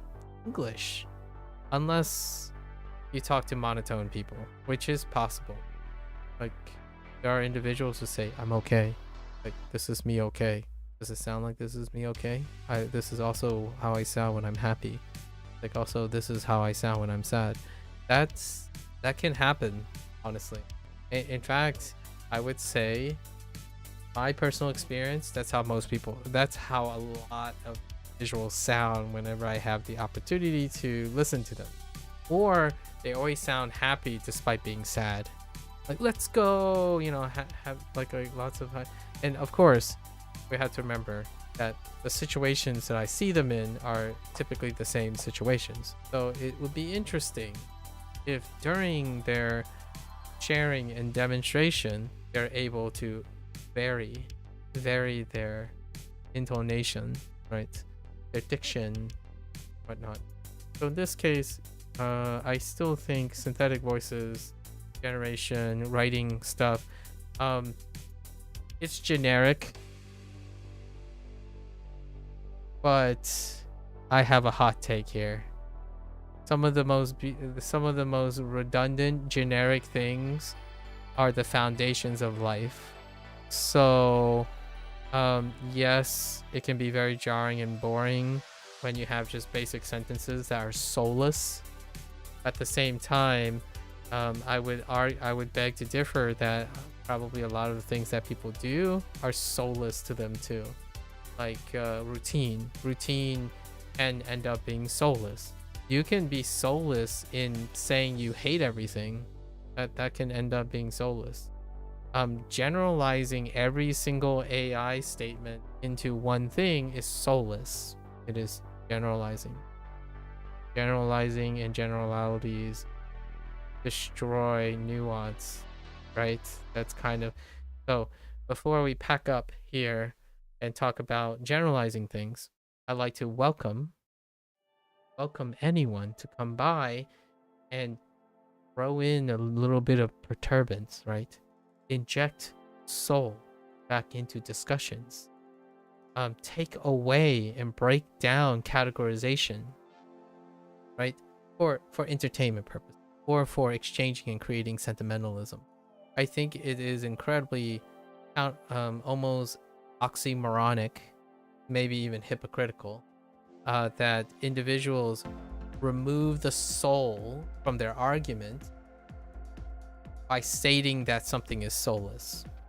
So when you make a statement and you make a giant generalization, that is removing the nuances and the idiosyncrasies and spariousness of human thought and opinions and outcomes and responses. So when you're making a very generalized statement about people's behavior and their consequences, and then say that the criticism is that things become soulless, like, but at the same time you're saying statements that deliberately illustrates why these things are acceptable, right? If you're here and you're listening to me, it's like, oh, I don't like this guy's opinion, so I'll just pretend that this guy's opinion doesn't exist, right? I'll generalize him with all the other ignorant people. Like, yeah, now I became a soulless, generalizable, ignorant person that piles in with the other people. That is mass convenience. That is pragmatic. It is efficient. AI is efficient because it takes averages, takes patterns, and then use the most useful characteristic pattern. It's baked in now, in my opinion, is greatly baked into how people rationalize and look at situations. You're either 1 or you're 0, right? 1 could be desirable in certain situations, 0 could be desirable in certain situations. Generalities and categorizations are a self-feeding tool for the behavior of choosing to all in on one thing and not a mix of things. So I like to think that competition and change of ideas and counterpoints will breed soulful pursuits, things that have the idiosyncrasy, personality of passionate projects. So people will again once be encouraged and at some point be inspired and want to watch and sit through watching someone show human reactions and human progress, and not the fastest thing possible and the most reproducible things possible. But that's not the case right now. If you want to see what is more interesting than a human being being robotically super accurate 1,000 times in a row to break a Guinness World Record or something, a robot that does that, an AI that does that. What is more consistent than a friend that has up and down days, who may or may not want to play with you or interact with you because they're having a bad day, and you refuse to adjust to it and be a friend? An AI, a bot will always be happy, obligatory, and behave the same way. So if you only speak to your friend, for example, when they're down, or you only speak with your friend when they're at their highest point, and you only talk about CEOs and talk about changes in decision making because they're always categorically behaving consistently all the time, instead of being a human being making decisions based on lots of factors, and they can walk back and change their minds and whatnot. That's a little bit more of a sobering realization, in my opinion, that on the internet, the target audience behaves like they want their game to be consistently iterative because it elicits the same dopamine response. They are normalized to a behavior where you see the same remixed repost post in 30-second post in a doom scroll, right? They want to see that in order to learn something, they also have to see those same 10 types of doom scrolling things, where in order to learn, you need a footage of like something that is doom scrolling. Like nowadays, in order to understand a word, for example, in language learning, you put a side part of like an episode of SpongeBob or something that you've probably seen reposted like 100 times. That's human characteristics being pragmatically optimized.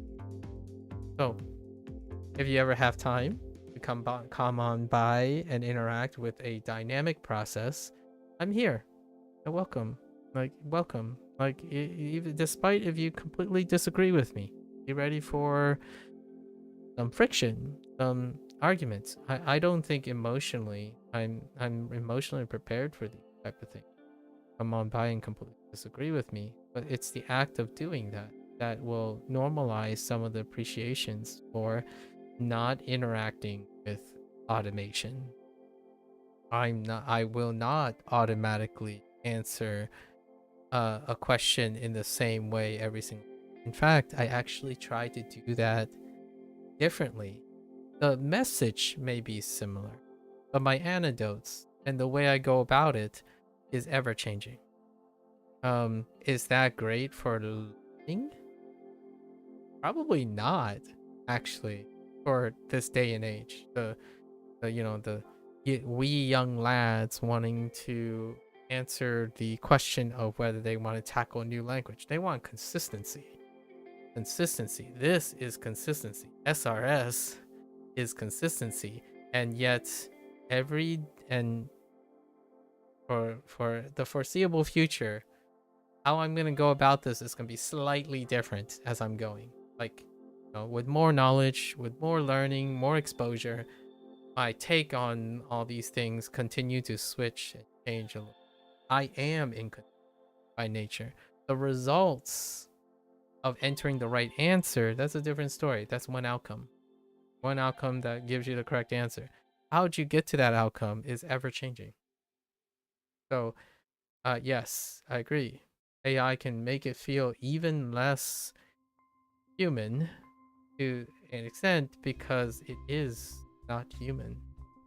At the same time, when people think about interacting with another human being, they attack humans for what makes them not AI. And what I mean by attack, I don't mean like about him attack someone. I'm talking about the disinterest. Like, oh, that's your opinion. Well, I don't care about your opinion. Here's my opinion. Bye. Like, if you're like, if that sounded incredibly rude, it's not meant to be rude.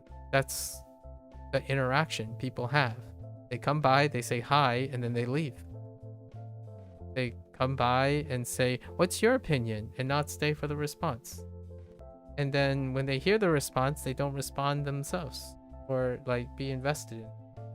And then if people disagree, they just walk away and ignore the things. So in AI that's catered to doing whatever you want and however you want it, and stilted and soulless, you don't form emotional attachments. So you can hate on them without getting blowback. You can hate on things that are artificial because they don't have any repercussions. They have even less repercussions. And yet at the same time, you want human things, but have behaviors and skills not well equipped to interact with other humans. And I think that's one of the crutches of the post-internet language learning experience. I would actually go against other people and say the hardest, like, the barrier to acquiring a language actually. And I think those people who don't believe that is out of touch. Is slightly out of touch, including myself, because I've been humbled multiple times how dependent and how dependent people are in isolation versus the desire to be social. And I'm not talking about introverted and extroverted things. In fact, that's another entire spiel about a whole generation of people self-diagnosing themselves as introvert as an excuse for not developing communication skills. And then all while at the same time constantly complain and have cognitive dissonance on why all the people around them lie to them, never make good friends, and somehow they go around and badmouth whoever they disagree with, and then continuously complain and pandering to self-entitlement and complaining about privileges that they have right online. Those are forms of communication in which that communication is developed in isolation. They do not require a necessity to understand the self, which is interesting. You would think it would develop a sense of self, but no, parasocial relationships end up taking over self-identity. And that's so crazy, right? Now you interact with people, their opinions are not their own, because parasocial relationship is very powerful, as in you get influenced, and then those are your opinions. They are not opinions in which you spend time doing communication and talking to other people in order to develop your idea. It is selectively bred and normalized by your interests online. It's mechanically optimized to convince you through mere exposure most of the time what your interests and your opinions are, and your world, really. So even that has been taken, in my opinion, like that opportunity to explore and disagree with things have been taken. And then now it sounds like a vicious cycle. Those who are older who says, oh yeah, the easy part is downstream when you start talking to human beings, because you'll naturally want to talk to other human beings, talk to other native speakers. When you learn a language, you get excited to talk to others. That's not true. I earnestly believe that's not even the social norm. I think that's a 40-year-old, 50-year-old, someone who's very experienced, who's out of touch with their target audience. And that's especially true for those older people who continue to make videos, who on YouTube and like on social media platforms, and not addressing the elephant in the room.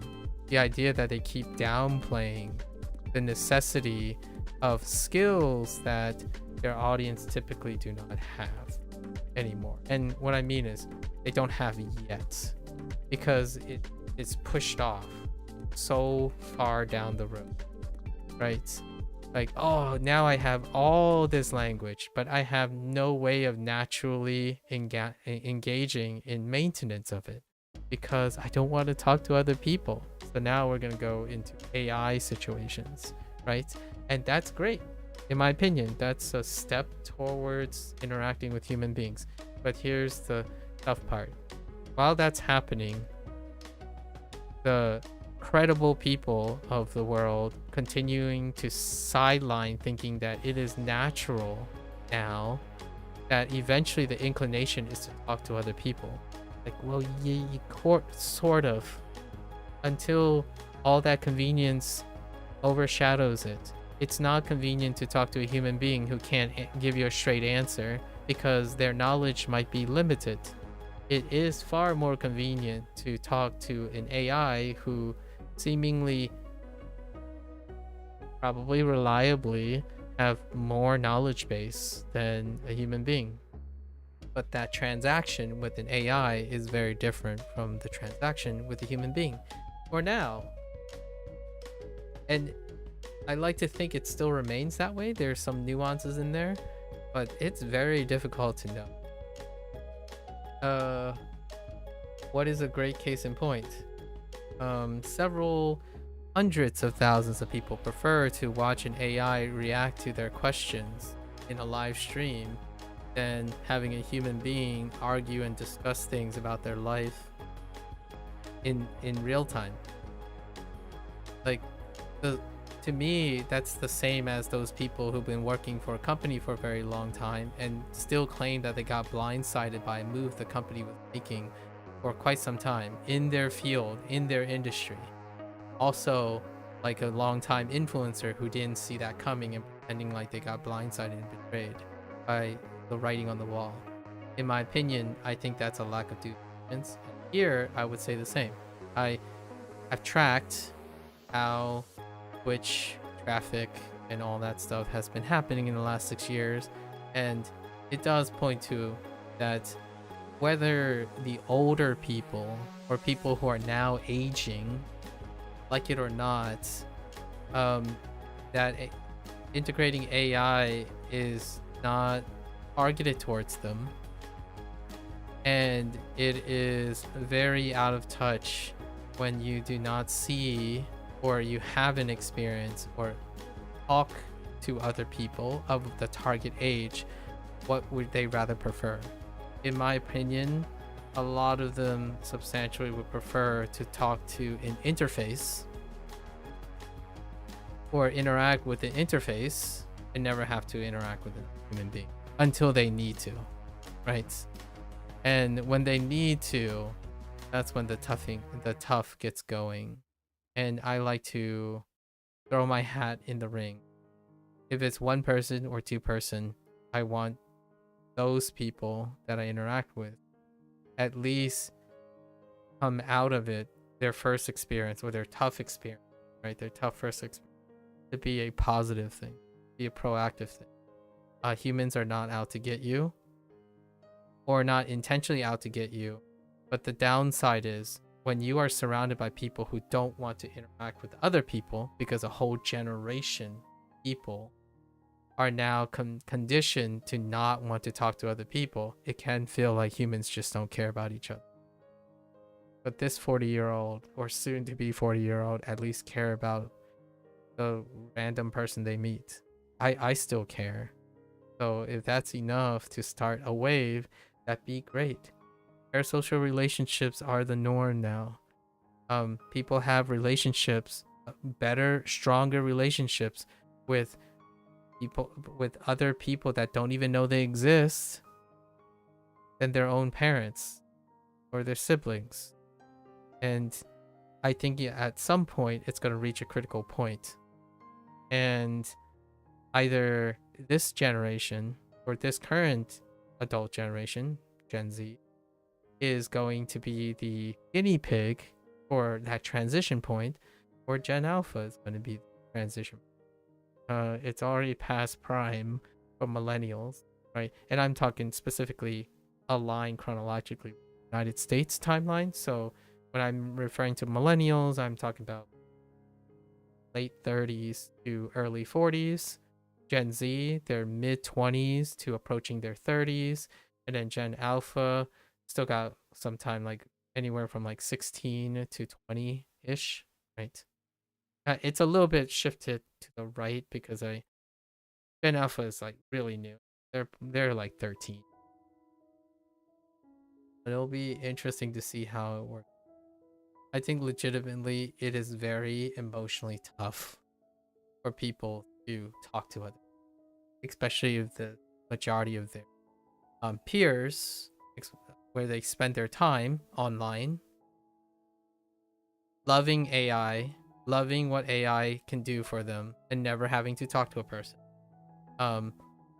is the social norm. It can feel like everyone lacks, or it's normal to lack communication skills. It's normal to want to socialize and be and have friends, but can't do it, or don't want to do it, right?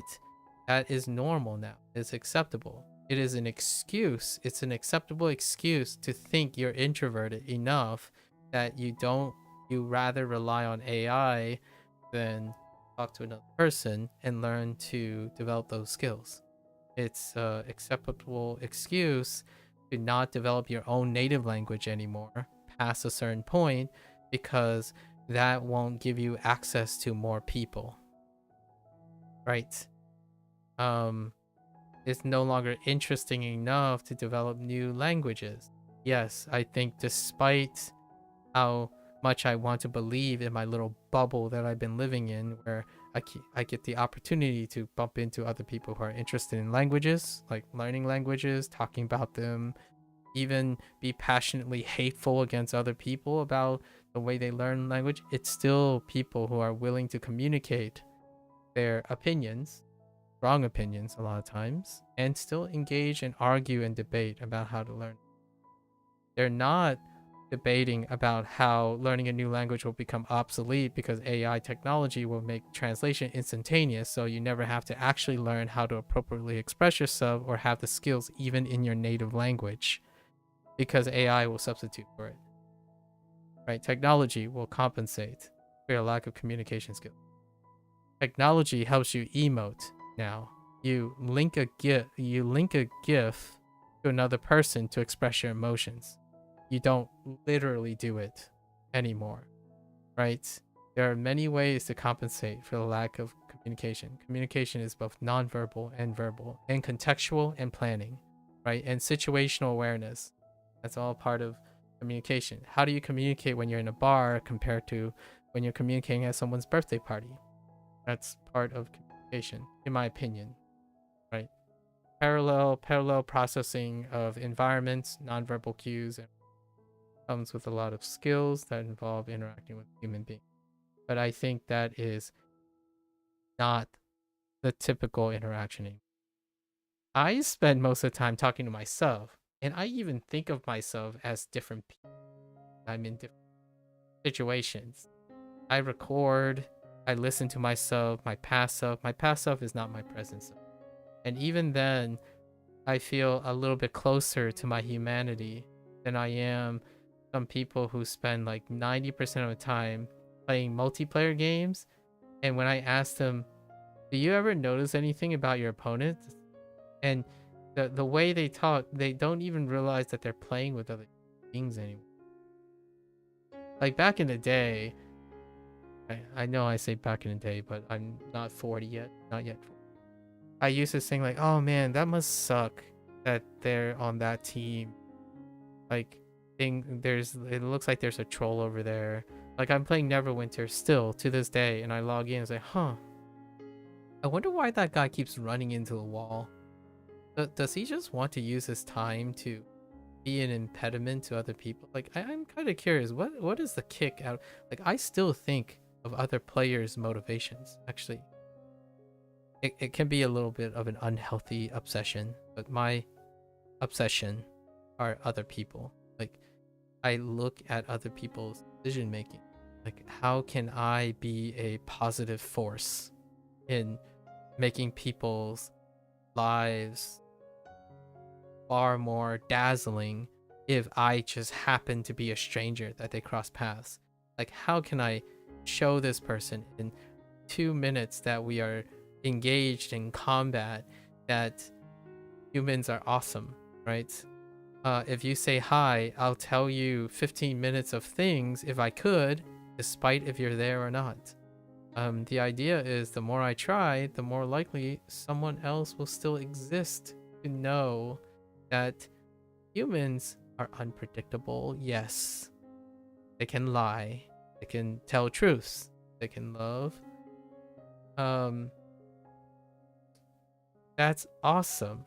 And I would love for other people to be able to express their stories and what.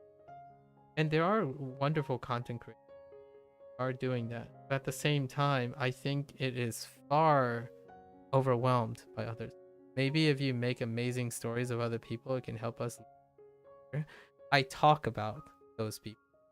So whenever someone asks me about something, like they would say, I don't know. Here's an anecdote of someone that I talked once 3 months ago. That person said that they were very, very amazing, but they don't understand why everyone always cheats on them, get jealous of how good they are. And we started having conversation. I asked, what do you believe the reason why people constantly are jealous of you?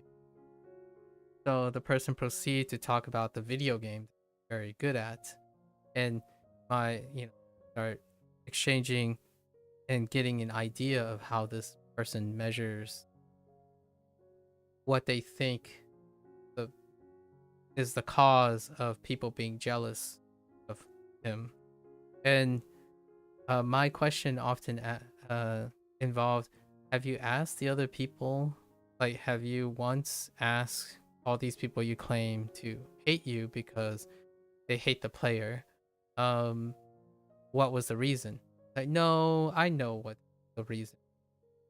And my thought was, is there any part of you that believes that you don't know that to be true?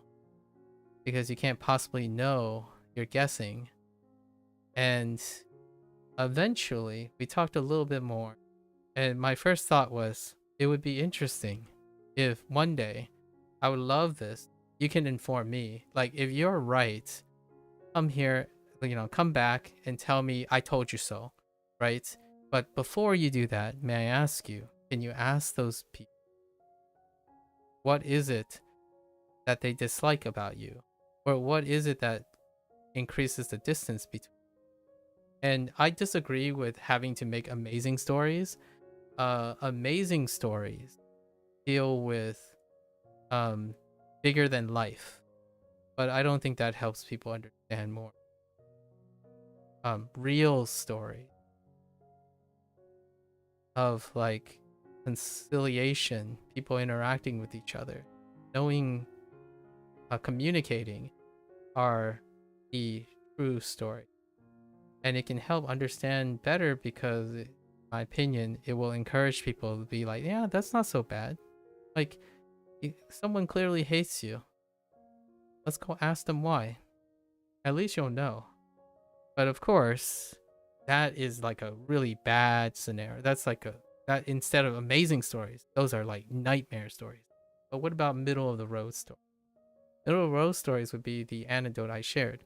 We talked a bit, and in the end of the day, that person refused and said, nah, I'll just continue being cool, and haters do be haters, right? And that person left. So I didn't leave a lasting impression on that. I really would have, I'm not going anywhere. So that person has the last year to come back and tell me he was right. He could even lie to me if he wanted to. The idea is to do it and be exposed to it. So that person did not take up my challenge to literally ask the person or these people he claimed that everyone hates him because he's just that good, right? He's always good at what he does. And it would be great to know if he actually did know that. But you can't do more than how people communicate. So if you're really willing to be able to learn from someone or even talk to someone, it does have some like minimum level of communication. And telling amazing stories, in my opinion, embraces idealism. So I could tell you all my successes, which honestly I'm probably going to be pretty terrible at talking about because I don't typically talk about successes. I talk about whatever is appropriate, that is real. And for me, I have far, far more failures, if you want to look at it about impressions, than I have amazing stories.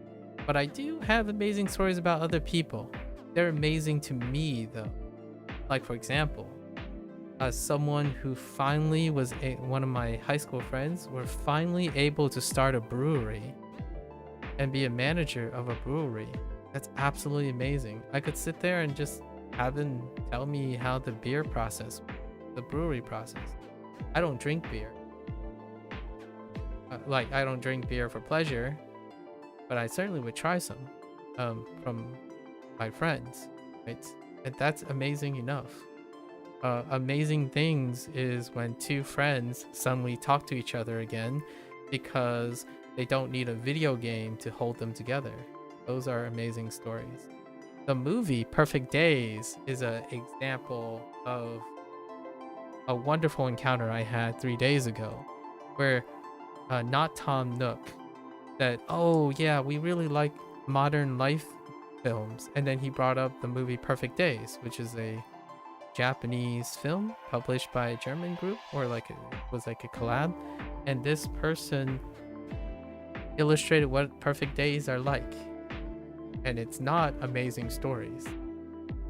It's about how to make your life amazing and meaningful to you, while it doesn't have to be absolutely ideal, right? Problems happen with the character. They go about doing their thing every day. Appreciate the times they have. But instead, in my opinion, this illustrates my point. Being a better person or realizing things are better than you requires a balance of self-discovery. But if you're constantly being bombarded by what is the ideal way people should and could behave and what they believe is amazing, then I'm not entirely sure if that improves the understanding about yourself. It tells you what other people believe is, learn more about the other. But oftentimes there's no form of self-reflection. Interacting with those other people, possibly. Interacting with them. So when you ask someone, hey, would you care to share a discussion with me about this thing that I have been having problems with? And I'll be more than willing to oblige, right? For myself, anyways. I'm speaking for myself. But it would be really interesting what the internet would be like if that was a social norm. That's really not. Substantial people would make a comment and do not further actively engage in comment. And that comes with language learning. So, language learning, most of the time people are focused on their technical prowess and their comprehension, but not how they're going to use it in interacting with other people. I learn a language personally. I learn a language so I can explain things. I can demonstrate things. I can show how I remember things. I learn for the sole purpose that one day, whatever I do, despite not being able to speak fluently in Chinese and Japanese for the rest of my life, maybe, who knows, I'll be able to explain something because that allows me to exchange my idea. And that breeds amazing stuff. My friends are amazing, for example, because they know how to hold a steady job. They are amazing because when I'm sad, they can help me be happy. They are not necessarily amazing because they're doing 100 flips in the air while on a parachute and also being able to juggle 3 bowling ball pins all before landing from a skydiving event. That is not what makes them amazing. And I think that, in my opinion, is a little bit lost in the in translation. It's amazing when you have a friend who say, yo, what's up? And you feel better. That's what's amazing about human connection. So perhaps we'll talk more about that in the future. I should collect those type of stuff. For myself, what I can offer is a droning voice that tells you it's not so scary, and it does require practice and perseverance to find human connection in life, because generationally it's tough already. I think, though, there's most definitely a market for that, but not in the malicious type. I think there's a lot of companies that are making a lot of money off of the guarantee of better mental health, like mental health in the sense that they're really giving off communication vibes. It would be fantastic if if that type of thing is not viewed as a handicap or a disease or some sort of unnatural occurrence. I think socialization is very tough when you don't do it at all anymore. Ask yourself, how often are you either talking to yourself, reflecting upon yourself, or getting active feedback from someone else? I think someone coming to my face and say, you're full of it, you don't say much of anything, you just rant and you don't really learn language, that's still more human contact than someone who avoids any form of negative feedback. But I would not find that okay if all they get is negative feedback. And I think that's kind of what the internet is good at. They're excellent at pointing out flaws. That's one of the natural ways of, that's more the social norm now, to interact with other people when someone does something wrong. It's not exclusive. Again, there are wonderful content creators that celebrate the triumphs of making mistakes, the triumphs of miscommunication that leads to even stronger relationships, outcomes. Stumble only to discover treasure, that kind of situation. But it is heavily outnumbered. I would say at least 3 times as much volume as highlighting controversy, disagreements, avoidant behavior, and also any reason to eliminate human possibilities to a small pool of people that may or may not occur in their life, despite how great the internet is at bringing people together, right? Even when they're rare. So yeah, I hope that in the future people are not going to, they are gonna find, I think learning a new language, someone asked me what my own perspective is, my singular perspective. Another perspective of learning a language is with commitment to learning a new language. As part of the process, if you are so arrogant and prideful and motivated and passionate, one of the steps in learning a new language is that you're going to have to interact with another human being. Hopefully.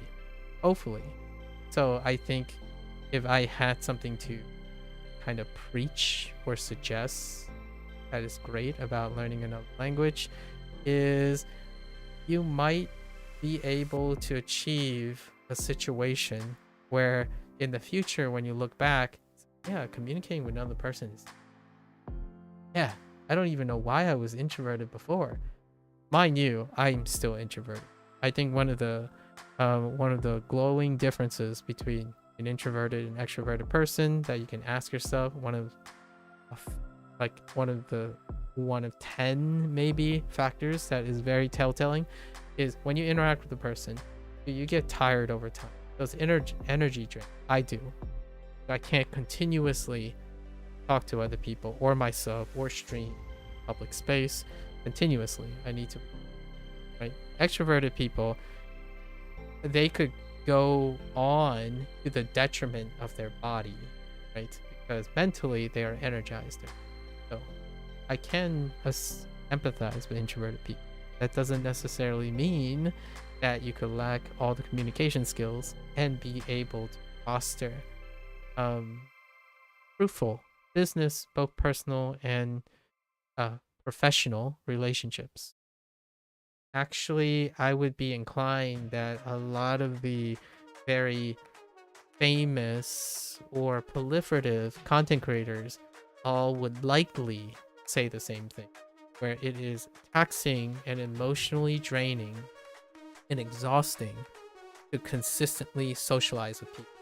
And yet they are very well adjusted to a profession that involves on a daily basis interacting with people, right? So if I don't want to say if they can do it, you can do it. I want to say take steps. And I think life is quite a bit interesting, beautiful, and also scary. I understand. But other humans are. And yeah, that's a little plug. Like, more than welcome, right? As always, I end these particular segments. You're always more than welcome to stop on by, drop your hot takes. You're not even obligated to hear my response. Maybe in the future, I'll use your comments and whatnot as anecdotes for future. So I do go out and try to look for amazing stories, but those amazing stories are random comments every day, and I will use them and carry them in the future. I have over 1.5 years of language learning related anecdotes, and they are amazing because I can use them to be amazing and impart value to them. And I welcome anyone else who is doing that about their lives, about the hey to your friends, or the yo GG, right, to your friends, or to your companion in a video game, as an opportunity to foster new. And with that, I think these days you just kind of see the same pattern how other people speak online, which can bring about boredom. So that'd be a reason why you go offline. That's understandable, Ellen. That's understandable, and I agree with that, actually. The things that I'm talking about when it comes to a normalization of behavior, that's why that boredom is tough, and the introvertedness and actually they're connected, right? If you find that there are seemingly enough same patterns for you, you may also tend to believe that those people will have the same things to say. So when you interact with them, you may have a very predictable outcome, and that predictable outcome is no longer a reason or sufficient incentive for you to even interact with other people, right? Like, I'll give you an example. This is not an amazing story again, but I play Hearthstone. I played Hearthstone since closed beta, and I also have played Overwatch since closed beta, but I did quit like 2 years ago.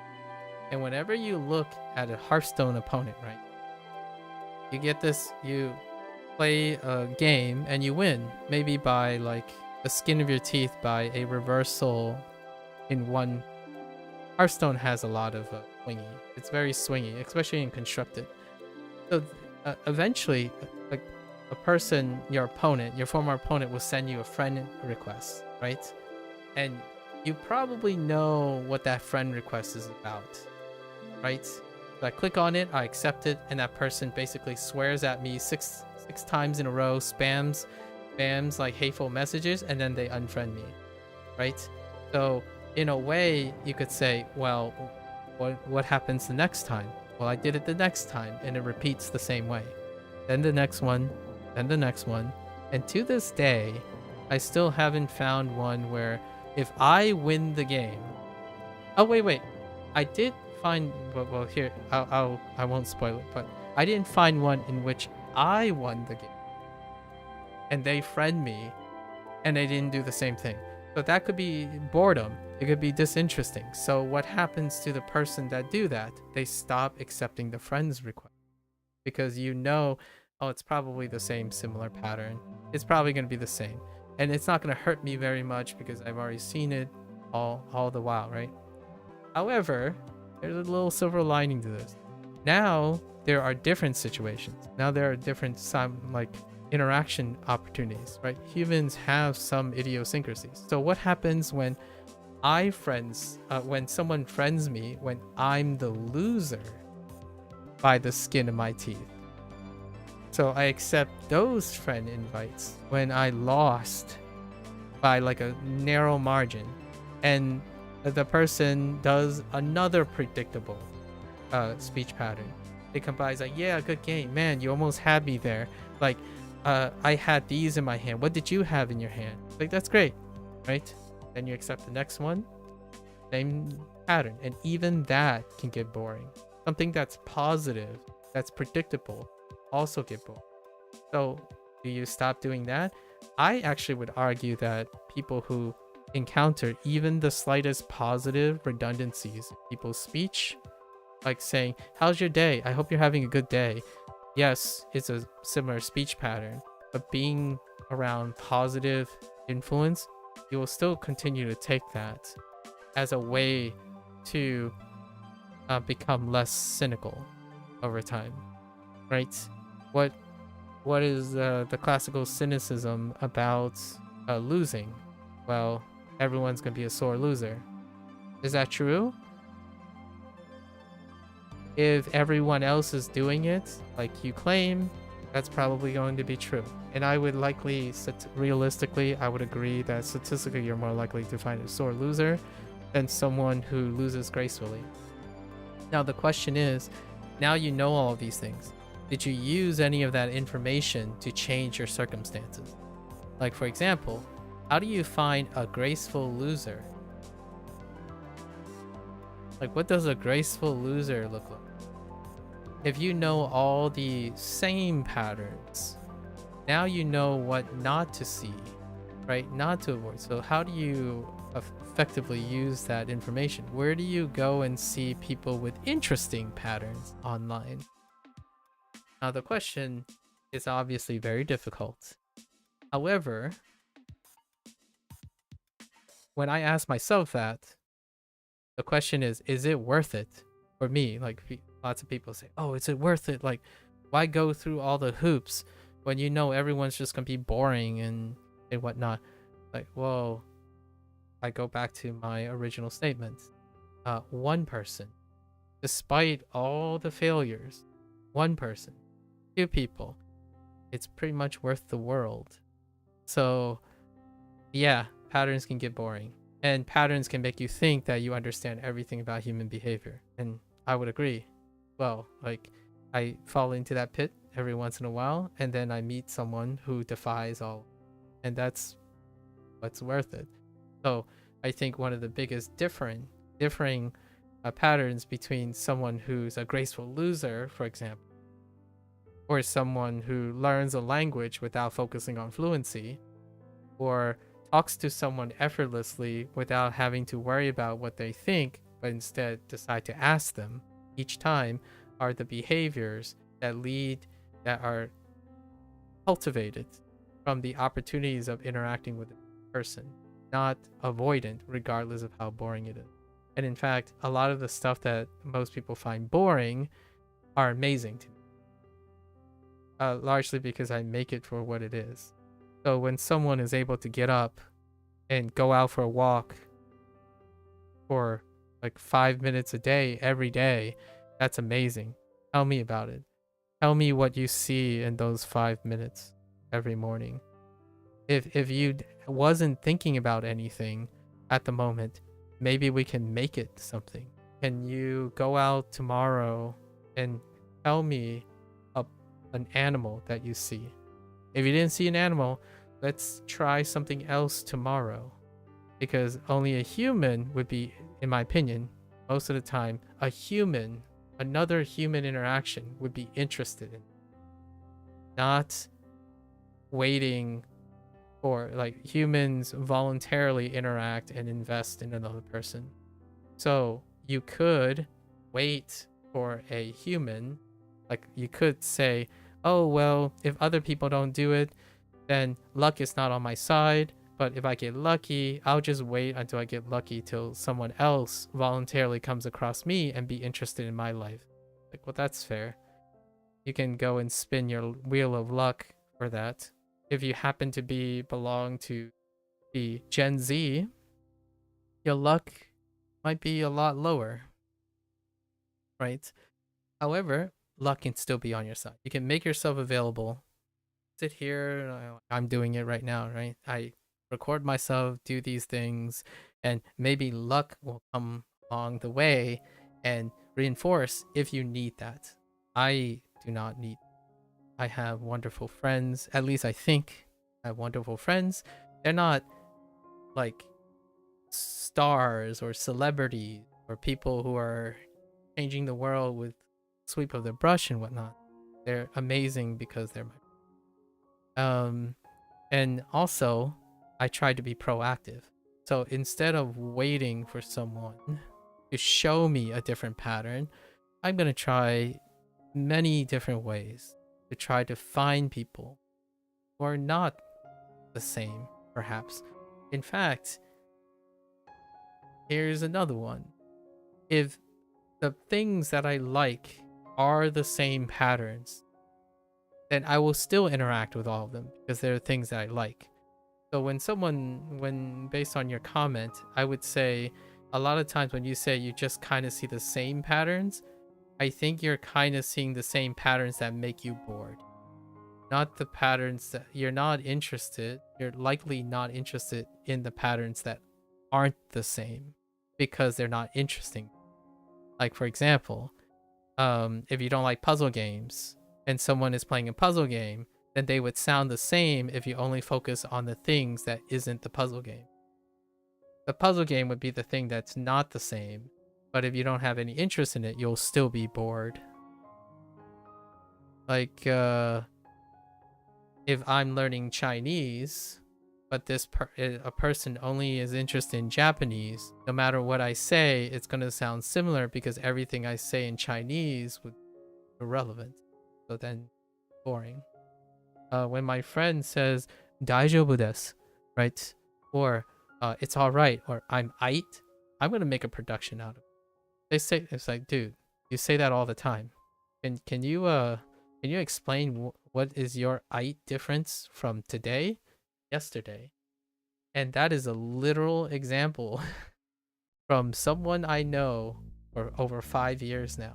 And he no longer says I, but he says I for fun now. Like our understanding of I is different or whatnot. So it is boring. They do say the same thing. And at the same time, you can be proactive about it. You can make that not the same thing. Oh, and they can make you not constantly think that they're always the same. The problem is on the surface, it takes a little bit of depth in order to achieve to see if they're actually saying the same thing. I don't know how frequent my way I'm speaking, way I'm talking is reflective of Twitch, of the Twitch's pattern speak. I actually model myself after similar patterns of other people who speak online to create a comfort zone, because I believe people emotionally have comfort zones that are repetitious, but then I go violate that slowly.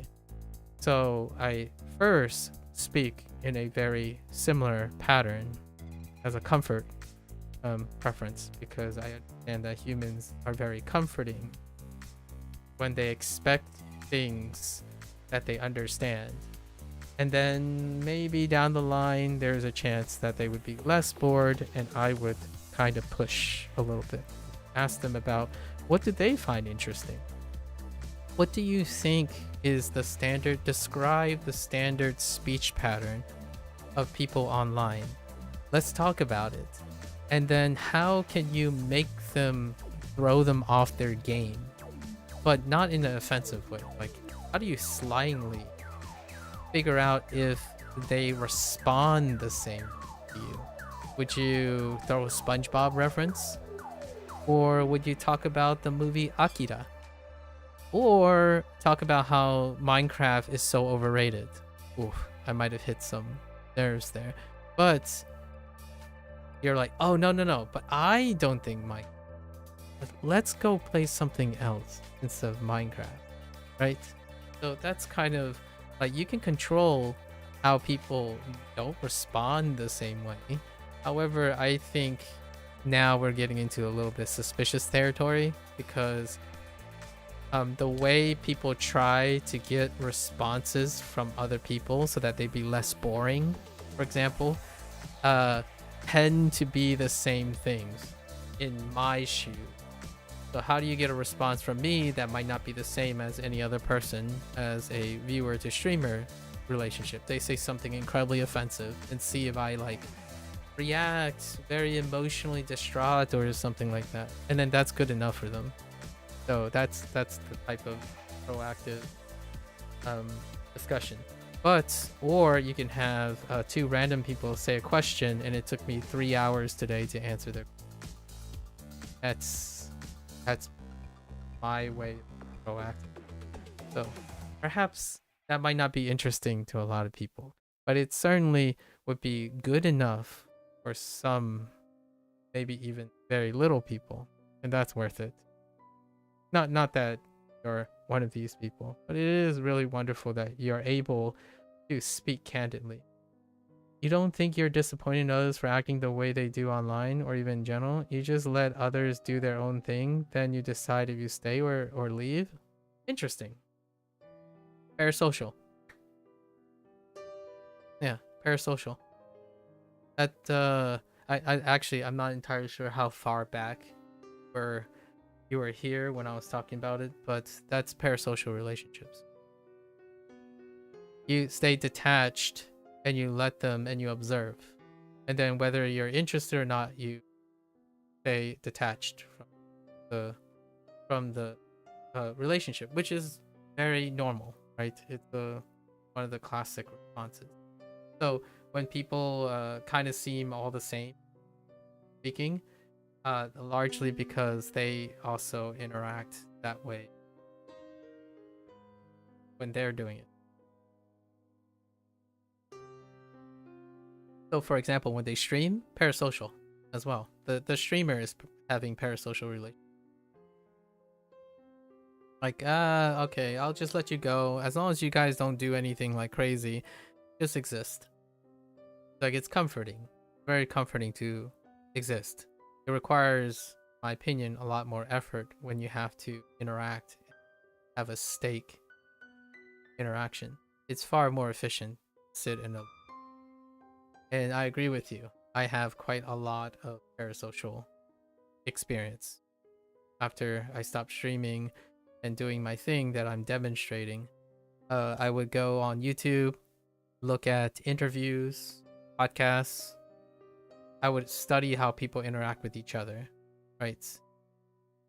Interviews in Japanese, Chinese, English, Chinese, Japanese mix while they're explaining things. So I would look at how, but these people are interacting in like streets, right?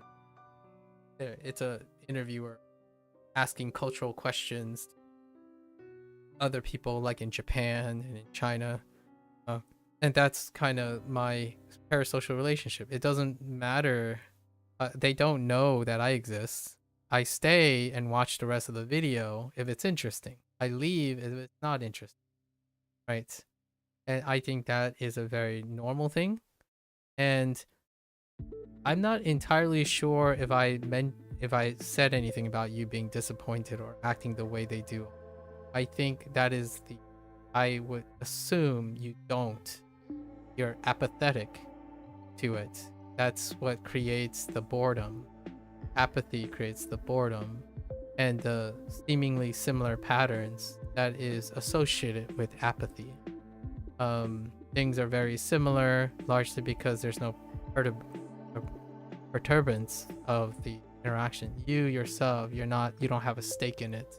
You don't have to interact with the things and change up the game.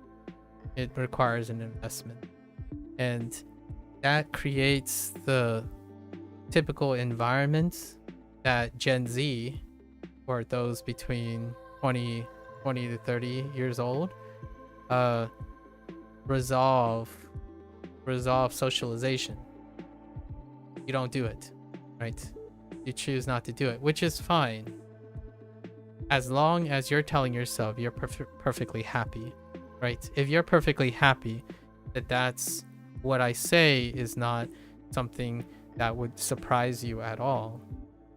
For those who get a little personal or who thinks I don't do that, I actually talk to other people. They might want other social interaction, however they're choosing not to. So when I hear someone who says they don't feel anything and they just determine everything without interacting with the people, that person that I was sharing about how they believe everyone is jealous of them because they're very good is this is a gamer. That person's a gamer. They record themselves. They do whatever they do. Apathy, huh? If I tell you that I'm fine with myself no matter where I am, what am I doing, or who I'm with, would that explain why I'm fairly detached to things? Huh. I mean, that seems pretty well. Yeah. I think it sounds like you're a very solitary person. And maybe you don't need human. Yeah. Sounds pretty healthy to me. It's consistent with what you're saying.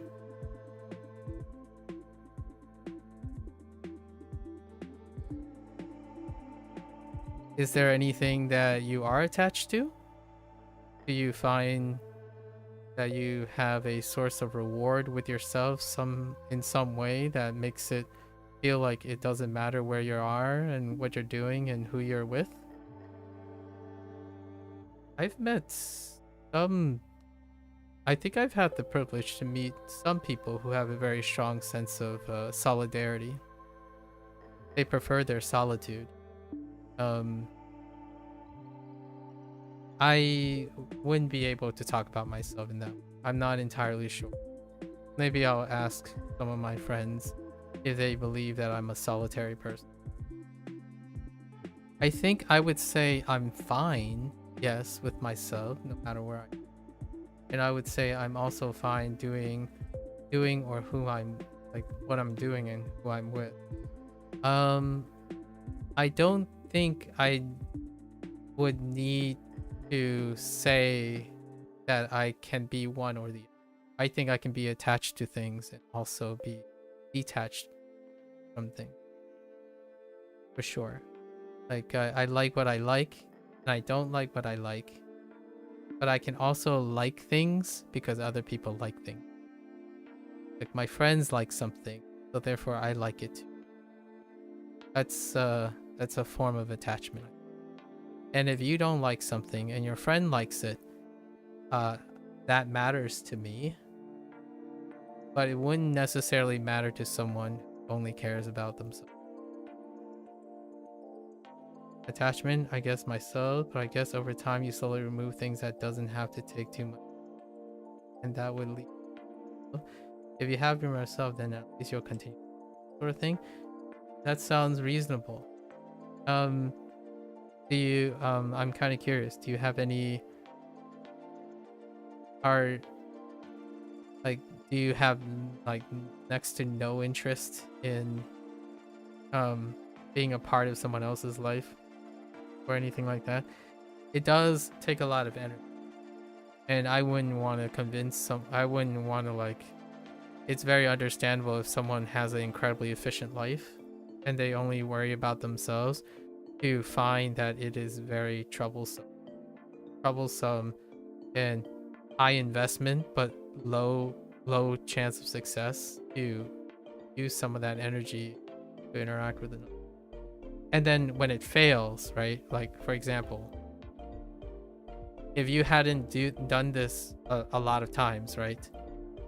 The first couple of times, if they lead to failure, it would confirm that you wasted your energy.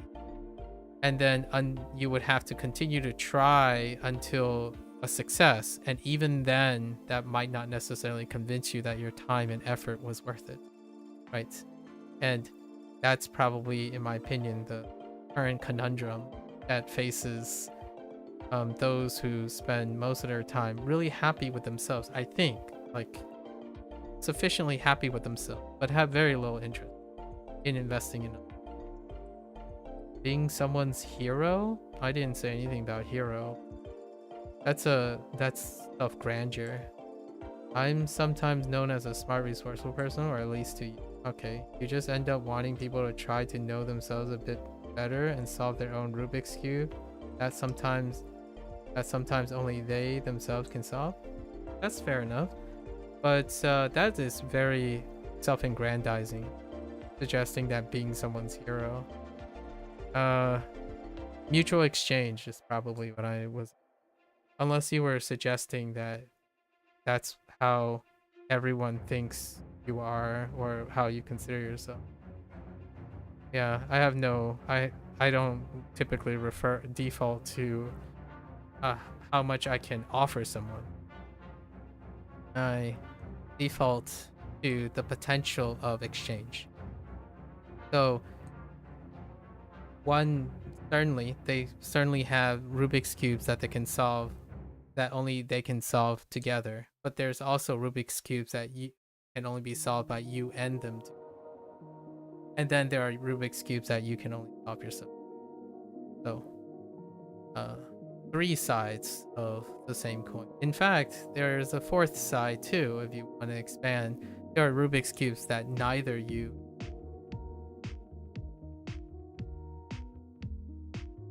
And it's the failure to try that can lead to dimensional growth, like a different form of a different dimension of growth. However, from your description, it's you and them. I mean, there are ways to get them to solve their own Rubik's cubes without necessarily solving those Rubik's. Be solving different Rubik's cubes that are designed for two of you, or three, or four, and solving those allows them to solve their own. That would involve a forward investment. Not saying that you have solve that I can see.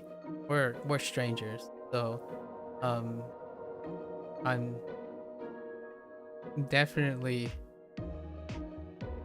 curious about your candid share about being the person that people rely on.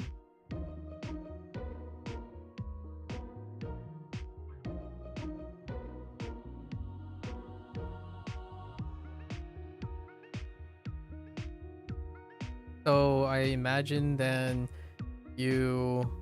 what do you typically consider as Rubik's Cube? I like your choice of Rubik's Cube. Do you like Rubik's Cubes by any chance? Not sure if you sit there like you have a investment. It's a very specific choice. A very specific choice. Art and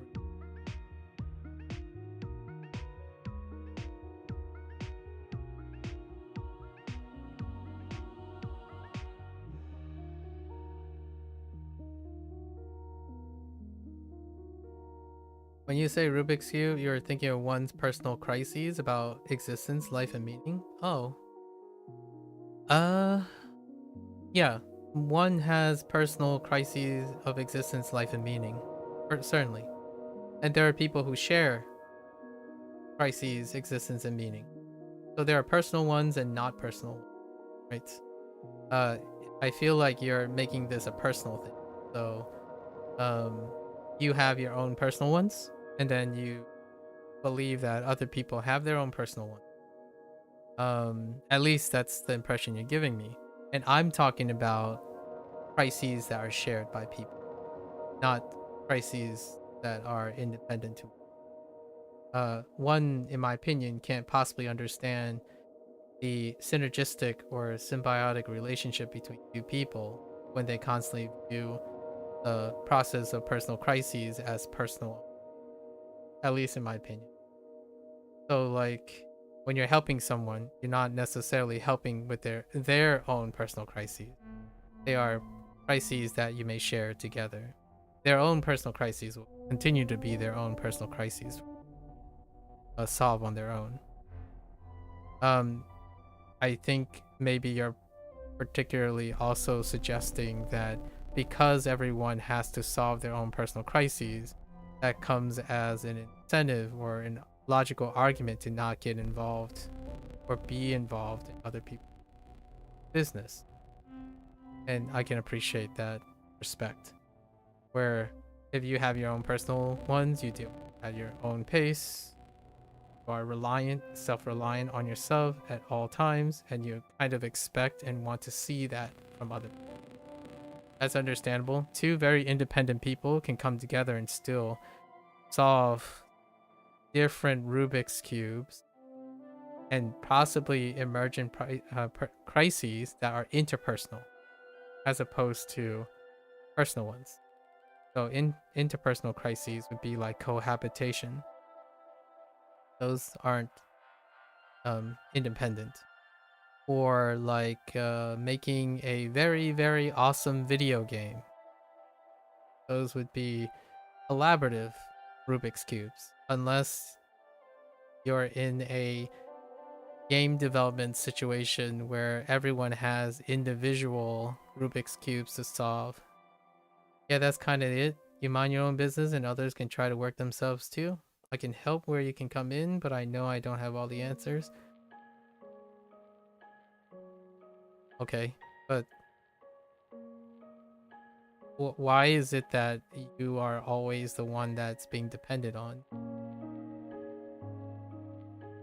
I mean, you can help when you come in, certainly, but you can also exist in people's lives. At least personally, that's an option. Of course you don't have all the answers. No, I like to believe that much like you mind your own business and other tries to mind their own, you don't have all the answers and others don't have all the answers. But when you come together, you might have more answers than you think that you don't have and the other person.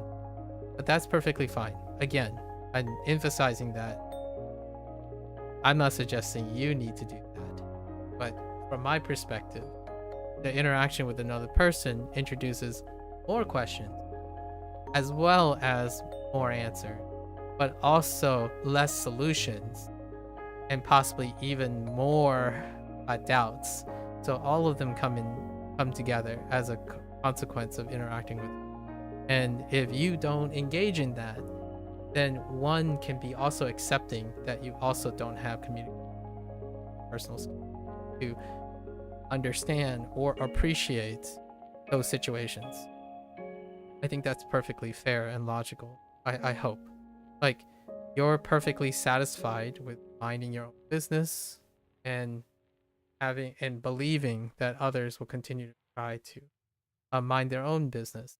And that is the state of what I observe. And I think that is very great. To be honest, you can't pinpoint why you become someone dependable. You just am, and that's what you're working with. That's fine. Yeah. I will. I mean, I have to take your word for that matter. I'm not entirely sure if I find, right, personally for me, I think there's more to it. Maybe you are someone who elicits an invitation or approachability, but when you're working with it, for example, to be honest, you can't pinpoint it. So that is something you're working with. And it clearly, if that's what's happening, it seems like there's something there that makes you dependable. Right. And that's an awesome thing that you can leverage and use, but you can also choose to take it at face value and not use that to your advantage, right? So minding your own business is certainly one way to reduce the need to be dependable or like people depending you. So what a situation. Maybe like you're the go-to guy in a workspace and people just somehow defaulted to you as the go-to guy. Since you're gonna continue to isolate yourself largely because they keep coming to you for things and you don't want them to deal with you for things, then on the one hand, those people might stop or they might continue. On the other hand, you can probably, if you're engaged in socializing and expressing these things, you can tell them to stop depending and expressing that you prefer to mind your own business, and you'll be able to communicate to them in some way that they should really be encouraged to solve their own. Proactively, I'll take my point of view in this. If I discover that someone to find me dependable, I remove that dependence by trying to help them become independent. So, like, I'm not sure what your professional background is. I'm thinking like an office setting as a generic backdrop, but like, laboratory setting when you have 3 colleagues who work with you for like 3 years, right? If there was a dependency, we try to encourage each other and refine each other's ability to become more independent. So we pass on skills to each other. And then we become colleagues and friends. So my friends and I are not dependent on each other. We are independent people who independently have coincidences of common interests. So whenever those common interests aligns, we all solve our Rubik's Cube. But while we're solving our Rubik's Cubes, we tackle bigger cubes that go beyond the person, beyond a single person. And that's usually when you enter the area of professionalism or things that require more than one. And in that way is probably why I choose to share things as a demonstration as opposed to telling people what to do or telling people about myself. I don't necessarily have to do that in the same way as suggesting trust me, bro. I will demonstrate that I can be independent, and hopefully that because I am independent, it can inspire other people to be independent. And then when I discover that there's a dependency, I tend to actually proactively encourage them to be independent through example. Like, hey, if you're feeling down, I'm not suggesting this is you, but other people that I meet, like, they openly share stories now. But I really, someone says, oh, I have a problem. I'm like, okay, can you tell me about it? I'm not saying anything, obviously. I'm just asking questions and listening. And they ended up finding the solution for themselves. 2 or 3 years down the line, they're like, yeah, cool. I'm glad you were able to share this story with me. I didn't do anything. I listened and I asked questions. Sometimes people will directly ask me for a solution, right? Or like, what's your opinion on this? What do you think you would recommend? And I would explain all the things I know, but I can't tell them what to do with that. I give them as much information as I can, provided the amount of time, and hope that through that information, they are able to synthesize their own. Now, sometimes, on the really rare occasions, which is probably an exception that you probably make too, when it's dire, like for example, a couple times in my life where someone was going to make a very, very unfortunate decision with their life, then I would intervene. But that I'm lucky in my life, I suppose that it only happened like 3 or 4 times in my lifetime. I like to believe that I don't want to keep encountering these situations. But generally speaking, my friends, if they are dependent on me on something, I demonstrate and I be part of their life, but they become more independent over time. And that independency comes from them also becoming voluntarily wanting to share things with me. So over time, people ask me to join in their festivity, and I would reciprocate as well. And that's not necessarily dependency, but voluntary reciprocation of generosity. So dependency implies that there's a need, give and take. Open generosity reciprocated between friends are 2 independent people who simply are greedy for more than themselves. Like, I prefer to play this game with one of my friends because that's more, not a cost. You think you're gonna go make tea? You can continue. Oh, that's perfectly fine. I'm gonna take a bathroom break and stretch because I do swap to Duolingo Spanish session. But thank you again. I appreciate your candid share. It's really interesting to see and talk to someone who has a very solidary like identity. Yeah, and enjoy your tea. So hey guys, that was the segment, right? So for those who are only interested in HanziHero, 大家下次见. I'll see you guys next time, right?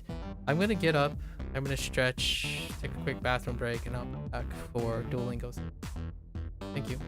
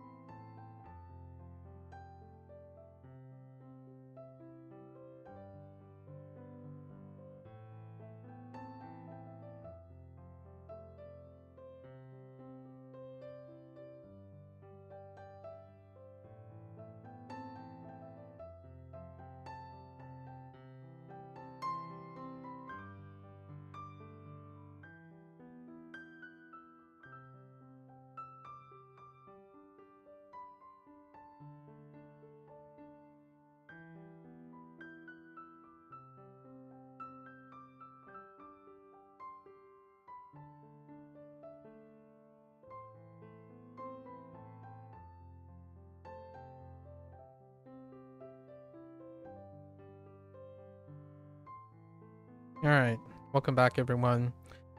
Bienvenidos a todos. Hoy es el día número 60, 67, right? It is day 67, Duolingo Spanish. Let's go over, it has been, what, 3 days? Go over going on a trip. The main grammar point was the conjugation of venir, venir in the past tense. So, is it vine, viniste, viniste, vino, vinimos, and vinieron. There's another grammar point somewhere. I think it has something to do with algún. Oh, like algo, like something of like algo de, right? And then there's a bunch of random vocabulary. We have ruido. Yeah, ruido. Oh, I told myself I was gonna start with the podcast. So what was the podcast? Something about movie theater talk. Theater talk. Teatro. I think teatro, but they might have theater talk. And it was indeed Lucy. Very kind of weird conversation. It was two people, dos personas, right? Dos personas talking about where the entrance is, entrada al cine.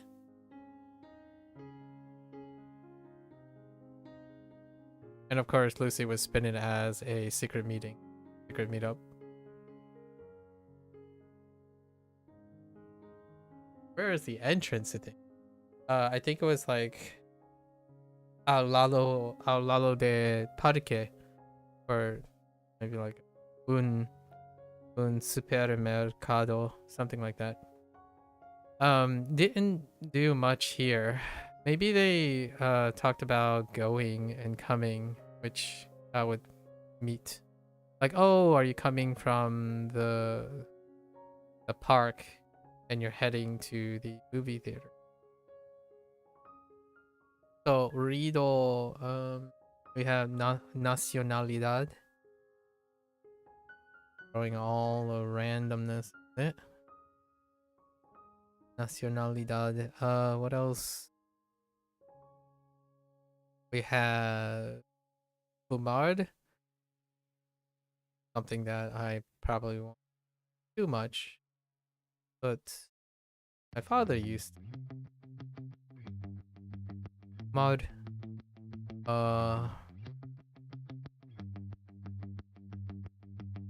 We did 300, so right. 300, and then we have 400, 500,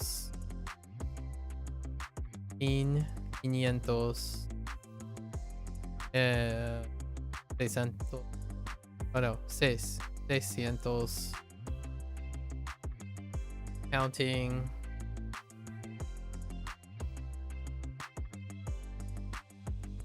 Posible,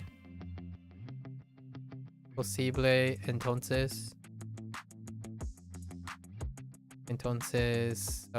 siguiente.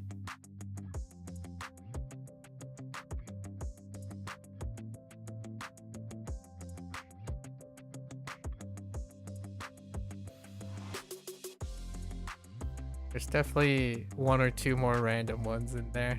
On a trip. Transportation? No.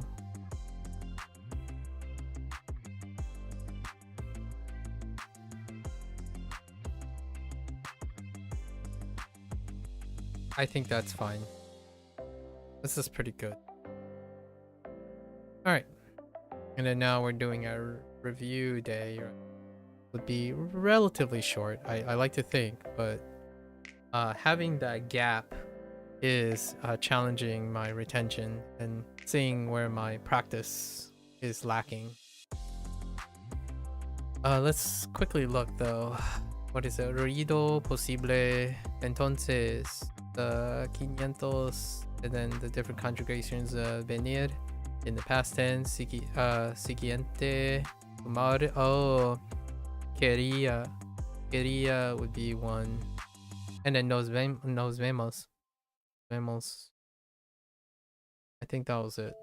So what nos vemos in quería would be very nice to hold on to. Okay. Get in 2 hours.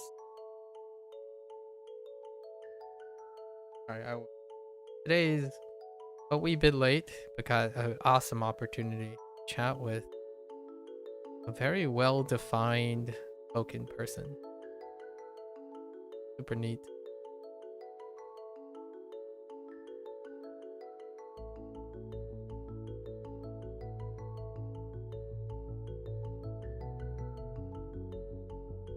Okay. My first thing. Mi primera pintura. Which one was this? Eddie? Pintura de Eddie? Eddie va al apartamento de Oscar. Eddie tiene una pintura en las manos. ¿Qué es eso, Eddie? Es mi primera pintura. ¿Puedes mirarla? No. Just no. Pero eres profesor de arte. Sí, y soy muy honesto. Eso me gusta. Y tú vas a llorar. Llorar. Oh, to cry. Llorar. I didn't even remember Oscar saying llorar. Pero yo quiero tener tu opinión sobre mi pintura. No es buena. Straight up. ¿Cómo lo sabes? ¿Cómo lo sabes? No eres artista. Y es tu primera pintura.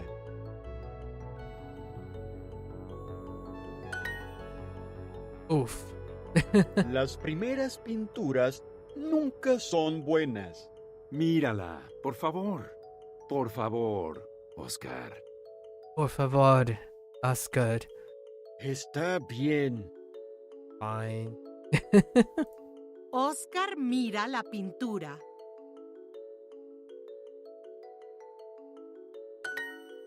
Eddie, esta pintura es... Bueno, or bonito. I don't know what. ¿Sí? muy buena. Muy bueno. Sí, qué bueno. Soy un buen artista. Ahora vete, por favor. Ahora vete, por favor. Just leave. So it's kind of mixed. I don't know if Oscar is just saying it's fine, like it's okay, just so that they can. He's honesto, right? Honesto. Primera apartamento. Ahora.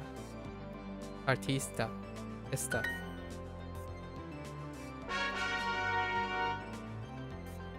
Already past midnight. Let's send him a gift. Okay. Alright. Mi primera pintura. Eddie va al apartamento de Oscar.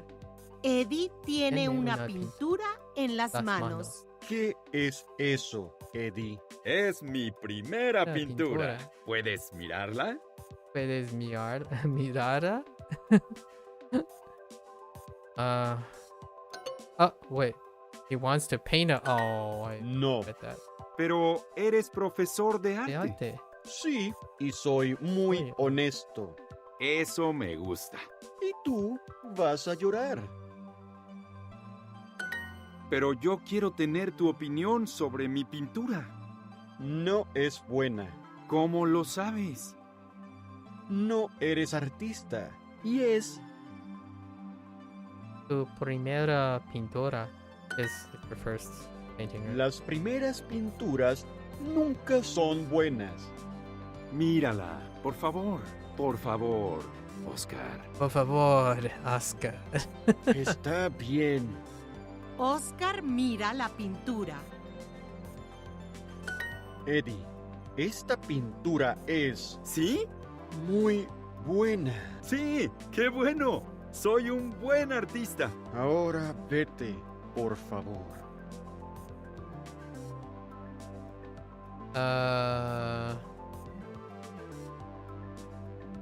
Yeah, never thinks it's first one. Sobre. Eres. Apartamento. Sabes. Pintura. Okay. Good old refresher. Alright, let's do our personalized practice, which I'm nearly guaranteed to drop some articles. Este es el Este es el mejor restaurante del pueblo. Este es el Este es el peor curso de la escuela. Curso. ¿Curso? What? Come on.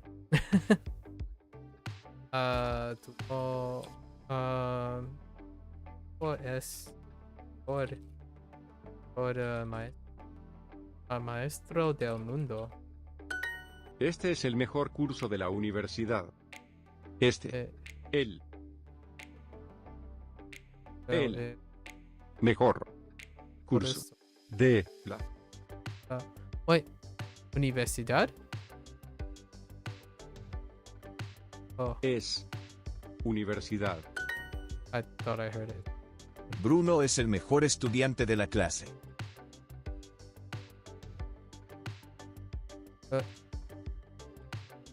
¿Quién es el mejor jugador de tenis? ¿Quién es el Mejor mejor jugador de de tenis. China? Ah, Tenis. I missed. Usualmente hace buen tiempo en junio. Usualmente hace buen tiempo en junio.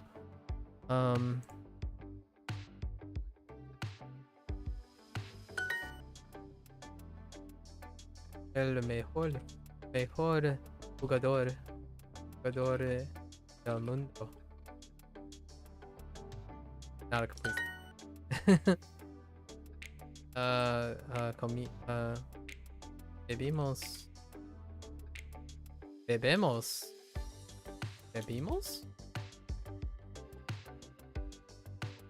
Bebimos mejor vino en el restaurante anoche.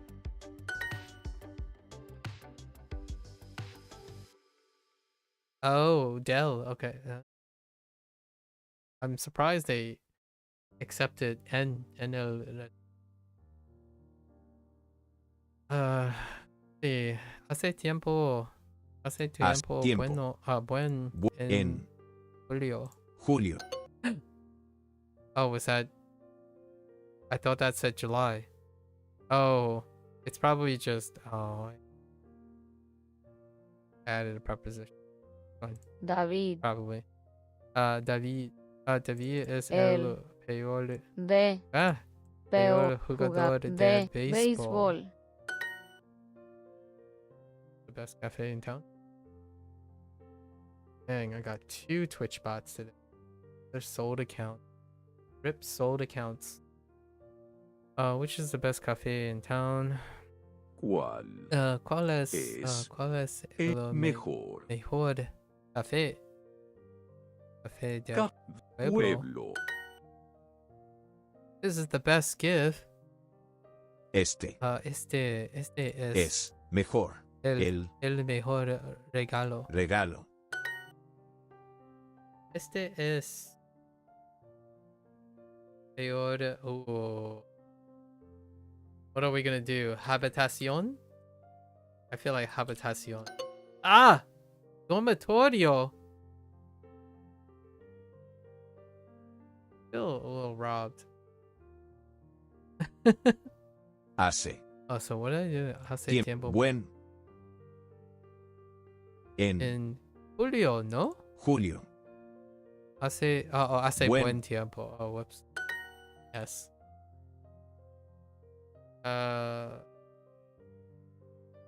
Este es peor dormitorio.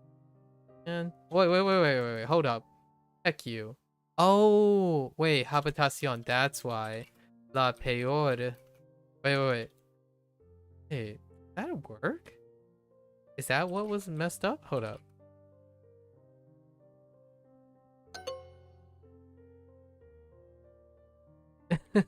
How about hold up. El peor. Was it corto? Nailed it. Mi bebé es el más bonito. Necesito mi cepillo de dientes ahora.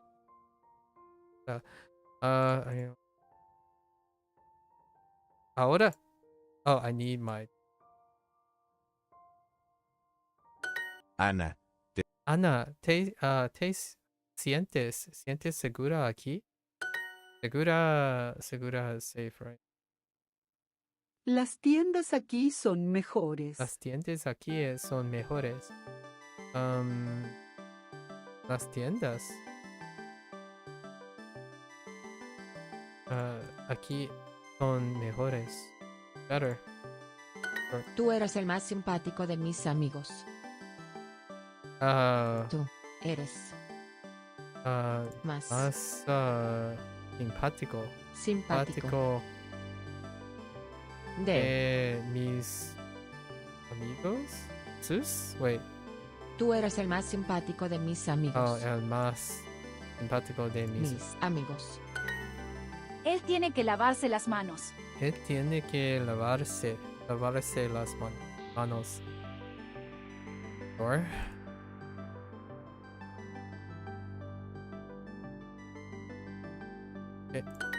Ustedes tienen que lavarse las manos. I remember like manos feminine. Los precios aquí son mejores. What? Los precios aquí son mejores.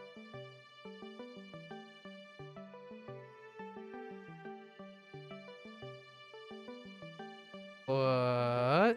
Los precios Oh. aquí son mejores.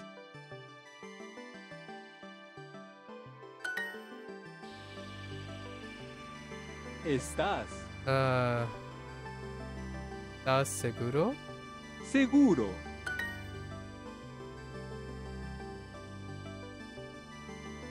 Y yo.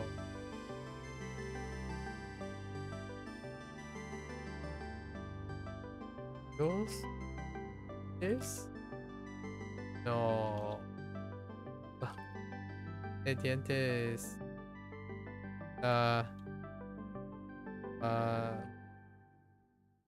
El maleto. Or, wait. Cartera? Oh no, wait. Son of a maleta! Dang it.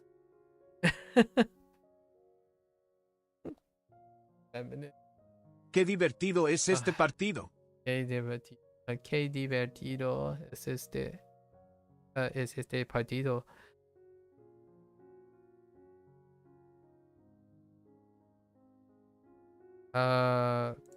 How fun summer this party is fun.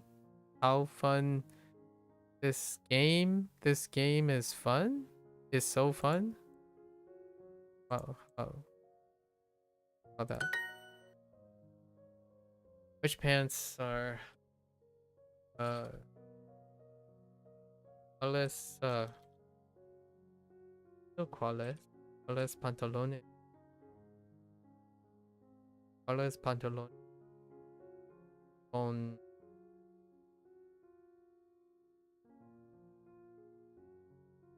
el host.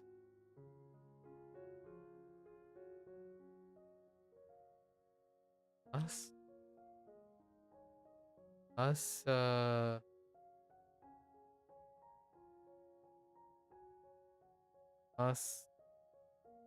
caros? Los más caros? Oh no, I have conjugation problems. Okay, that doesn't answer my question. Okay. Oh, and then it's a qual and a K problem. Yeah. And then they just went with pantalon. And then pantalon is masculine. So this doesn't answer my question about... Oh, now I'm kind of curious. Qué divertido es este lugar. Podemos montar a caballo y nadar en el río. A la noche, comemos comida mexicana y bailamos. Le gusta ese lugar porque hace muchas cosas diferentes. Este periódico es nuestro. Este periódico es nuestro. Oh, no. Oh, no.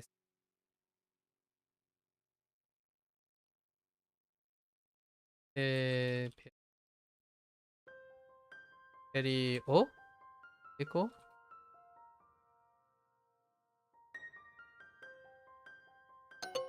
Son of a nuestro. I put an S there. It's. Oh, wait. Hold up. Mi cepillo de dientes. Dientes. Oh, no, not this one. And la. That's fine. This one. Okay. So how about we use? Let's just say que, right? Que. But I decided to do pantalones. Pantalones son. So does this become like el más más caros? Son of a, I just want to know. Oh, no. Wait. But then we can, okay. Other combination.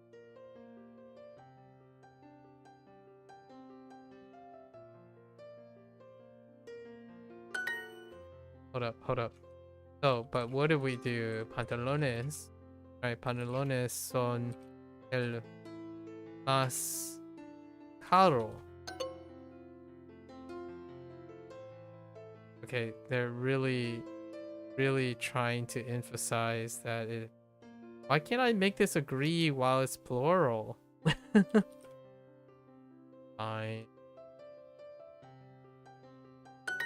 I don't really know. I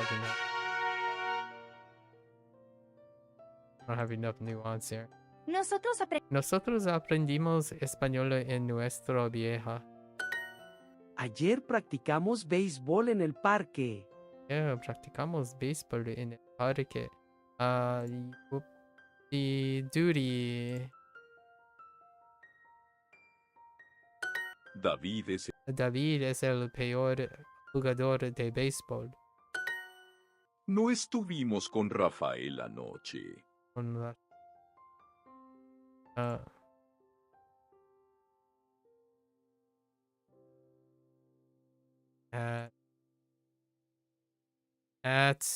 We weren't with last night.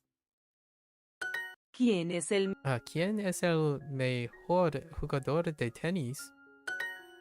Quiero beber el mejor vino de Italia y comer el mejor pescado de España. Pero no puedo, es muy caro. La persona no tiene mucho dinero. Sorry, every time when like oh, these things are great, it's very expensive, and then your reaction is like, man, that person's poor, or that person doesn't. But it's kind of funny. I did. It's more like how they didn't ask anything for the thing, but it's contextually surmised, and I like that. I hope they continue. Like, ayer. It's like one way to look at it, and I think it's funny because they don't have a lot of money. But you could say they do have a lot of money. They just don't want to spend it on something that's very expensive. Although they said they can't, implying that they wanted to, right? Oh, actually, maybe the top part. Oh no, they did say they wanted to. They used querer, so they wanted to, but they weren't able to. So yeah, have enough. Or I think a phrase that I would say is they probably don't have enough money, as opposed to they don't have much. I think that's why it's particularly funny to me. No. Actually, I'm not even. If I know how to say that. I think I do. Oh, well, I would know what it sounds like if I heard it, but I can. Ayer no aprendimos nada. Nada. Ayer practicamos fútbol con los niños. Practicamos fútbol con los niños con ayer Practicamos fútbol con los Dang you. niños. Yep, and dropping articles like it's my dropping articles like it's my habit, you know. No estuvimos con Rafael No es raco anoche con. Yo creo que este hotel es el peor. Yo creo que él es peor. Oh, no. El peor. Oh. El hotel es el peor. Yo creo que este hotel es el peor. No viajamos mucho el verano pasado. Viajamos mucho el verano pasado.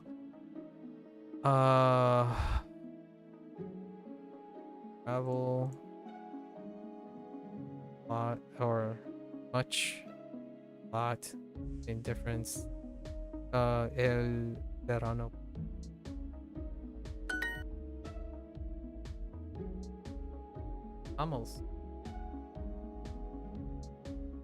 Viajamos mucho nosotros. El martes pasado. El martes pasado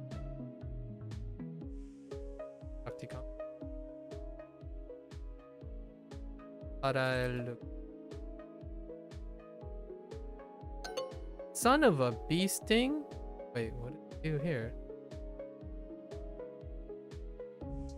Oh, I misspelled practicamos. ¿Me traes un tenedor limpio, por favor? Me traes un tenedor limpio, por favor.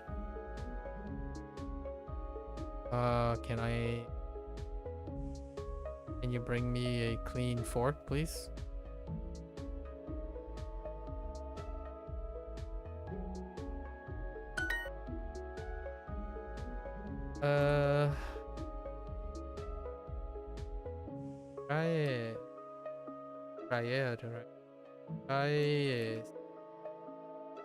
Traes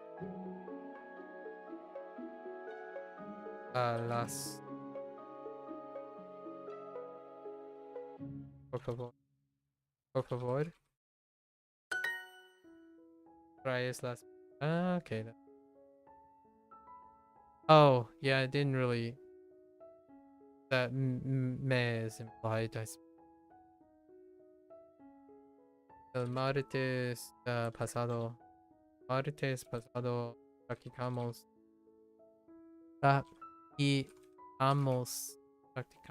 para el concierto.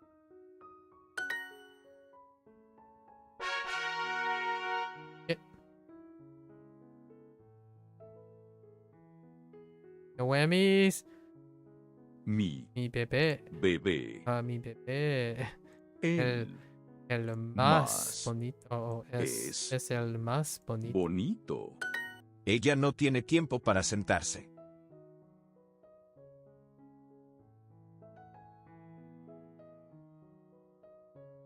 Ella no tiene tiempo para sentarse.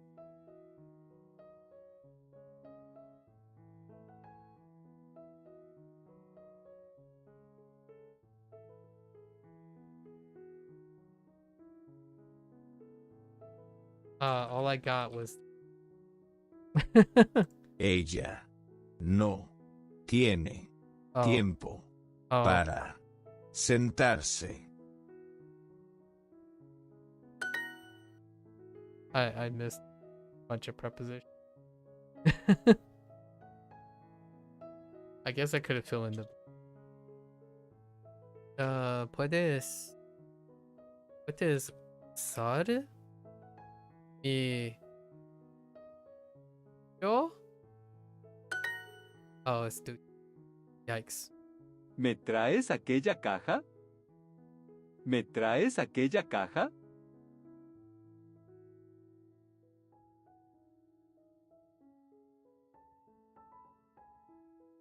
¿Me traes aquella caja? Uh.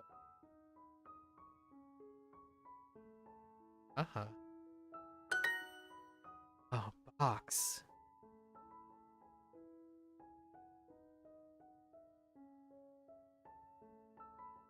It's all gone. Este sombrero. Este sombrero tan bonito. Sorry, I raised my voice.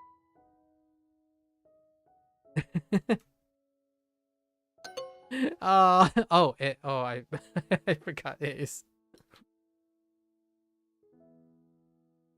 Sorry. ¿Quién?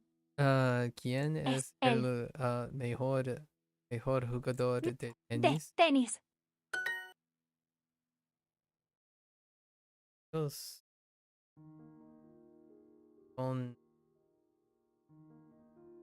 más short. Oh no, short. Son más short. Not delgado.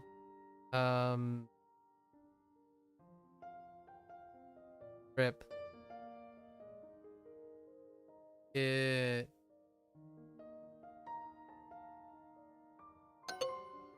Bajos. Heck. Bajos. Oh, this kind of answers my question. If this is conjugated based. Oh, that answers my. Esta película es peor que la otra.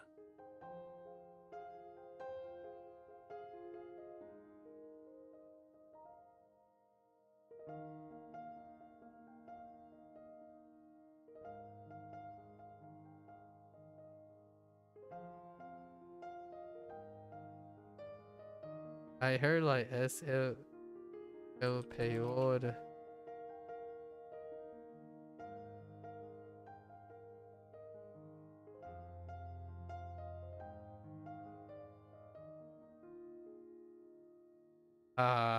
Esta película es peor que la otra.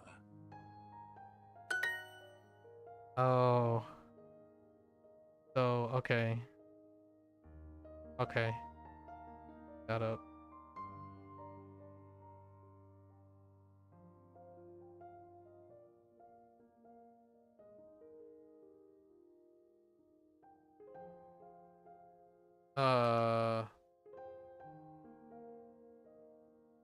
¿Eres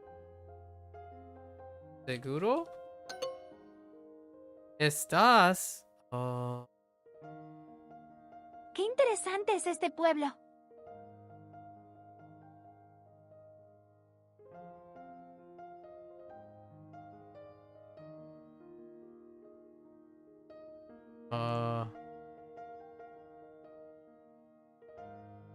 ¿Qué es interesante del pueblo? Qué interesante es este pueblo. Oh. Oh, that's not a question. Oh, they were. Okay. Puedes take. Oh no. I think we're still gonna use triad. Fine. Esta caja. Coges. I don't.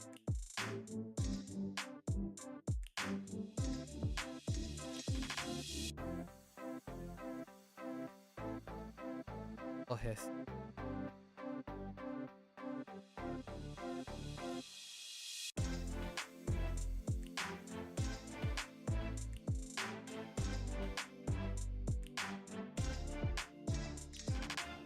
I don't remember hold.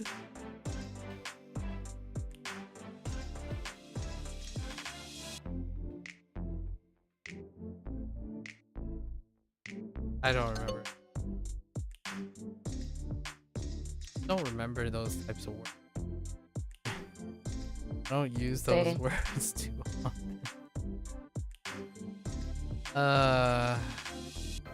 Save me. Te ayudo Ayudo. a pintar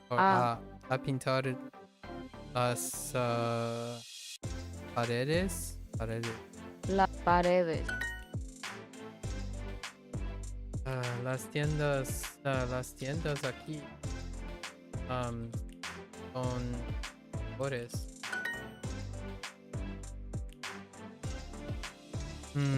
¿Qué tan... Oh, no. ¿Qué camisa tan bonita, tan bonita? Son of a...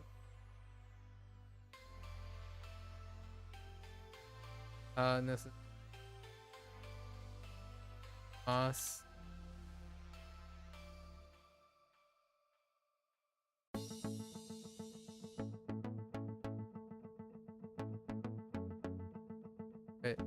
Wait. Chaqueta. Wait. Chaqueta. No! Oh, the other way around. Oh, man. Oh, and I didn't even conjugate properly. I didn't even... Oh.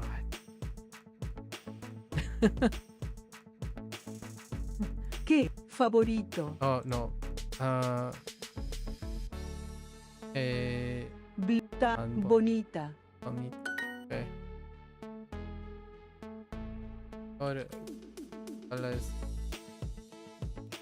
González. Siéntese. ¿Eh?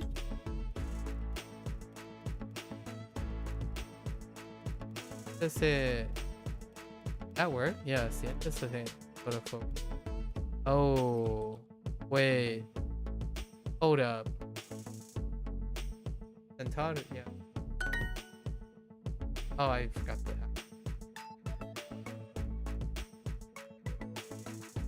Ella mira la tele en su dormitorio. Need the accent. Instead of say 600. Or 600. Dientes. Ella mira la tele en su dormitorio.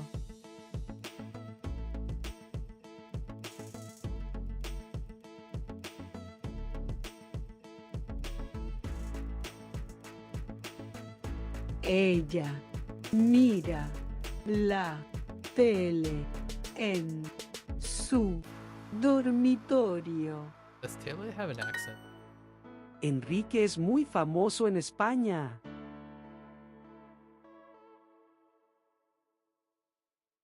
Enrique.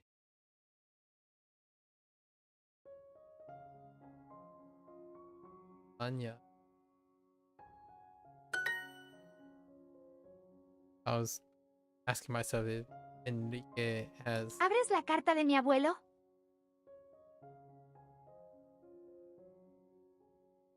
¿Abres?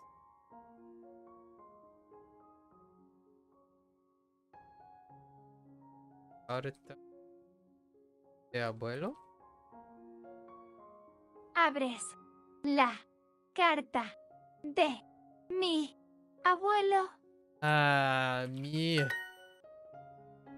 Okay. Mi hermana. Mi hermana es la más... La más alta. Señor, levántese, por favor.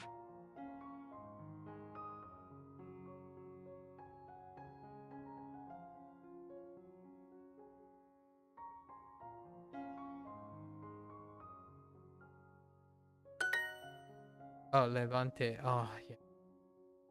Don't give me that look. I know. Don't even give me that look. I don't want to hear it. Ustedes no pueden fumar en la habitación del hotel. They didn't. Hay hay algún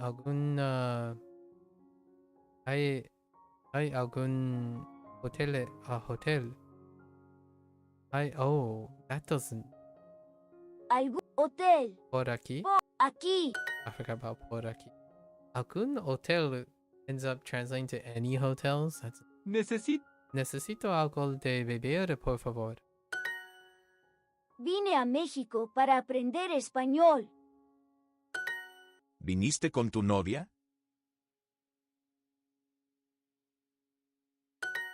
Tengo $420.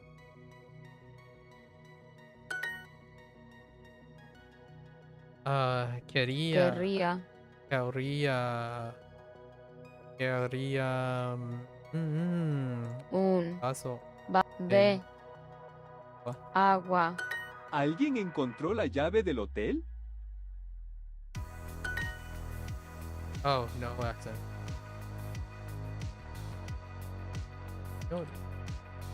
Yoda. ¿Qué? ¿O cuál? Es su. ¿Qué? Su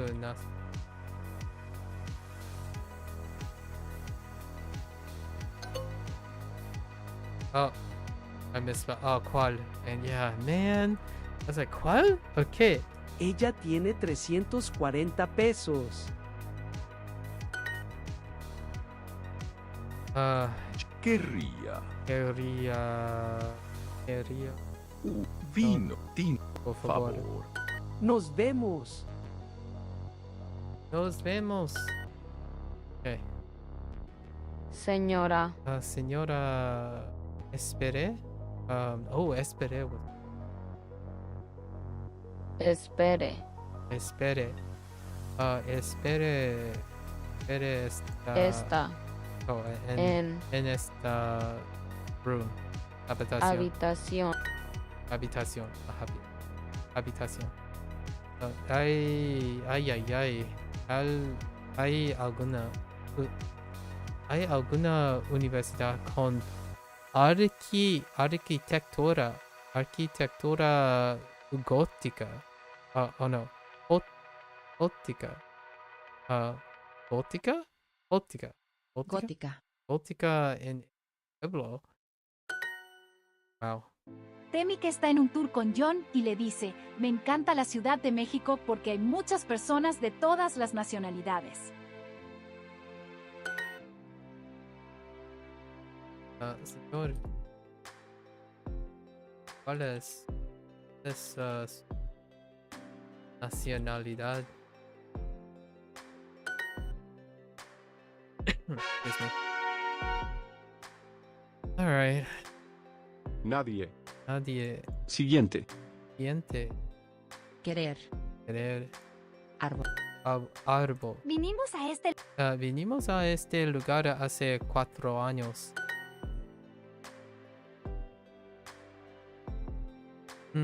Ellas encontraron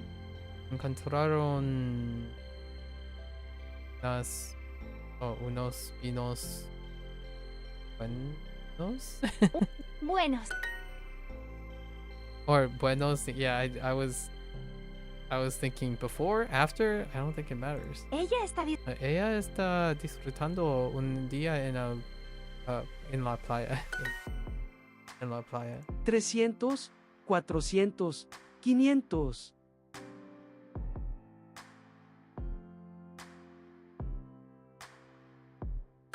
¿A qué hora vinieron ustedes ayer?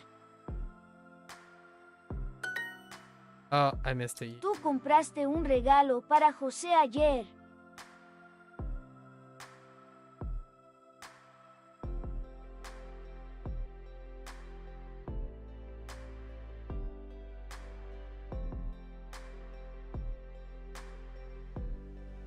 What?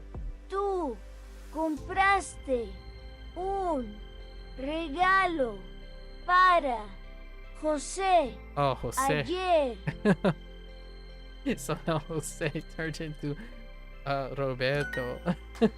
No podemos hacer mucho ruido aquí.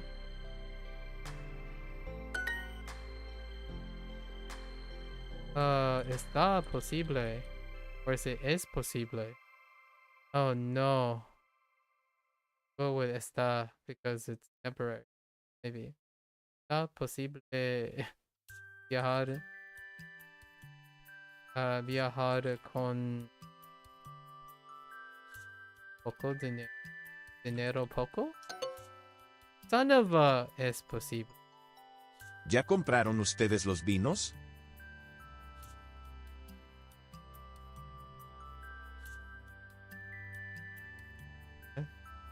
¿Ya compraron ustedes los vinos?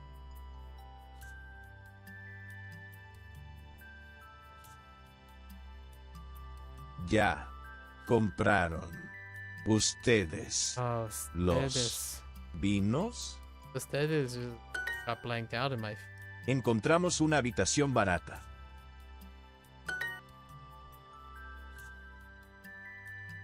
Tienes que leer Leer.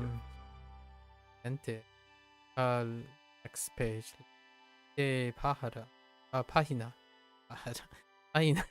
the next part. La página. Ellos caminaron por toda la ciudad.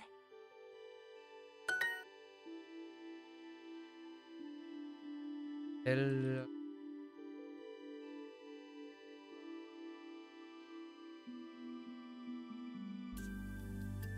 está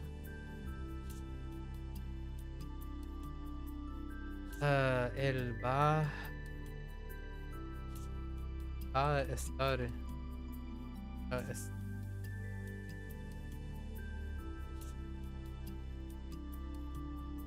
la estación.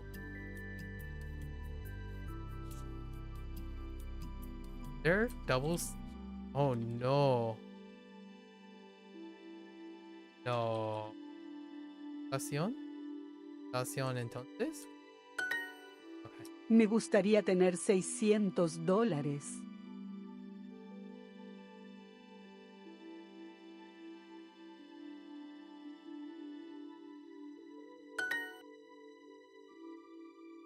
Después de viajar ahora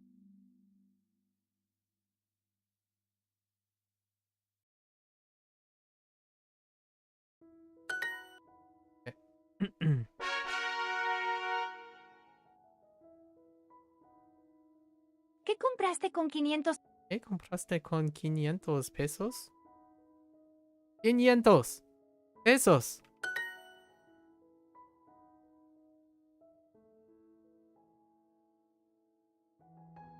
Estamos disfrutando mucho este viaje. All I can think of is escúchame.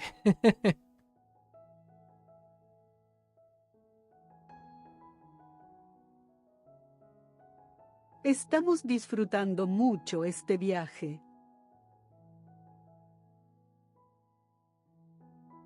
Estamos disfrutando mucho este viaje.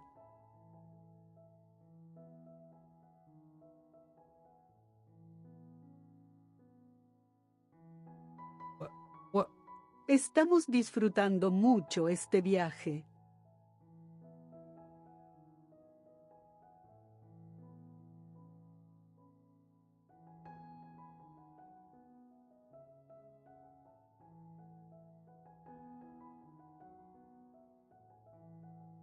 Wait, ¿es viaje él?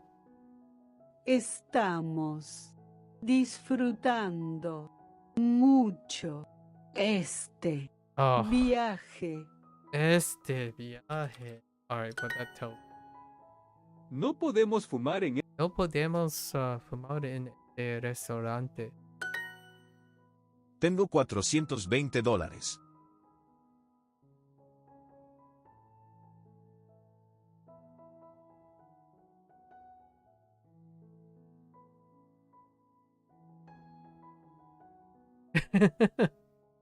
Tengo $420.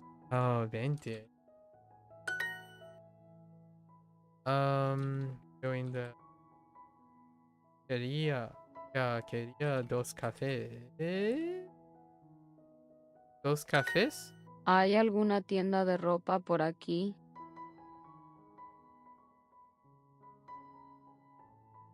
¿Cómo bien? ¿Hay alguna tienda de ropa por aquí?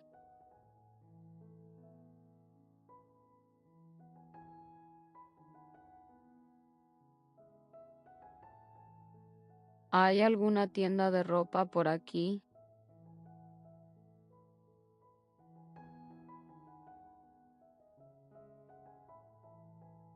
¿Hay alguna tienda de ropa por aquí?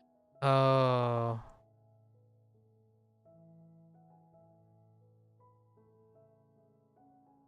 ¿Hay alguna Oh. tienda de ropa por aquí? Oh my. Oh boy. What? Algun? Oh, I couldn't make up my mind. Is it?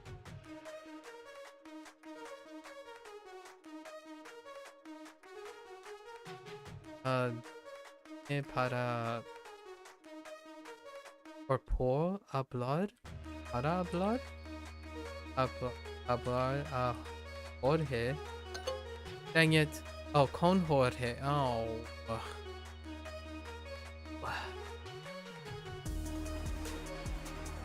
Voy a tomar it.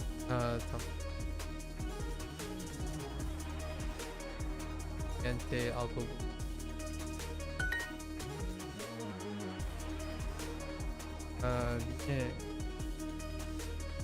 Vine para. ¿Y entonces qué vas a hacer?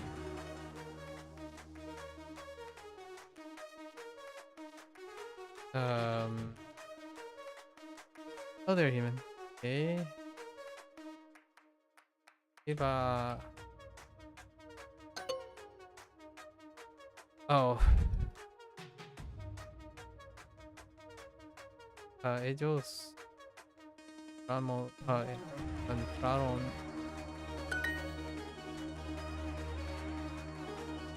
Sí. Ella.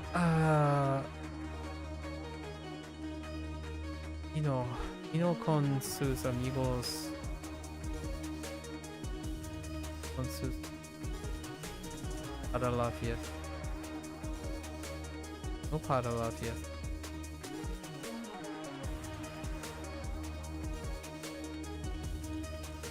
A la fiesta? Oh, that's interesting.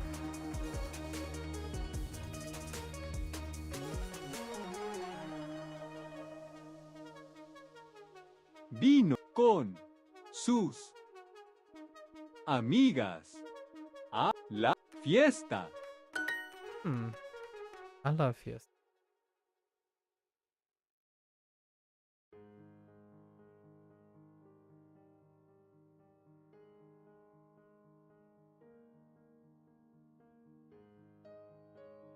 Or two.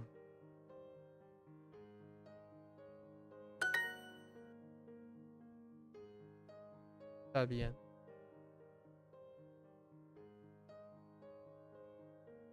No vinimos.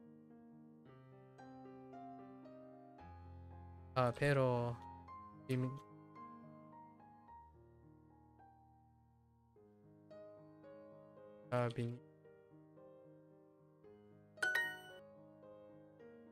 yo creo que es posible.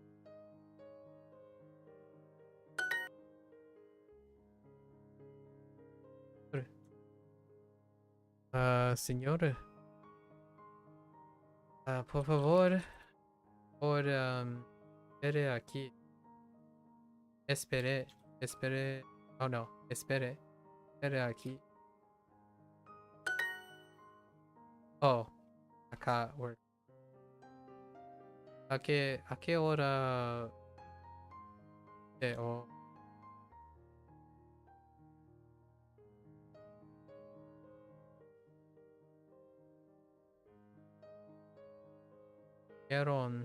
¿Vieron ustedes ayer? Ellos caminaron por toda la ciudad.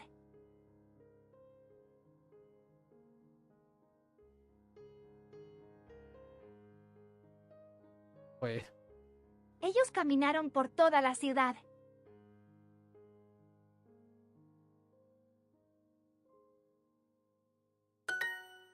¿Y entonces qué vas a hacer?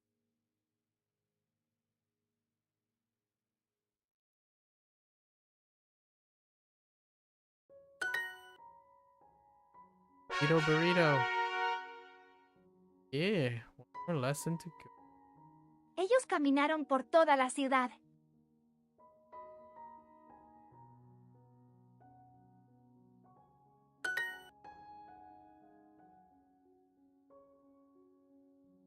¿Alguien, alguien conoce? ¿Alguien conoce esta? Oh, ¿alguien conoce esta ciudad? Alguien conoce bien. Es ciudad. ¿Dónde lo encontraron ustedes?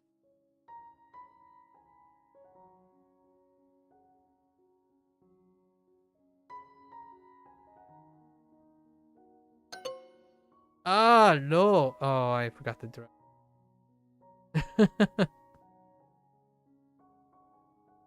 Who did you y'all meet? México. México para aprender. España. Por favor, espere aquí. Espere aquí. De acá. El mes pasado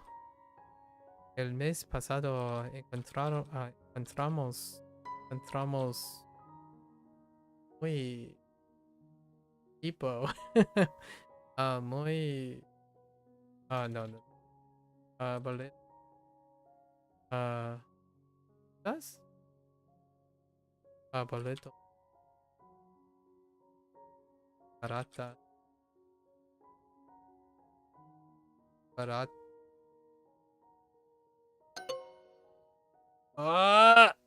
I went against my I was being up. ¿Con quién viniste?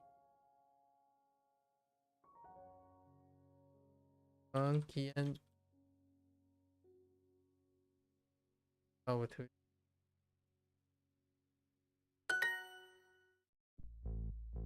Or arrive. We can't make much.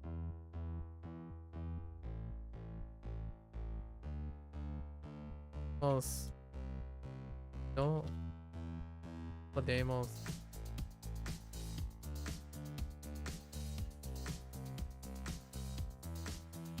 No podemos. Yo aquí. Hacer mucho río aquí. Oh, okay. To make. That's fair.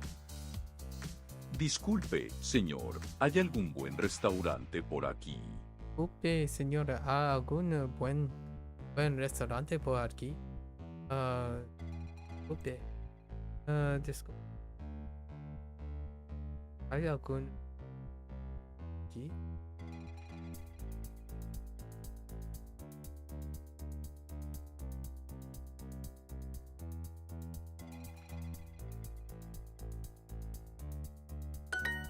It's still very weird to go from singular to the phrase that's plural. I wonder if that's... I mean... hay algunos buen restaurantes por aquí. What's wrong with that? Huh.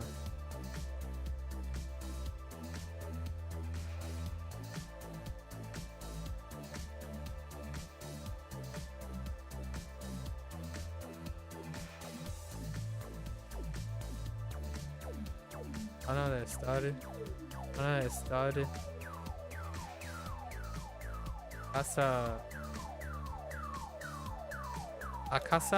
¿En casa? Oh no. ¿En casa entonces? Oh no. Oh, okay. Casa. No vinimos anoche, pero vinimos hoy.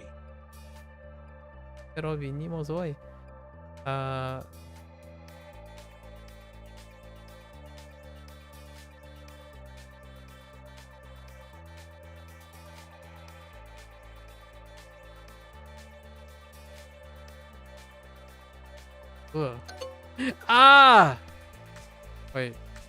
Oh, I moved the. I slide the thing ¿Hay in the wrong alguna place. tienda por aquí? ¿Hay alguna tienda por aquí? Por aquí. Ellos compraron nada ayer. Señor. Señor. Por favor. Por favor. Por favor, escriba su nacionalidad aquí. Escriba su nacionalidad aquí.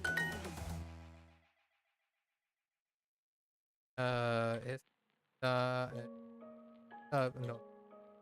Este boleto cuesta 600 pesos. ¿Dónde lo encontraron ustedes?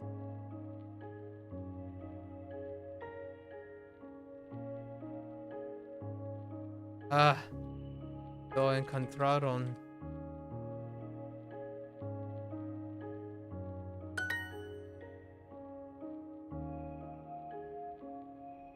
Es pasado encontramos de baratos. No podemos hacer mucho ruido aquí. No vinimos anoche, pero vinimos hoy.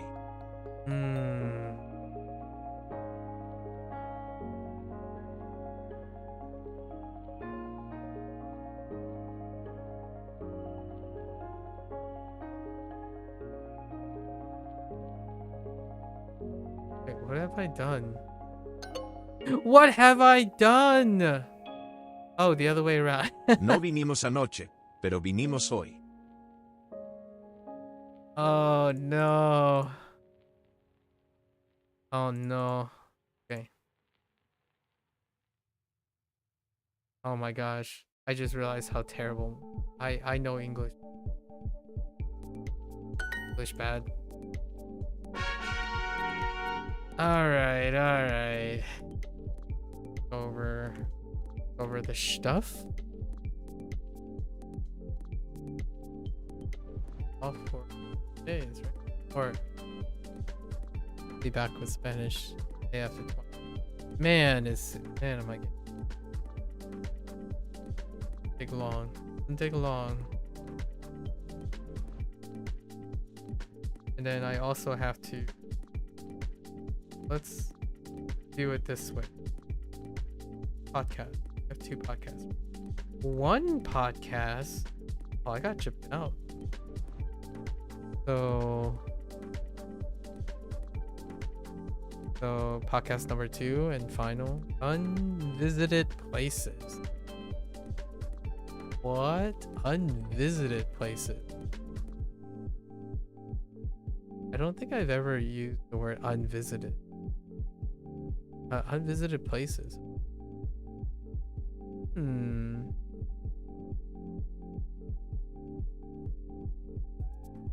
I don't know, mean? Who cares about me? Right? When you have the couch. Adventure. Looks good on the go. That's interesting. I wonder if it has any artwork. Self-explanatory. How does that fit?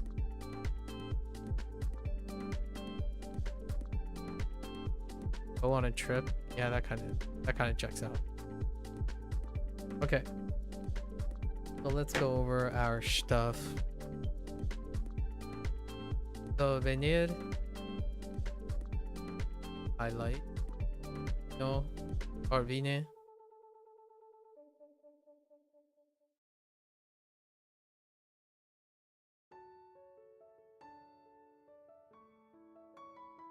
Vinieron. Past tense.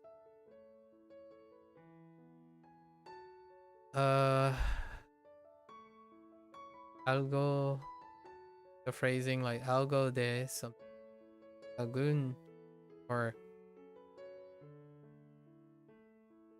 using like algún, alguna, and then noun, por aquí.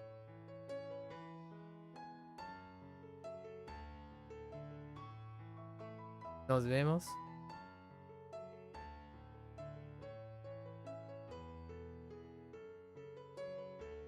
You're right, using a mouse, that'd be wow. No, I only use mouse when I'm drawing boxes. This is a pen. We use it because we also write kanji and Hanzi. Learn how to penmanship. And then I'll go there. What else we got? Yeah, fumar. Fumar. Siguiente. Oh, siguiente. Siguiente. Entonces.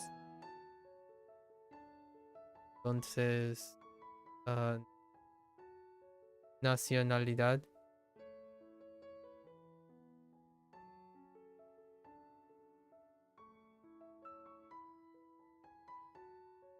Otra.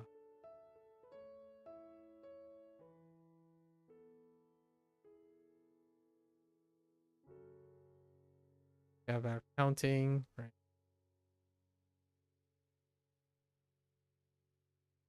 Trescientos, cuatrocientos, quinientos, or quinientos. Oh no, quinientos. 600.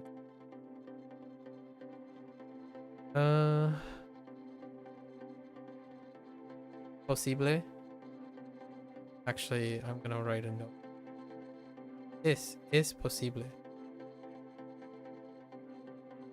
Es posible. Or ser.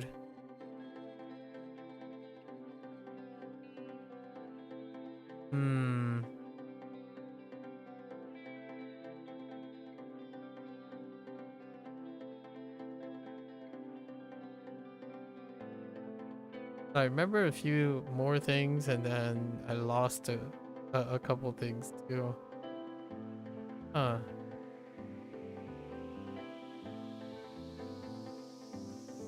Poder traer.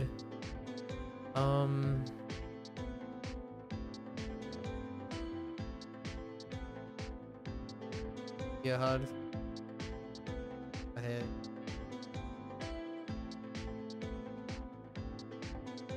Disfrutando.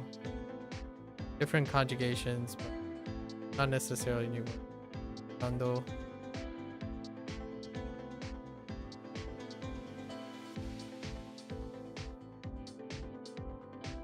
In the way.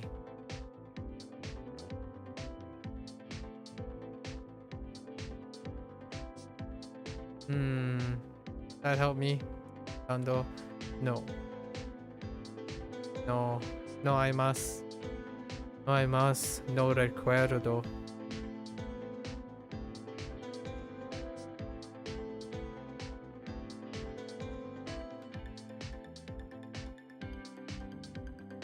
Oh, ruido. Ruido.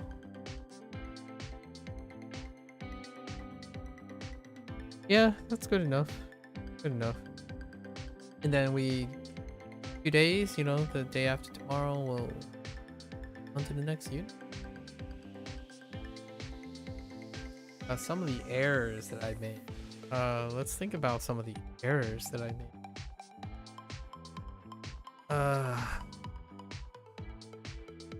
One was interesting. So con like person, I think it was like Jorge something. So when you're talking with coming to talk to someone, right, to Jorge, it ended up being con, using hablar. That is something that I would make repeatedly if I don't tell myself not to use hablar con Jorge. Femenino and masculino stuff comes with this. Those. En casa was a 50-50. I wasn't sure it was Akasa versus En casa. So I can still trust my gut with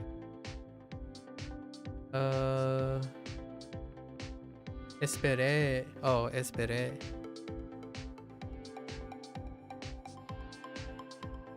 This is the imperative. Imperative. For wait. Esperar.